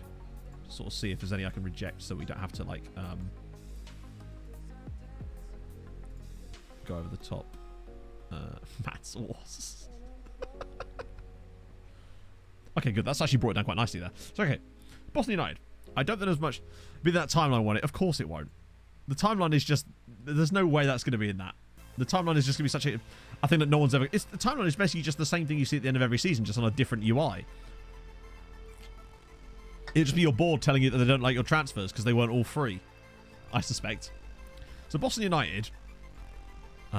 again, never managed to climb out of the National League North. And a couple of seasons in the National League, but they never quite got League 2 back again. I remember the days when Boston United were actually a League 2 side. Don't know if they ever went any higher than that. I think Wednesday are in League 1. Action time. Oh, you know that's not how it's going to work, though. Just however you think a feature's going to work, it's going to be whatever you don't want it to do is what it's going to do. Sheffield Wednesday. Okay, so Sheffield Wednesday, yeah, just chilling in League 1 at the moment. On Game Pass again. I think it is on Game Pass, yeah. I do like these kits, though, to be fair. Forever be broken, probably. XA and not... I mean, I think it's a good feature. I'm glad it's in the game. Like, I'm certainly not going to knock it as being part of the game. It definitely needs to be there. I think it's going to help with statistical analysis, and it cannot be a bad thing. So I'm happy it's there, but yeah, it feels like it felt like it could have been in the game this year. I don't think it would have been that difficult to add, but hey, I'm glad it's there at least. Not been restored. Oh, well, to be fair, I couldn't possibly comment on anything like that, but my opinions remain the same. Championship.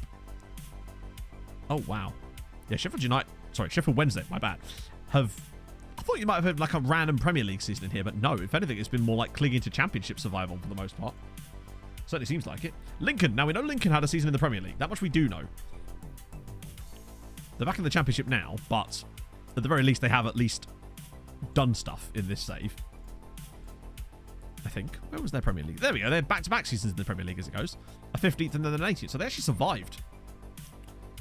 I'm actually thinking about getting the whole FIFA exercise bike spiel back going again, to be honest. I lost so much weight when I was doing that before. I think I need to do that again to supplement the running a little bit. Get some proper cross-training. Yeah, they did. So they did 2 seasons in the Premier League, which is still pretty impressive. Greetings from Brazil. So I can, if we, once the requests are back open again, we'll get to that. But we've got a big list that we're working through at the moment. So yeah, they did have 2 seasons in the Prem, which is, you know, not bad. Stevie G. Oh, Steven Gerrard retired ages ago. I think he retired way before we even finished the save, didn't he? 55. Yeah, I think he did.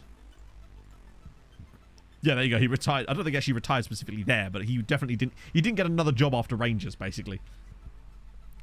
Just, which is weird, considering Scotland being switched on means that he probably did quite well with Rangers, and then just couldn't be asked to do anything beyond that. What am I typing in here exactly? Guam.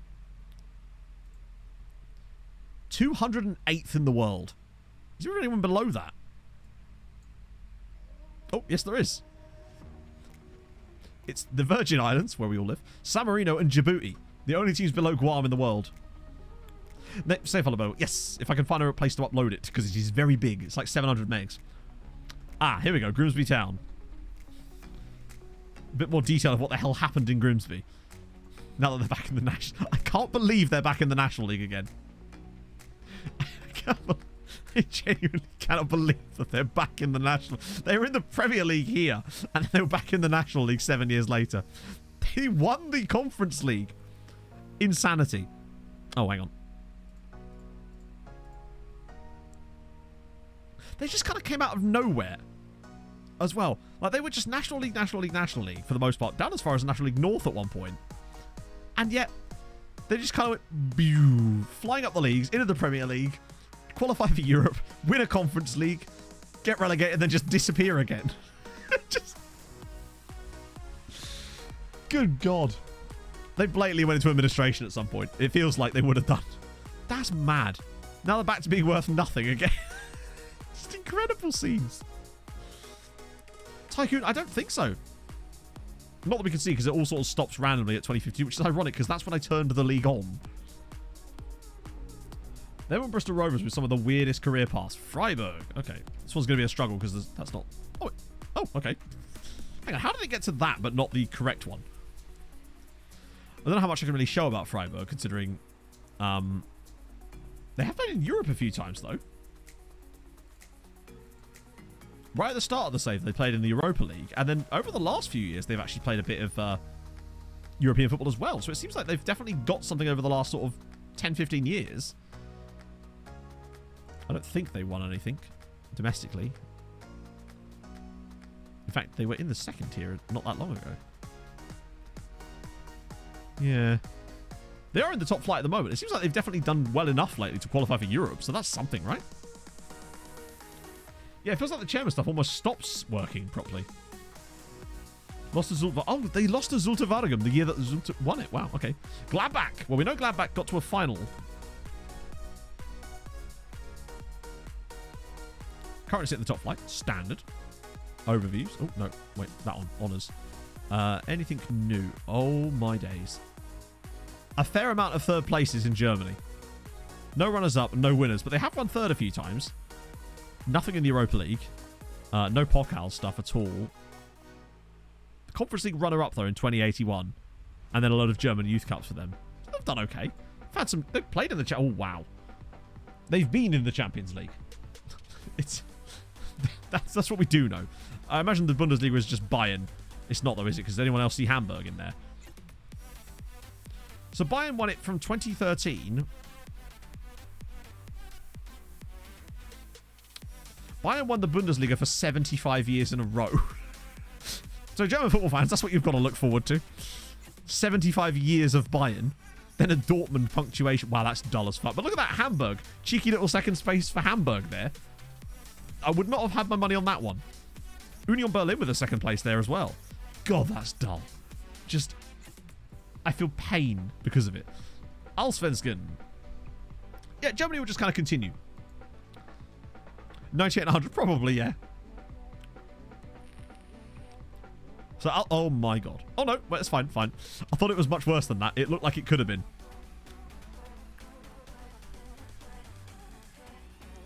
Weren't top 3, really? 2100. Yeah, what the fuck happened here? 75 in a row, you'll never see that? Yeah, look. After all the dominance, then it just randomly didn't even get into the top 3. And Nuremberg up there too. Presumably Bayern were on trial. Look at this. And then they're just straight back to winning it again. Yeah, Malmö get absolutely overvalued. When you've got the league switched on, it's nowhere near as bad. I find that Djurgården actually do really well, as you will find out in mine. I reckon Djurgården will be overpowered on my other save. We'll see. Yeah, there's one for AIK, one for Hammarby. Cheeky little one for BK Häcken in there too. One for Göteborg, finally, my boys. Up the Blauvit. Oh, Djurgården didn't win a single title in this save, yet they're going to absolutely smash it on the Thursday stream. Varbergs with a runner-up there. EK Sirius too. Who the EK Braga, and how did they get third this season? Wait, really? Oh, EK Braga, they play in the, or Braga, play in the third tier, I think, on my other save. Oh, the second tier. Either way, I've managed to avoid them both with Degerfors and with Örebro. But yeah, EK Braga, that's impressive. Third place. Have they played in Europe at any other time? Nope. Right in time for montage music. Quick, let me tell you about Örebro and things. I still haven't even started the sim for that. Look. Nordic Nomads post-keep history pre-resign. That's the setup for the simming save, which I'm going to start after stream. And you can see that I've got all of these. Oh, dear. Hopefully I can get it done in time. It should go a relatively similar time. It might not be quite as long. It just depends. From Bologna. Okay, fair one. Mats Ors. I think Mats Ors has gone for good, sadly. Skövda. Or Chuvda. I don't know. Here we go. Oh, worth 4 million quid. Then, oh, wow. They've been relegated hard. How large that saves games... hey, so, actually, I'll tell you, right? Our plans for next year, Harry.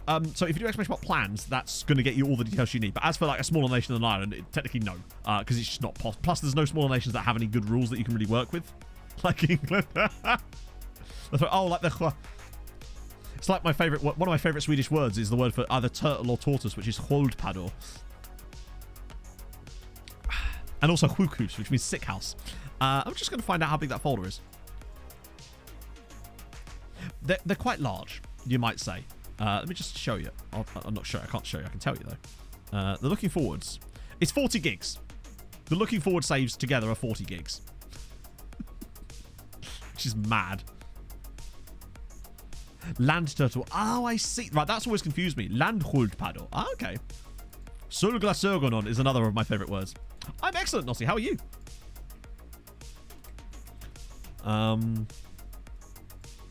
Okay, Olympiakos. Okay, that'll mix things up a little bit. Land shield. Yeah, I suppose. Yeah. Ooh. I love how... I know it's Olympic Marseille technically, but like surely... 40 gig of FM... it's fine. I've got plenty of room. I've got like 200 gigs free on the main drive, so we're all good. Never believe that's an FM save. I have bigger files. Literally, a standard episode file, the raw recording file, is like 20 to 30 gigs. That's just the raw game footage. My camera footage can sometimes be like 90 gigs for any given thing. Smorgodona, elustiga atsi. Smorgodona, elustiga atsi. Euren, esfansa havade. Euren, esfansa havade. What am I singing here? Kuakaka. What is that? Oh. They say it's just a bloke. It really do be a bloke, doesn't it? Dance around the Midsummer pole. You want to be careful with Midsummer. Last time I saw something to do with that, some bloke got burned alive in a hedge. Why is my furniture floating? Oh, fan of gloss. Yeah, because that's isn't that ice cream? Of no real town. Very strange. That does at least sound a bit strange. It feels like you could sing that at a football match as long as no one else knew what you meant. Whoa. No European success, but Olympiakos do be winning. Oh wait, hang on. How in the fuck did they get in the Club World Cup? Oh, okay. Well, there's my confusion. How did they get into the Club World Cup? They must have hosted it, I guess. Fair one. Big up him. Big up that man. EK start. As with any of these things, there's not a lot I can show. Other than they are at least in the second tier. Wait, that seems bad for them, right? Aren't Start quite a regular in the top flight. Also, Tromsø are smashing it lately in real life, by the way. They had a really poor start to the season, and now they're absolutely twatting it. It's really, they're like 6th in the Eliteserien. It's incredible. Other way around. Yeah, you'd think, wouldn't you? Oh dear. I haven't actually studied Swedish in ages. Euros, right? We haven't done the Euros yet. Okay, what have we got? Well, I immediately see Poland have won a Euro. What have we got? Sweden with a Euro, Serbia with a Euro, Belgium with a runner-up in a Euro. Oh, they did win one too. England won back-to-back European Championships. One of which was in Germany, another one in Greece. But Poland won a European Championship. Over Croatia as well. Georgia were in the final. Georgia reached the European Championship final. Yeah, there's nothing weirder than that. Okay, we've got to look at what the hell happened. Let's trace their path. How on earth did Georgia qualify for a European Championship final? They came third in... Hang on a minute. Russia have been randomly... Which group was that? Russia got drawn over Portugal by random chance. They qualified out of their group with 1 point. Wait, hang on. No, they didn't. They didn't qualify anyway. They just came third. Okay. Switzerland, Belgium, Scotland in there too. The Netherlands get through. Yeah, Georgia came... Who did they beat then? Presumably Italy. Italy came bottom of a group with Georgia, Turkey, and Croatia in it. That is very Italian, isn't it? They just... Yeah, they just didn't come last. Do you reckon there was a big ceremony so they could draw whose straw it was? Oh, dear. That's very Italian, isn't it? So then somehow Georgia, despite coming third in their group, what happened in the second round? They beat Switzerland on penalties. As England knock out Ireland. That seems to happen all the time. Then Georgia beat... So they won on penalties. Then they beat England on penalties. Of course. Of course they fucking did. Then they beat the Netherlands.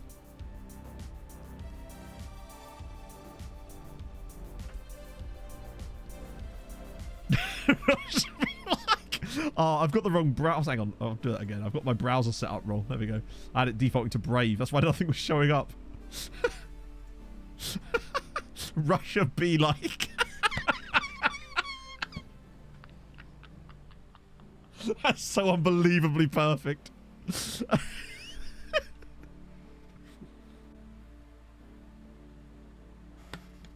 Oh, Jesus. Hang on. Have they even conceded a goal yet? Oh, yeah, so it was 1-1 against Switzerland and they beat them on pens. 0-0 against England and they beat them on pens. Then 1-0 against the Netherlands. And then in the final, they got twatted after extra time.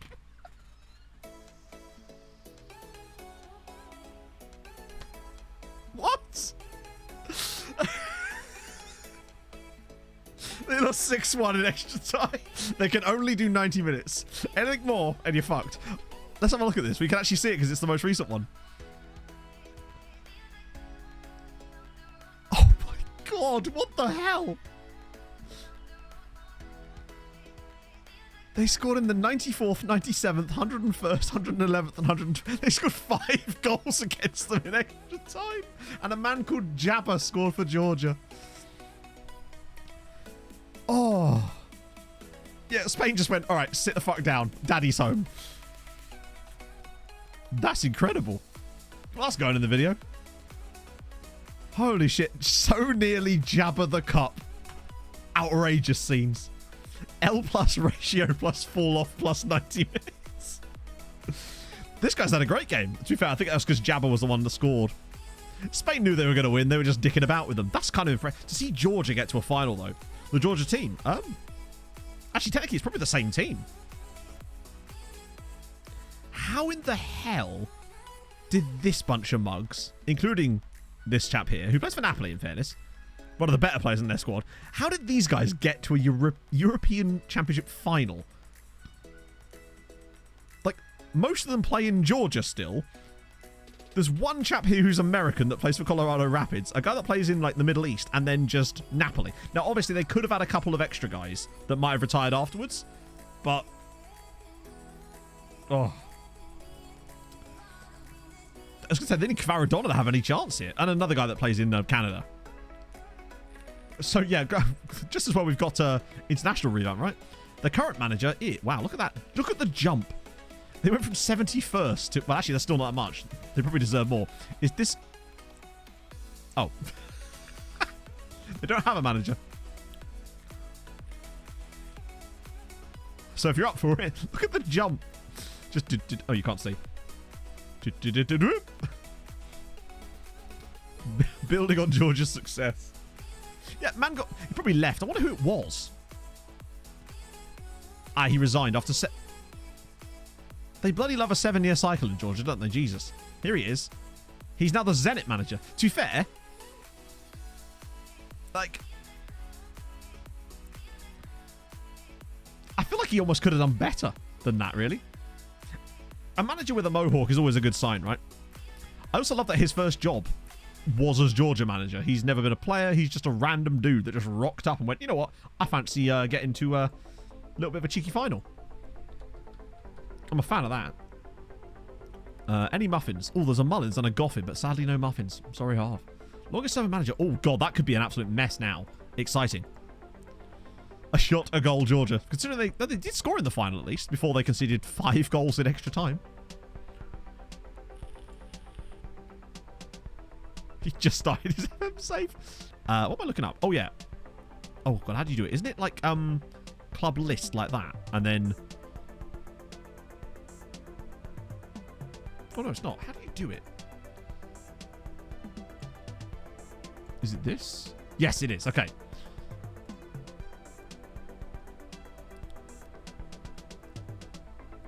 Longest time at a club was 6,000 days. Except that only now shows... Oh, no, that's not true. It does show the others, I think. Yeah, it does. I swear there was guys that were longer than this earlier. 13 years at Sheffield United for this guy, Leonard Ionesco. And to be fair, man has probably he's won them 2 Champions Leagues. To be fair, the other European champs didn't have anything interesting in them. Or we actually looked through them. There wasn't really much there. Nope, not agreements. That's not what I wanted. So... I swear that... How long is 5,000 days? Wait. Torpy. Philip Torpy. So he was there for nearly 20 years.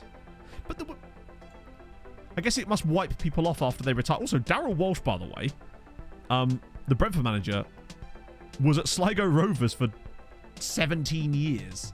I think he might have won them stuff, actually, at Sligo.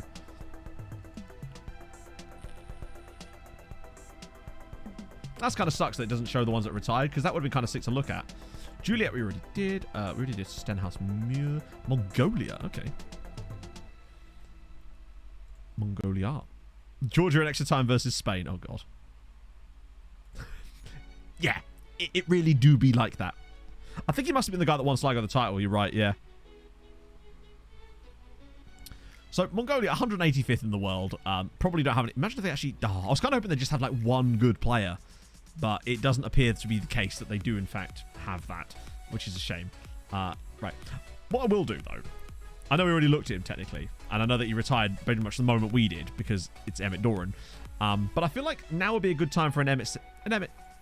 I think an ED7 now. To celebrate his life at Treaty United. And since we don't see what he did after that, since... Yeah. Because he was ahead of youth development, it doesn't carry over. So I feel like an ED7 now would be a perfect time for that. So I'm just going to set that up and I'll give you 5 seconds and a 5. It might be the last chance to use some of these emotes, potentially. Sort of. I'll have to change it slightly. He's likely dead. In fact, he'd just be 101 years old. So in honor of Emmett and his wonderful life, let's go.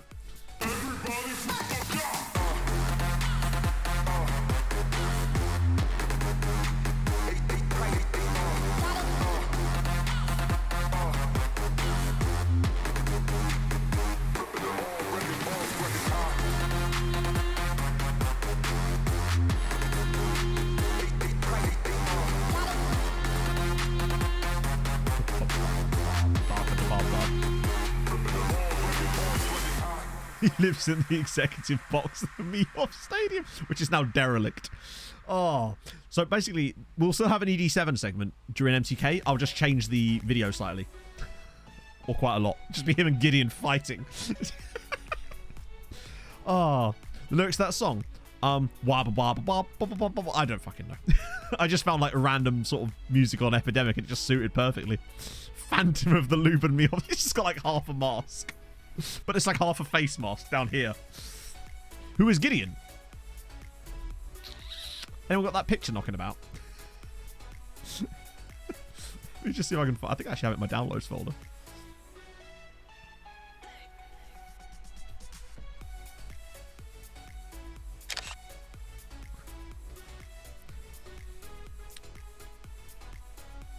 This is Gideon. This right here is Gideon. Fear him, or he will murder you. I still have all the memes from that last stream. I was like, I need to save them, because that Bay Hudson one was absolutely eye-wateringly funny. This is the MTK mascot, although he's not really a mascot so much as local hitman. But yes, technically yes. We have so many memes for MCK before we've even started managing them yet. It's glorious. So Regan Booty retired at staff at 56, which probably means he just left the moment we did. Yeah, Regan Booty, he retired with us. He was buried in the tomb with us in the same way that in Egyptian times. Oh, shit, my bad.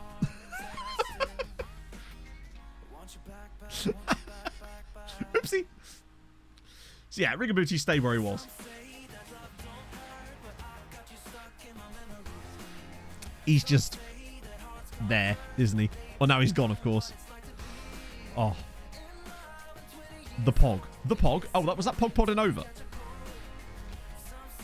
Wait, that wasn't the name of the guy, though, was it? Emil Pog. No, it was Pod. Gospodinov, that's the one. Buried with Booty sounds like the name of a sitcom. Or like a budget porn film. Like a blue movie. To your best goose accent. Also, remember, I'm going to claim it's a duck the whole time, too. That's part of the plan.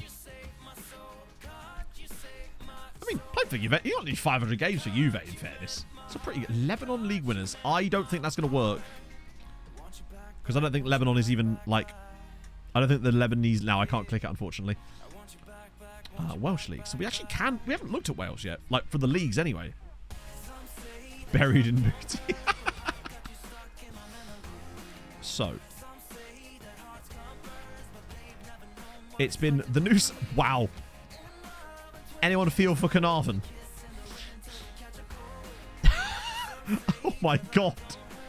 Mostly the New Saints and Bala Town. In fact, exclusively the New Saints and Bala Town.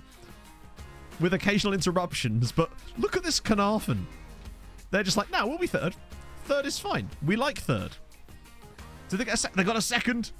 They got a cheeky little second in there too. Good god. Still 77th. In this. Wonder what their sponsorship's like. Aha! Finally less than Treaty United. They're just a Welsh Germany. League 1 and 2 stadiums. Oh, we don't need to do that. We can actually just look at the League 1 and 2 members.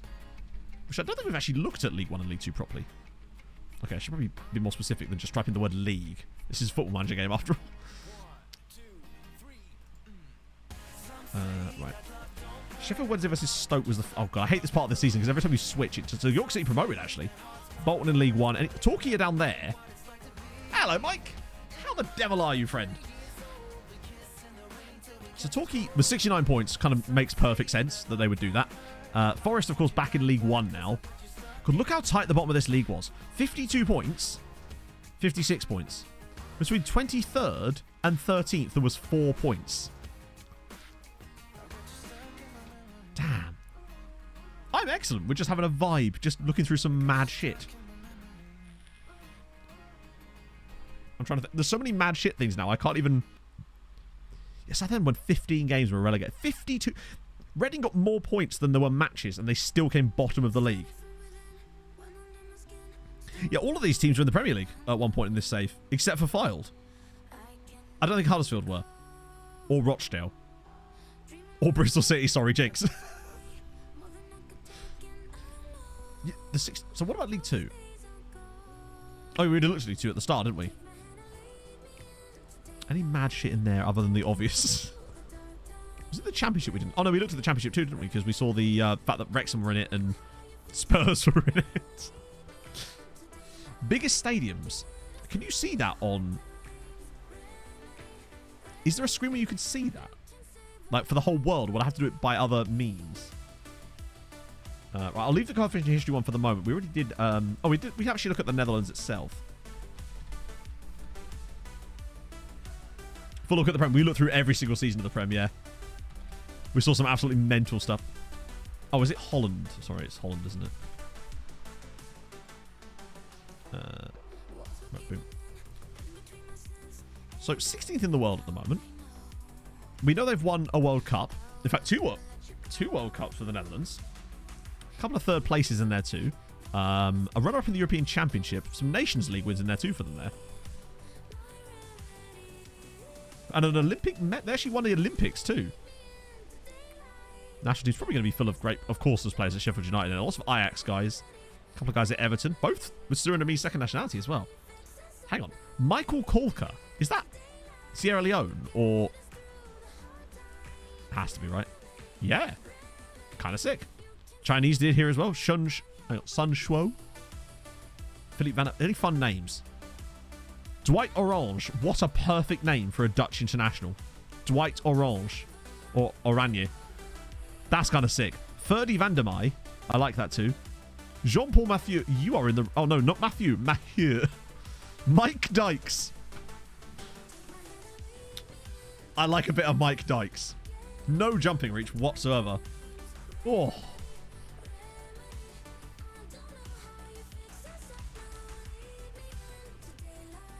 Robin Purperhart is also... I'll tell you what, having a player called Purperhart, I hope he's got high bravery. No way! Robin Purperhart has 20 bravery. That's extraordinary. I know it's Purperhart, not Purple Heart, but that is unbelievable that he actually has 20 bravery as well. Oh, FM. I rate that extremely highly. Also, I've never seen Purperhart as a surname. Love that. Also, this guy. Gerrit Vrens. Dinamo Zagreb. Fair one. Tallest and shortest players. Ooh. Let's try it. See what the tall boys are up to. Hang on. So that is... No way. So his name is actually Purple Heart. That is actually fucking fantastic. I hope you understand why I keep saying that. Because it's like a military medal that they get awarded for bravery. And he has 20 bravery. That's sick. Oh, it's not. Wait, what is it then? This is why I don't believe chat anymore. 55. You're right. 55 under 21 caps. Pars is purple. Ah. Either way, I'm taking it. It's still fun. It works for me. We did Tromsø already. Worst Irish League seasons. Oh, yeah, I see what you mean. It's fine. It's close enough. And that's what matters. Right, let's do... See if we can find... Because we didn't actually pay attention. Oh, that's halfway through. So 16, 14, 13, 8. 8 for Farps is pretty bad. 9 for Drogheda. I know there was an... Oh, Farps with 5 points. 1 win. 5 points is surely going to be the lowest. 26, wow.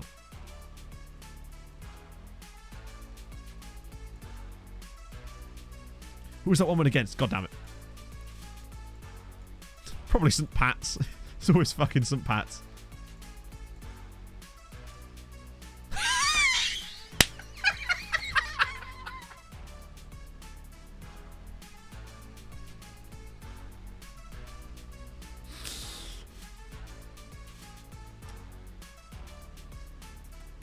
Don't mind me.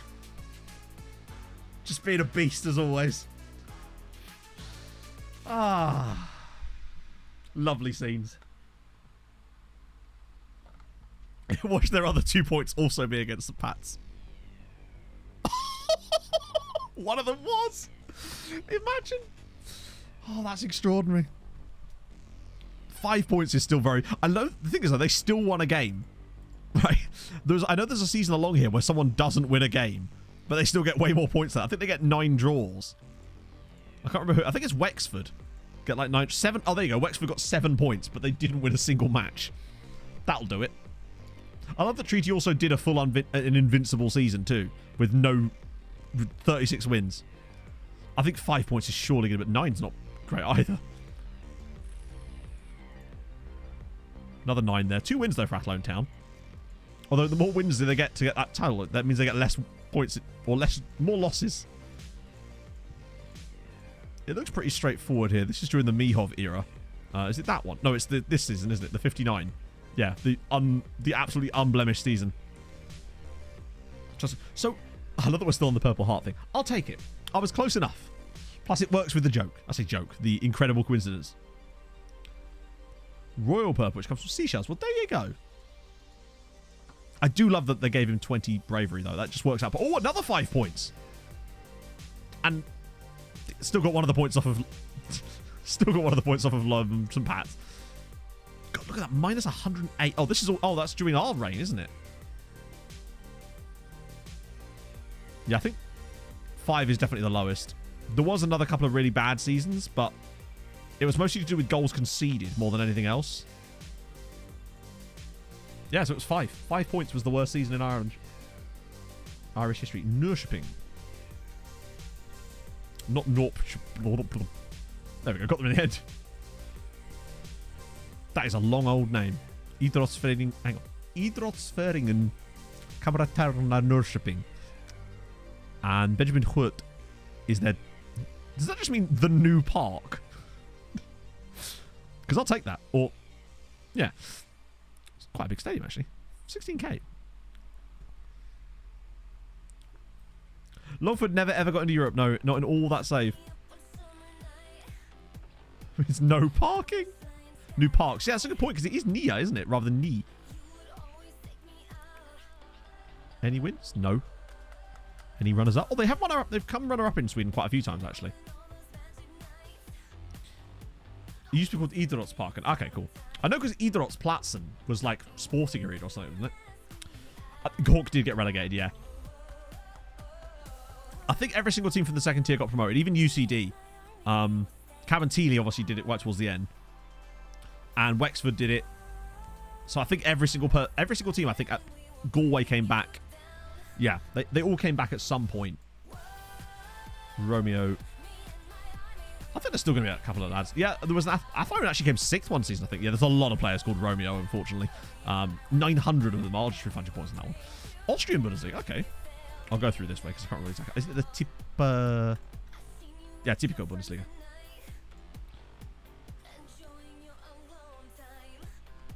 Well, at least they didn't win every single year.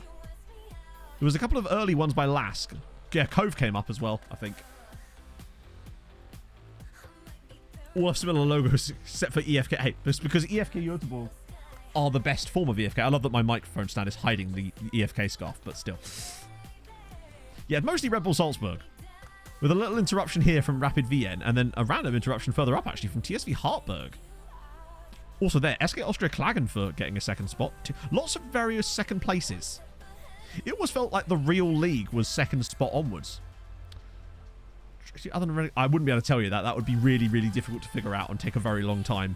Most of the... So Sligo... I know that for a fact that... yeah, Wacker Innsbruck are good. Bows definitely got relegated again. That much I do know. But I think that Sligo, Shamrock, Dundalk, those and Derry City all stayed up the whole time. Any Dorans? Ooh.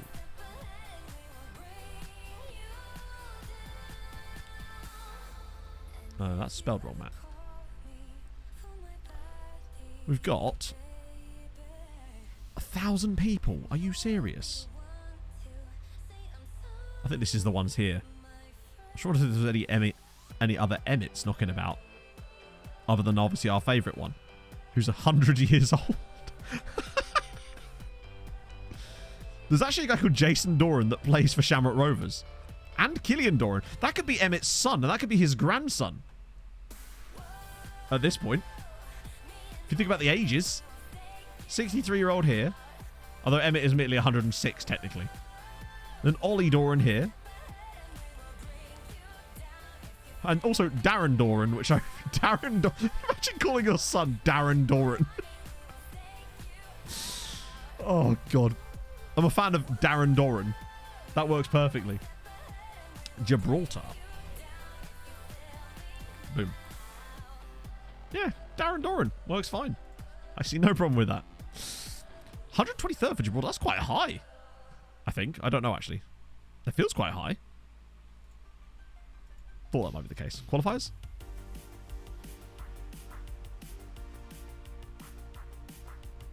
What in the actual fuck is this?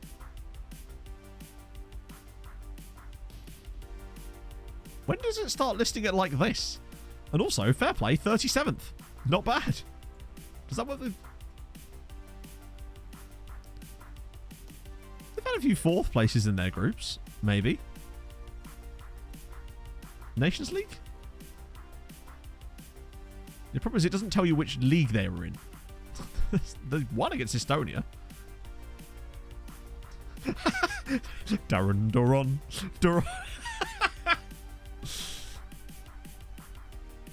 Yeah, can we actually look at that table? No, you can't. Damn it, yeah. It's a shame you can't really see that information. It's weird that it's just randomly started doing that in the overall table, which you are not privy to. It'd be cool if you could actually see them. I'm sure there's probably a hidden menu that we've forgotten about, as always. Dick Dickington. Do you know what? I think he might not be there. Ah, yes. You hate to see it. Namibian national team. Oh. Namibia. The Brave Warriors. Namibian national team. Go on, give me someone. They're all from the same teams.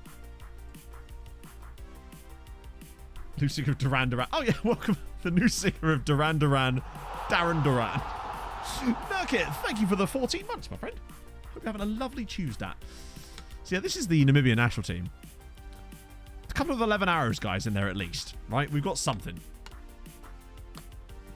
They've also got Peter Boys down here. Also, Jose Wolf is a cool name. Do I actually have their kits in the game? Oh, you can't see the kits here, can you? They're playing Eritrea soon, though. So there's that. 155th in the world. Competitions, do they get anything? No. No, they did not. Oh, actually, no, they did get to the Cup of Nations, though. Once. Hang on, they got to the second round of the Cup of Nations. Well, that's a good point, actually. Yeah, does it have the... Yep, yes, it does. Yes, it fucking does.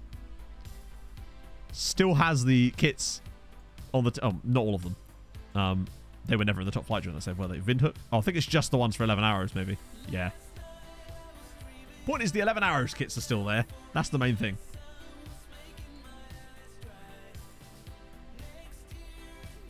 It's already begun. In the general tab. Oh, can you? Oh, yeah. It's different, slightly different to the one I'm wearing, admittedly. 11 Arrows have a kit because I managed 11 Arrows on FM21 during my last save. They were the first team we managed on African. They're the reason that we have no right backs. They were the ones responsible for me playing a right backless tactic for an entire save. Yeah, because this is... oh, it is an Umbro kit, actually. I was just trying to make the distinction clear, so when I hover here, it looks like I'm wearing it, alright? So don't judge me for this. Lazio. Then we can have a look at coefficient things. Emote's still a thing. Which emote? I've still got the emotes. They're in the archive. You can, like, archive emotes. So Lazio have not won anything. Any runners up? They did come runner up once in this save. And a few third places in this save, but not a lot more. Any Coppa Italias? No Europa Leagues? Wow. Lazio... oh, they have won a Conference League, to be fair. But not much beyond that, really. And a couple of youth leagues, actually. And lots and lots and lots of these. Of course it was when Sven was in charge, wasn't it? Yeah. Right, Farps. I know Farps came back up again briefly for a season. True, everyone has won a Conference League, including Grimsby Town. I love how they're just the same. Including Grimsby Town and... who was the other one? Bristol Rovers, that was the other one. It was Grimsby and Bristol Rovers. They deserve all the support. So Farps still sitting in the third tier. Can I see that? No. Oh, it does work for them. For other nations then. So actually Farps have spent several... they actually stayed up for a few years. 8th, 9th, 8th, 9th, 9th, and then back down again. Did Bournemouth did it? I think Bournemouth did it. Yeah, they did actually. Bournemouth have run it very recently. But that's less surprising than Grimsby Town and... particularly as Grimsby came from non-league, came up to the Premier League, got into Europe, won the Europa Conference League, then fucked off again and were back in the 6th tier again within 10 years. Very, very bizarre. Yeah, this was their very long barren spell. Wow, they spent a long time in the 2nd tier. Oh, it's glitching out. Just endlessly scrolling. Right.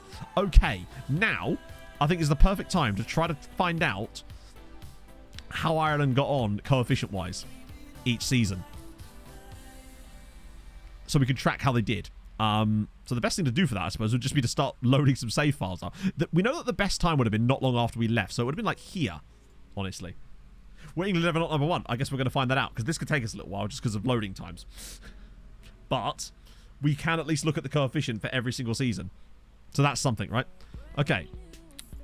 Coefficient places. Okay, so what did Ireland get on that yet? 8.3.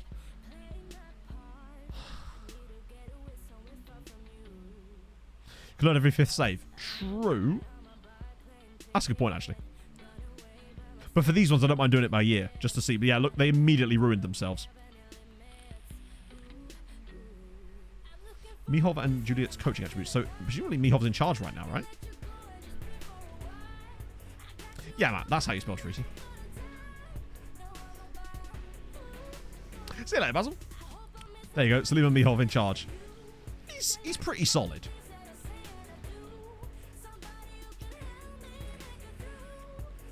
Oh, Grimsby Run. Yeah, for sure. But that's what I mean. I want to try and make videos like that about FM next year. That's one of my plans anyway. So yeah, he was the interim manager for the rest of that season. And at this point, he'd literally only lost 2 games of his first 59 matches in charge. Was racking up trophies left and right. What did he change at that point? So, yeah. Okay. So now what we can do is... Is it under Ireland? Let's just do it from here. It's there and then season summary, isn't it? And then we go to the bottom. Oh, there's wards too. So first Conference League knockout round by FC Köln. Dundalk out of the second knockout round by Real Sociedad. Sligo out of the Conference League quarter-final by Arsenal. Okay, Derry City from the Conference League semi by Arsenal. Hang on. How did they only get 8 points then? Yeah, we did all the sales earlier. Treaty lost the Champions League. Oh, that's the season we were in. That's the season we were just in. Oh, it's a year delayed. Of course it is, because the Irish League hasn't finished, so it's still got our previous one in it. So that's not counting the season we're in. Weirdly. Because that league hasn't finished yet. So it's going to be like a year removed, which is annoying. Because that's definitely... Look, because that's lost the Champions League to final to Real Madrid, and that was actually over a year before this, which is odd.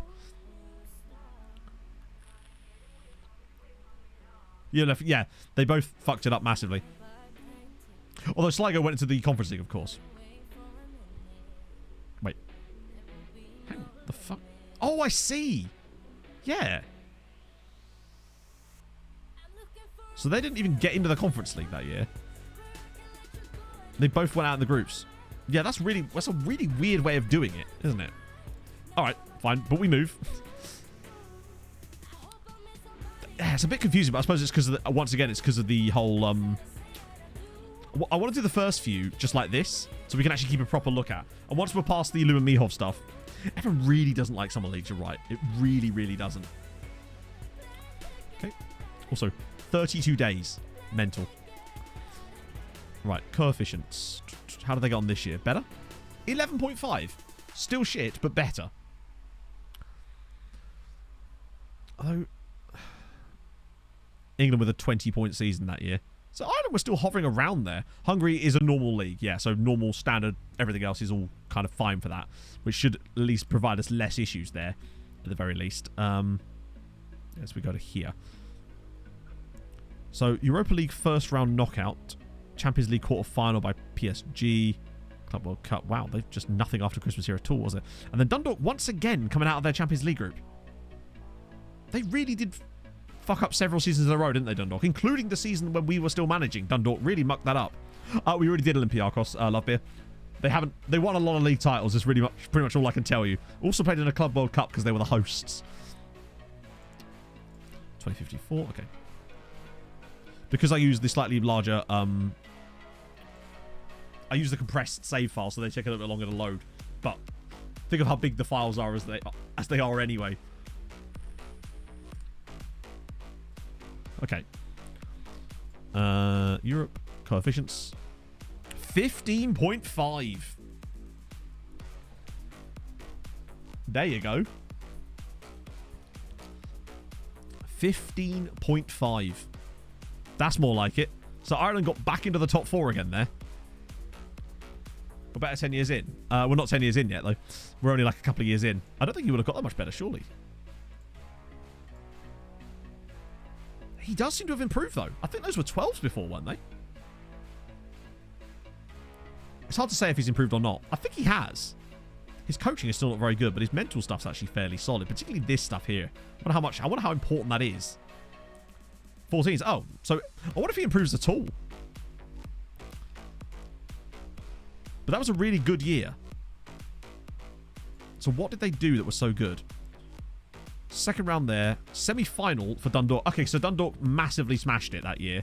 And obviously Treaty got to the semi-final as well. Dundalk were out of the playoff. That's for the next season, isn't it? And once again, it was Cork City that time. And Sligo this time went out in the group stages. But having a semi-final for both us and Dundalk clearly did a massive good for Ireland to get 15 points on the board. And that also indicates really good performances in the league. So that's good. It's progress. I just want to see if they get any higher than third. Part of me feels like there's going to be a random set of chances where they end up... What year are we in? 55, shit. Where they just... Oh, fuck. Where they end up going to like... second, just once or something. 6 negotiating, yeah.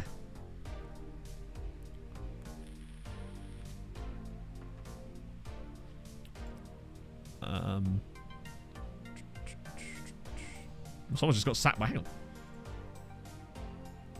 It's weird that they would sack him, honestly, but we move. Coefficient. Another 15-point season. Slap on the back there.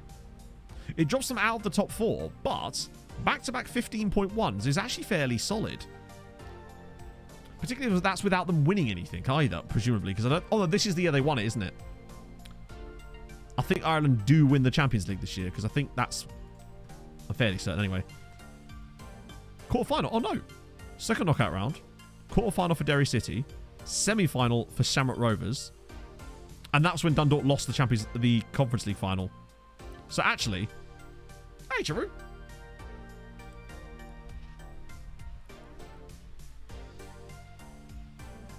I feel like those 3 straight years where they're going to win all 3 Champions Leagues could help. Yeah, Zenit knock out Derry City, then face Shamrock in the semi and knock them out as well. Oh, God, yeah, it could have been Derry versus Shamrock. But then Dundalk getting into the Champions League, the Europa League final there probably helped a lot, even though Treaty went out kind of early. It just feels like there's never quite the right combination of things to happen at the same time. But they're sort of hovering, right? They're still staying around the right point. Once we get past the Mihov era, we can just sort of take 5-year chunks and just have a little look. Because you could kind of see who was qualifying for what based on the number of Champions League, based on the Europe. When you look at the league tables, you could see who's qualified for stuff, so you could sort of see where the success might have come. So, oh, then they slipped to 7th? Oh, my God. So this is when it all went a little bit wrong for Ireland. 6.3. What in the hell happened this season? And that's going to be that right there is probably what's going to stop it from happening. 6.3. Good God, what happened? Did they all just go out? First knockout round, second knockout round, second knockout round. Dundalk got to a final. How in the fuck did...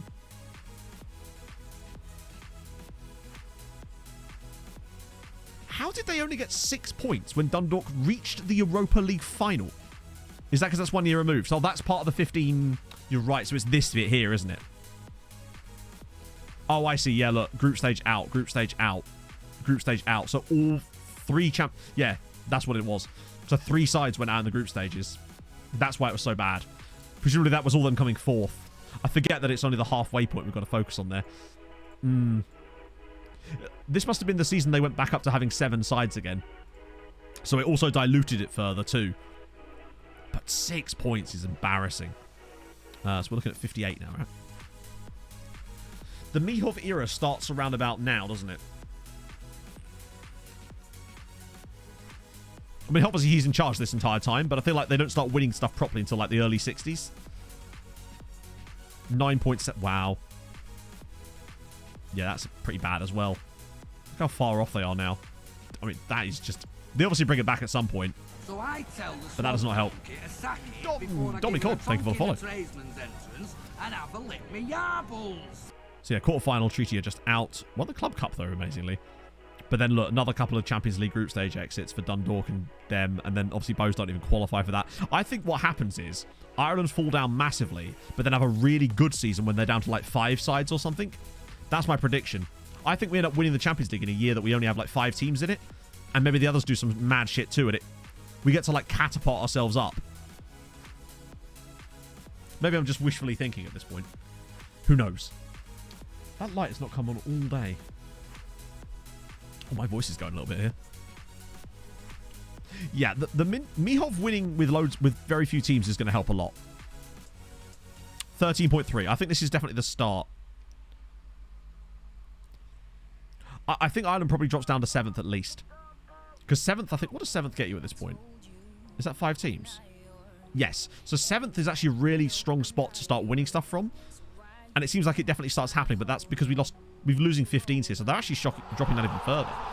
FFC down with the 27 bastard months. How the devil are you, Just a moment at work where he realized you were back live again. Dropped everything and ran back to my desk to resume. I'm so sad. Nah, mate. We're all happy days, hopefully. How are you, mate? Oh. That's better, at least. Due to cut wins rather than being top 4 in coefficient. Could be. Maybe. Yeah, plus there's always the choice that we could have had an 8 one season. Mad busy. Excellent to hear. I'm good. Just moving myself back into things again now, which is nice. So they had... Oh, wow. Second round, semi-final there. Dundalk out in the group stages. But that's only one elimination in the group stages there. Is probably... I reckon this next season is going to be really strong. Which we kind of already know, don't we? So...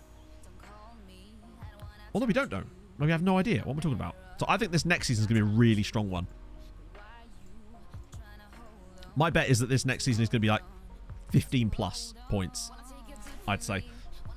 Anything big happen? God, so very fucking much. I can't even think of stuff off the top of my head now because we've been at this for such a long time. Grimsby winning the Conference League. Bristol Rovers winning the Conference League. Those things especially. Torquay being in the Premier League. Sheffield United won 2 Champions Leagues. Lots of Irish teams winning stuff too. Just not quite. Dundalk lost 6 Europa League finals. Coefficients. 14.8. Okay, not ideal, but still better. They actually slipped to 8th here. Oh yeah, that and Mihov taking over from me and winning 5 Champions League titles. That's probably with Juliet as his assistant. Things you'd love to see. Mansfield, Hartlepool in the Prem as well. Wrexham in there too. There was some other mad shit in there too. Bradford came 2nd one season. So yeah, they're dropping off here, but I think they're going to pull back up again. See what I mean? I feel like 2nd is not... We had more points than that at one stage, I think. Probably, yeah. Still being substituted. Now comes the Mihov era, I'd say. Augustin, thank you for the follow. 2 blocks from here. So just one team. God, Dundalk just will not stop going out here, will they? Celtic came 11th, yeah. Scunthorpe in the... Georgia getting to the final of the Euros and losing 6-1 in extra time. That was pretty good too. That was the first knockout round exit as well. God, all we need is one of those seasons where, like, Dundalk lose a final, Shamrock win one, and we win one at the same time. The Shamrock semi-final definitely helped them massively, yeah. All right, we move. 61 then. Wales won a World Cup too. That's gone under the radar there, isn't it? Wales won a World Cup. We're just like, eh. Home nation's OP. Right. This needs to be another solid year. 14.9. Okay. Now we're getting some consistency back again. A 13.3, 14.8, 14.9. It's solid numbers, if not spectacular. But getting rid of a 6 and a 9 here is going to help massively over the next few seasons. Dundalk losing every final there. They did win a Conference League, I think. I think they won 2 Conference Leagues, actually. Scotland now all the way back up there again. But look how tight it is between these nations now. They're already going to get dumped straight back up into 4th spot again. They could get back to 3rd quite easily, I think. In fact, I wouldn't be surprised if that's exactly what they did very soon. Yeah, we're dumping some huge scores over the next... If they have 2 consistent seasons... Because look, if they had like another 15 here, that goes to 58. Another 15 here. That takes you like 68. If Spain drop, I don't know. I think there's still second. Third is definitely doable. Wait, we want 61. Which season was this? First knockout round, semi-final there. Semi-final for us. So it's right before here. And then unfortunately Dundalk. Oh, God. Oh, that's fine. They'll drop down.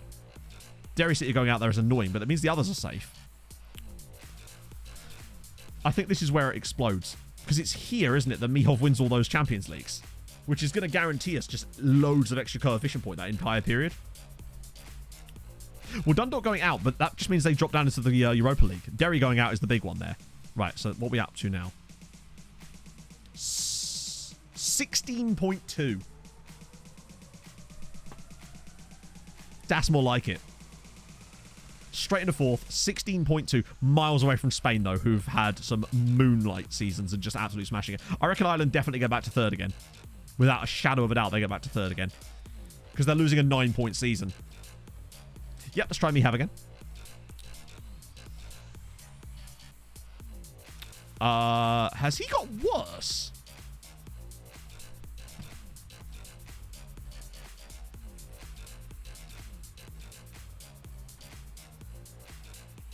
And remember, we're losing that 9-point season. Motivating is now... he has got worse. Maybe he gets really good motivating right at the perfect time. He maybe will be garbage, but he's also probably a better manager than I. 88% win percentage since he's taken over. Even our win percentage was only like 76. That's annoying, because he's been in charge like 10 years now. He's, what, 56 years old at this point. If he was going to improve, I think he would have done it by now, right? What a guy. Yeah, only lost 31 matches out of 600. What a man. His tactical knowledge has gone up. Yes. You'll love to see it. Man doesn't need to motivate. They don't know they already know what they need to do. Yeah, so Sligo Rovers dropping out there is fine. That one is annoying, but it is Spurs. So yeah, Dundalk, that was when they lost a champ. So there you go, yeah. Oh, so that was when Dundalk were in a final. We were in a semi. Julia, I don't have a... We'll have to go back and look at that. We don't know what he was like at the beginning. I've forgotten. 63. I'll check him how he looks in a minute, though.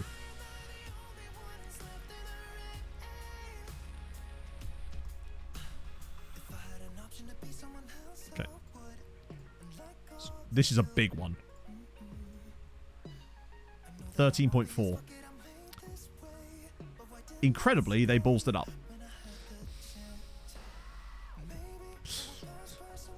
Incredibly, they balls that season up. So they remain fourth. But there's a huge gap now to everyone below them. But they've got zero chance of catching Spain at this rate. It seems like Ireland did well. Treaty did well, but then none of the others did. Is he still the assistant manager? Oh, he's not. Oh, he doesn't take over till...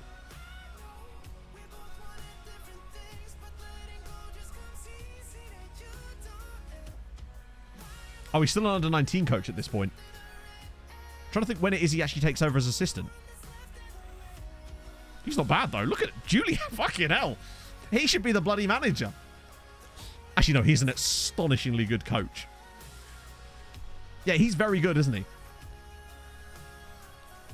Late in the Mihov reign. Yeah, I think it's like 2068 that he comes in, right?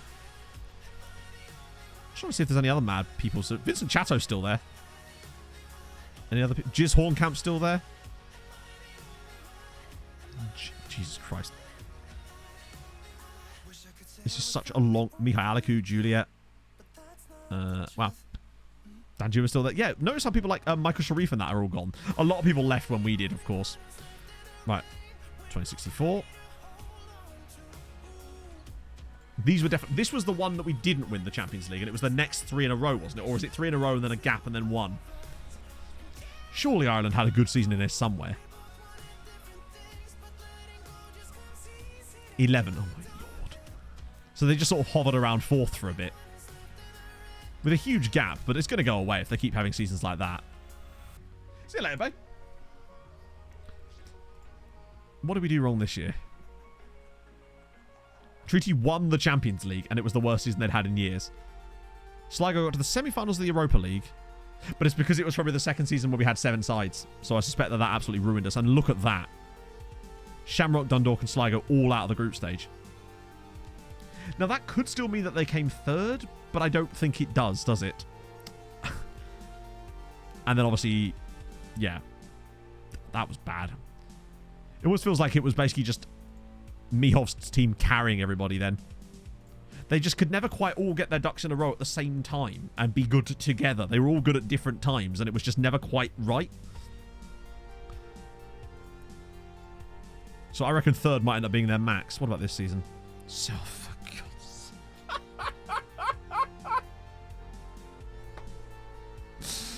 oh, God, on a bike. 6.6.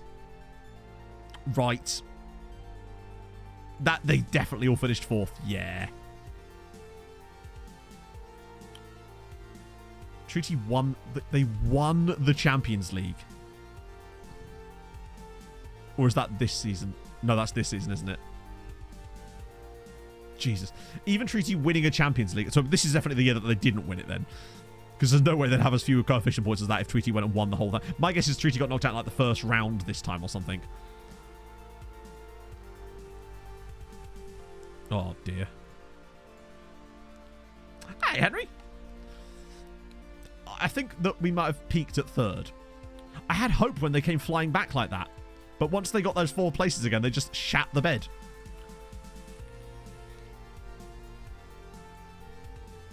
$10 points. Yeah, they've had it. Look at that. All the way down to 8th again. They just can't stay consistent for long enough. Meanwhile, Spain are absolutely shitting the bed as well, and Italy have managed to catch them back up again. But what on earth happened this season?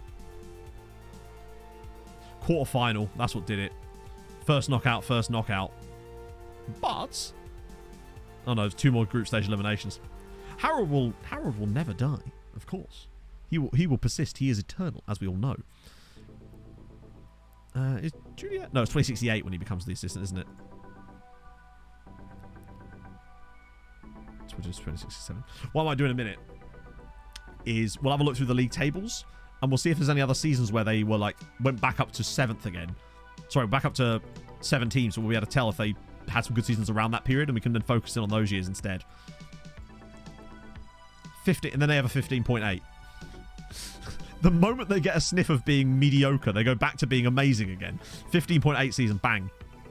Exactly. As long as chat exists, Harold Bishop Ultras will exist in with it. Got from 8th spot. What does that even mean? What does 8th do? Oh, 8th is basically the same. It literally is the same. Yeah, we can definitely do that. The Treaty, the 3-peat season, and the 36, that was 59, wasn't it? Season summary. Champions League. Oh, wait, hang on.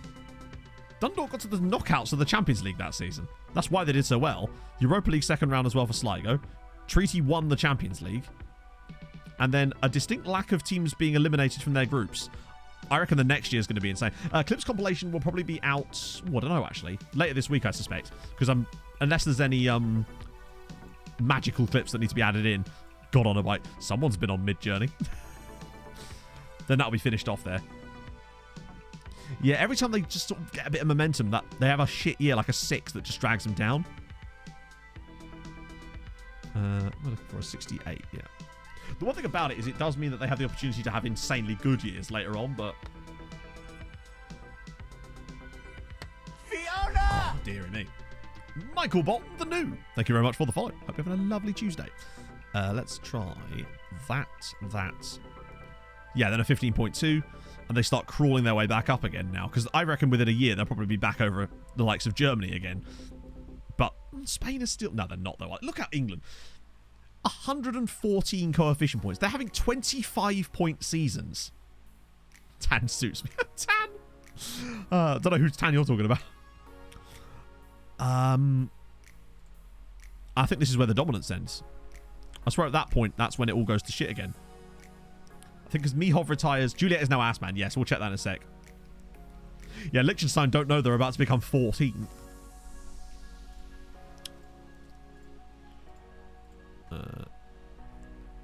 And then a 12, but that's still progress. Moves them sort of close to these guys.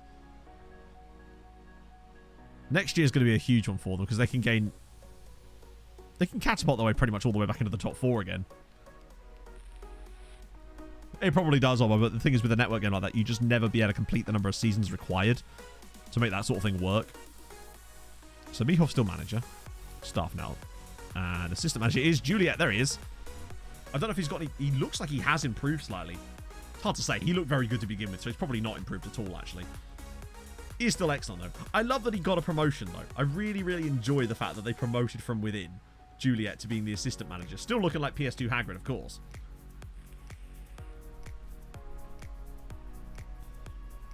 What was I going to do? Oh, yeah. I think at this point, our best bet is to go back to the original save and then try and find a couple of pinpointable years later on when maybe there was some good coefficient floating about. But I think it's probably unlikely that they did any. I think 4th is probably the highest they got. Obviously, we had the 3rd. So there's 5 teams there. So there's 6 there. What we kind of need to do is find a 7. Because then we'll know that they succeeded in the years leading up to that. There's 6 again. A nice little run of 6s there. That was quite a good little run. Yeah, the fact that Robbie Coltrane died. That's horrible. He was so young as well.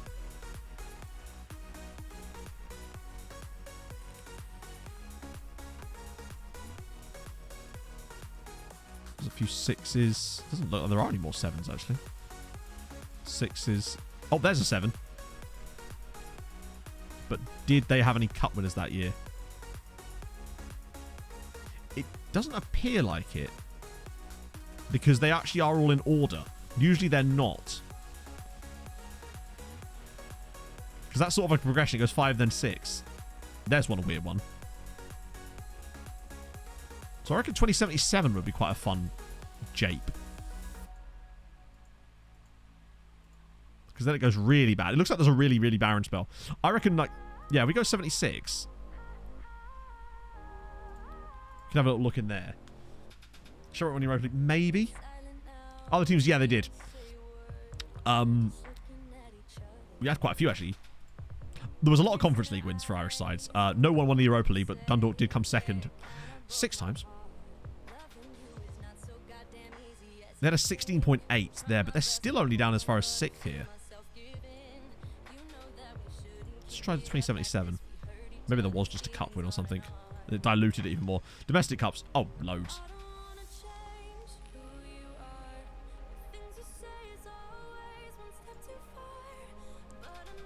It's like too many to count almost. Ah, there we go. Back in 4th again. But not with a particularly impressive tally. They only just snuck into 4th. And look how close it is between all the way down to 7th, really. They weren't like flying up into 4th or anything. They just sort of snuck in there. Although these next couple of seasons could be good for them. Because there's an 8 going away there. Maybe 78? Watch them just lose it again. Yeah, 79 would get rid of the 8 as well. Get rid of that 8-point season too.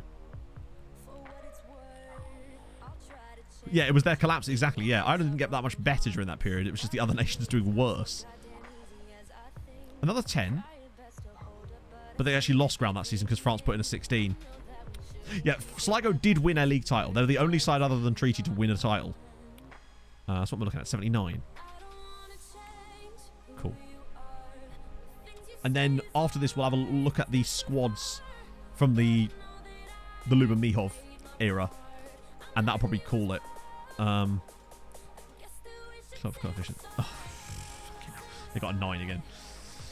They just could never be quite... Once you get them there, they're kind of in this little area where the clubs just cannot seem to get the clout to continue growing enough. They're just never able to be good enough together, it seems. So they never quite got back to the 3rd place where we got them very briefly. They only ever kind of got... So when was the best Luba Mihov era? Actually, we can find out here, can't we? Because we're already far enough into the future to check. It was... This is prior... This is after Mihov, anyway. So Mihov was winning Champions League. What was his last Champions League?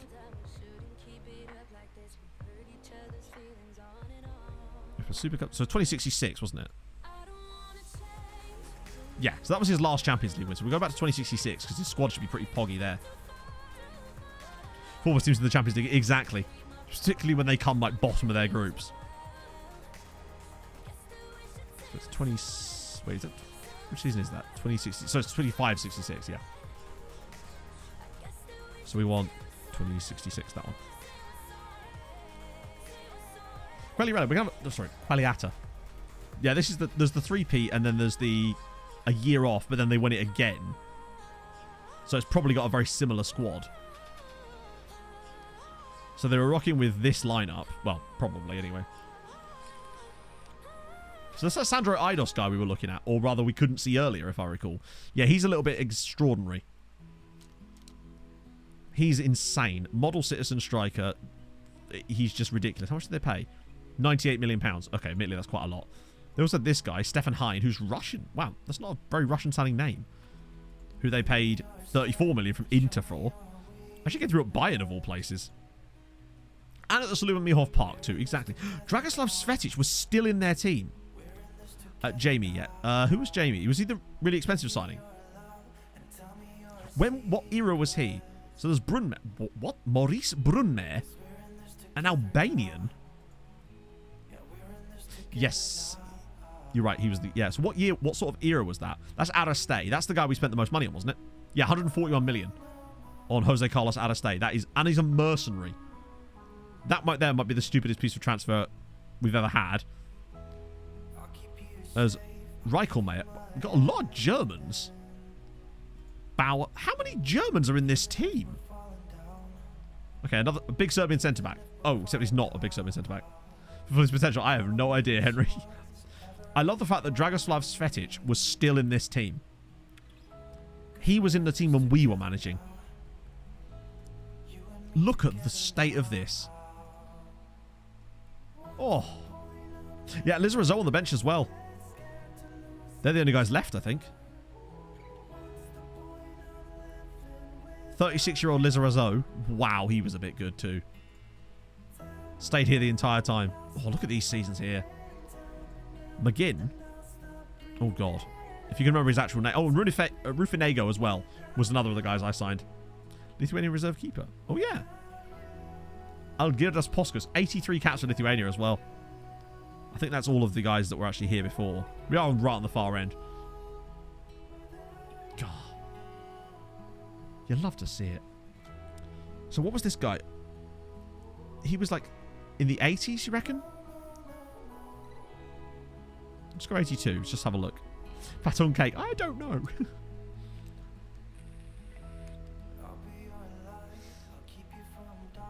Neil didn't sack Doran. No, Doran just disappeared, essentially. Sadly. Let's see if they've got him here. Key player. Here we go. Alejandro Jaime or Jaime. Oh, my God. Came through at Sporting Cristobal. Arsenal paid 600k, and then 2 years later, Treaty shipped 81 million pounds for him. But, like, look at the state of this guy. He's an absolute monster. Still only on 140k a week, though. Shows that we actually kept our brain, like, everything down. Yeah, I mean, the thing is, he's got good natural fitness, so my suspicion is he's actually as good as this. Oh. I was going to say, if it was me, he would have signed for us before Arsenal because we'd have found him. Emmett's gone to... He's gone to be with Jackson Mills. Of course he has. This guy... I mean, how many Ballon d'Ors did he win?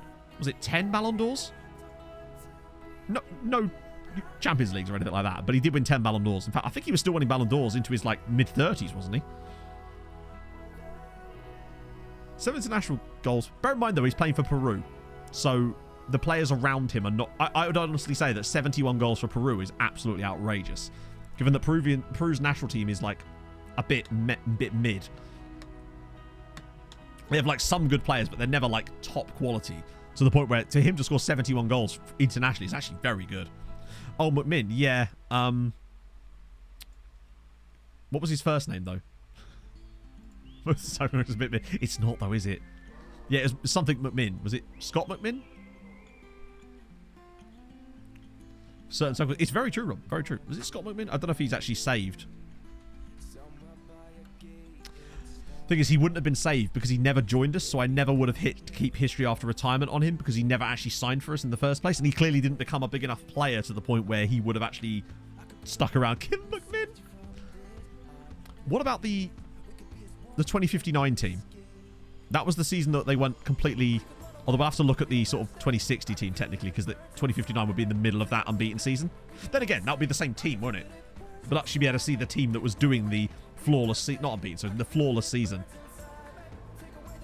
Well, there's increased AI ability that should be more easy for other teams to decide to pick up good players. I think it's very unlikely that's how it's going to work. I just have a horrible feeling that that's just not what that's going to be at all. From all the stuff I've seen, from all like the screenshots that we've seen online and all that sort of stuff, it just doesn't look like that to me. Right, so let's have a look at the team. Treaty United. Okay, so there should be a lot of players we recognise in this lineup, right?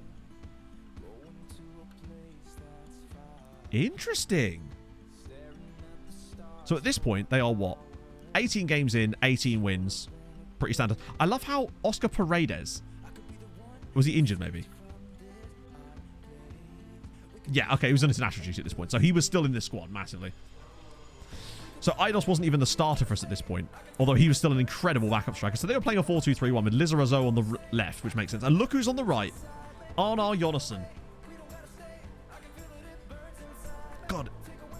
He was a homegrown youth prospect. The world is ending. I know. Incredible, Mr. Progger. We just had more stuff to look through. So we thought we'd just keep going. Although I'm going to stop in a minute. But still. That still makes me sad. To see the fact that Treaty let him go to United for free and then bought him back for £103 million. Sad times. But Swiatek was still our keeper at this point and easily would have won Golden Glove repeatedly, surely. 124 caps for Poland at that point. Rufinego was delightfully excellent. Still quite young. Yeah, and Jizzy. Jizzy just never quite lived up to the expectations of him. I wonder where Jizzy even is at this point in the save. This might be... He's probably moved to Milan by now. Kvetic still in there, along with Gabriel Guedes, who was not a player I signed, but a guy that Treaty spent £1 million on. Fair play. Good business.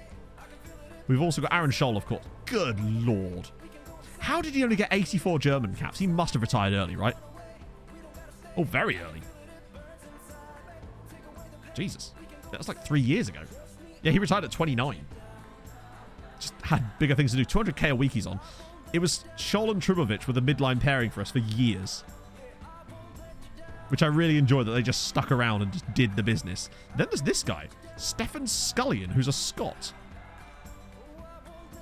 Who they signed for £58 million. Well, I still made profit on him. God damn. What about the bench? There's this guy, of course. King Netshodwe. Or Neshodwe. South African. Who we probably paid too much from Liverpool. God, yeah. So this is the thing. Once we left Treaty, we went from being this team to this team. I.e., we were the team that found the players cheap and then sold them on to the Liverpools. Whereas now, we're now the team that buys from the Liverpools after they've already got the players really cheap. That's our biggest... Probably why they had so much trouble. Spoon feed at other clubs. Oh, you absolutely will. Absolutely will. I'm almost certain of it. Oh, who's this guy? Dario Echeverry. Or Echeverry. Yeah, again, same thing. 30 million paid, 81 million Treaty played. Paul Oakley. Right, I want to know what happened with this. I'm fairly certain we paid... Oh, we did, didn't we? Fucking hell. We bought him off United for 2.6 million. Loaned him for ages. He then went to Dundalk for free. Then to Manchester United for £69 million. Man United paid Dundalk 70 million nearly for a player. And then we bought him back again for 79 million quid. Yeah, we're the ones paying for Man United's get... At this point, they had a second goalkeeper on the bench as well, Rodrigo Guit, who's Irish. Did I sign him? Oh, I did. No, I didn't. Wait, hang on. He joined Dundalk on a free. It was basically us just handing Dundalk 69, which I'm sure they spent very wisely, as they often do in these situations. Holvoot's still there, still knocking about. 36 years old at this point. Leonel Sierra, God, he's 31. And obviously Paredes is now... Oh, he's still only 29 at this point. And he did have some gaps in his game. He's still outrageous, but he had a few gaps in there. Still, that was kind of mental. What was I even going to do at this point? That is just insane that they managed to just... I think, all in all, though, I'm still pretty happy with the fact that Treaty went and won 5 more Champions League titles in our absence. The fact that Luben Mihov was the man to do it, with Juliet as his assistant. Admittedly, Juliet came in after the Champions League wins. Mihov has to be the manager for the next save now, with well, presumably still Thias Freeze as his assistant, but he has to be. I feel like just that alone has pretty much won the battle for him there. And the fact that we still had, like, how many other Irish sides? I can't remember the exact number, because we didn't win any Europa Leagues. But there was still a fair few of these, wasn't there? I'm trying to think off the top of my head how many there were. So there's one there for Shamrock. Oh, that's the early. That's the one they won during the save, Matt. You're an idiot. Oh, I'm an idiot. I was in the wrong save file. Freeze does Doff. I don't want too many people. I think Freeze should still be the assistant. No, yeah, Nomads is going to be mad. In terms of the... There we go. I reckon you'll see some absolute... I think there's a chance that you could see multiple Scandi teams in the top 4 in Nomads because all of those leagues are switched on. I have turned England on, by the way, for that. Although maybe I should turn it off. I don't know. Exactly. That was happening during the save, let alone what could happen now. Right. What am I doing? I've forgotten. Oh, yeah. I'm trying to count up how many Irish sides won these. So there was... Grosso. Oh, God, imagine. I love that. The Grosser Foot Las Palmas final was something else. So Sligo won one. So that's 1. We had 3 Shamrock Rovers ones there. So that's 4. Then another one there. So that's 5. 6 for Dundalk there. And then obviously 7 there. So 7 Europa Conference Leagues for Irish sides. Not including us as well because we didn't win any. That's not bad. Well, that's the thing. I was really careful when going through and saving players because I think the Nomads one's going to be even more bizarre, honestly. Because so much of this is focused on Ireland, whereas with Nomads, there's going to be so many more leagues that we sort of have interest in that I think things are going to be quite fascinating. Plus, there won't be the rise of Scotland in there. You'll get this weirdness with all the other Scandi nations instead, which is going to be fascinating. But I do think I'm probably going to have to call it that. I was about to save the game for no reason because we've literally not done anything. So it'll be during the day. So Nomad stream will be during the day, just like this one was, because I forgot there was Premier League football in the evening this week. Just didn't realise that was even going to be a thing. So yeah, Nomads will be similar stuff, of course. Back on Thursday for a bit of Nordic Nomads. We've been like 5 hours today, so it's longer than normal. God knows what could happen with Nomads. I realised I was actually only able to open the requests for 2 full minutes in the entire stream. That's just one of those things. Nomads will probably be quite a similar story, honestly, but we got like 80 lookups in the 1 minute I opened it the second time around, and that's literally taken us the entire time. But this is the final episode of Treaty in any form. And I'll tell you what, I think it's been a good old ride. Literally 2 minutes of requests for 5 hours of content, precisely. I'm glad I did it that way as well, rather than having all the quests at the very start and then working through the entire thing. That worked way better. Oh, God almighty. That was extremely fun. Harold Bishop to round it off. You're right. They say community engagement is hard. Well, you just have to think of the right things. Looking for FN23. Exclamation mark plans, and you will get your answer, my friend. Right, let me just find the button. I'm sad to see this save go. I'll try to find a way to put not only this save file up, the one in 20 whatever, but also the one right before I retired, or the one right after I retired. I can't remember which one I've actually got saved. I don't know where I'm going to upload them at the moment because they are absolutely mahoosive. But I've had a fucking lovely time with this save, my friends. And obviously we'll be back for Nomads on... Might be a slightly different audience on Thursday. It's going to be fun. I hope you'll still check it out even if you don't watch the YouTube stuff. Because it's going to be like this, just with Scandi sites. and all kinds of shit. And then I don't know what the weekend's going to behold. Probably won't be a stream unless there's a beta drop. Then obviously there will be. But hopefully the beta doesn't drop because I have to work on shit. There's a lot of stuff I've still got to sort out and ready to go. Oh, dear. So... And then obviously we've got... Dundee United, we've got MTK, we've got Blue Star in a bit. Obviously, Blue Star will start quite late. That'll be like December, I suspect, because it will take me a while to fix that stuff together. But imagine if it drops Thursday. I really hope it doesn't. Even if it, by the way, if it does drop before the weekend, then the stream will obviously still be on Sunday, probably. Not probably. That's my, my new stream days. I'm going to make a video tomorrow, which will talk all about plans, all that sort of jazz, including stream changes and all that jazz, basically. So that will be out tomorrow night. I just need to work on that, but also need to somehow edit this down into perhaps a video or something. Oh, right. Do you know what I think we should do? I think we should do a cheeky little Harold Bishop Ultras to finish things off. I'll give you 5 seconds. You know what to do. And maybe, actually, along with your Harolds in chat, maybe get as many... And a Twitch Clips video too as well. as many treaty badges as you could possibly imagine, because this is probably the last time you're going to get to use them, because it's going to get removed and archived very soon. So make the most of it while you can, I suppose, my friends. I'll give you 5 seconds, and a 5, and a 4, and a 3, and a 2, and a 1. Take it away, Harold, and the treaty, Harold Bishop Ultras. The minute you get uptight, you're dead.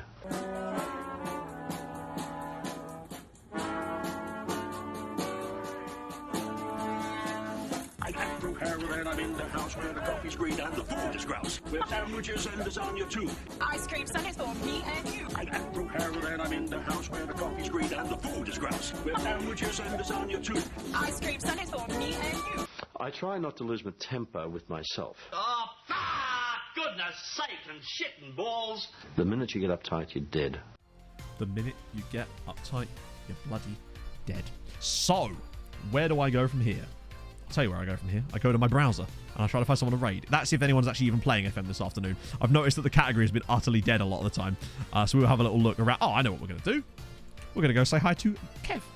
Because of course we are.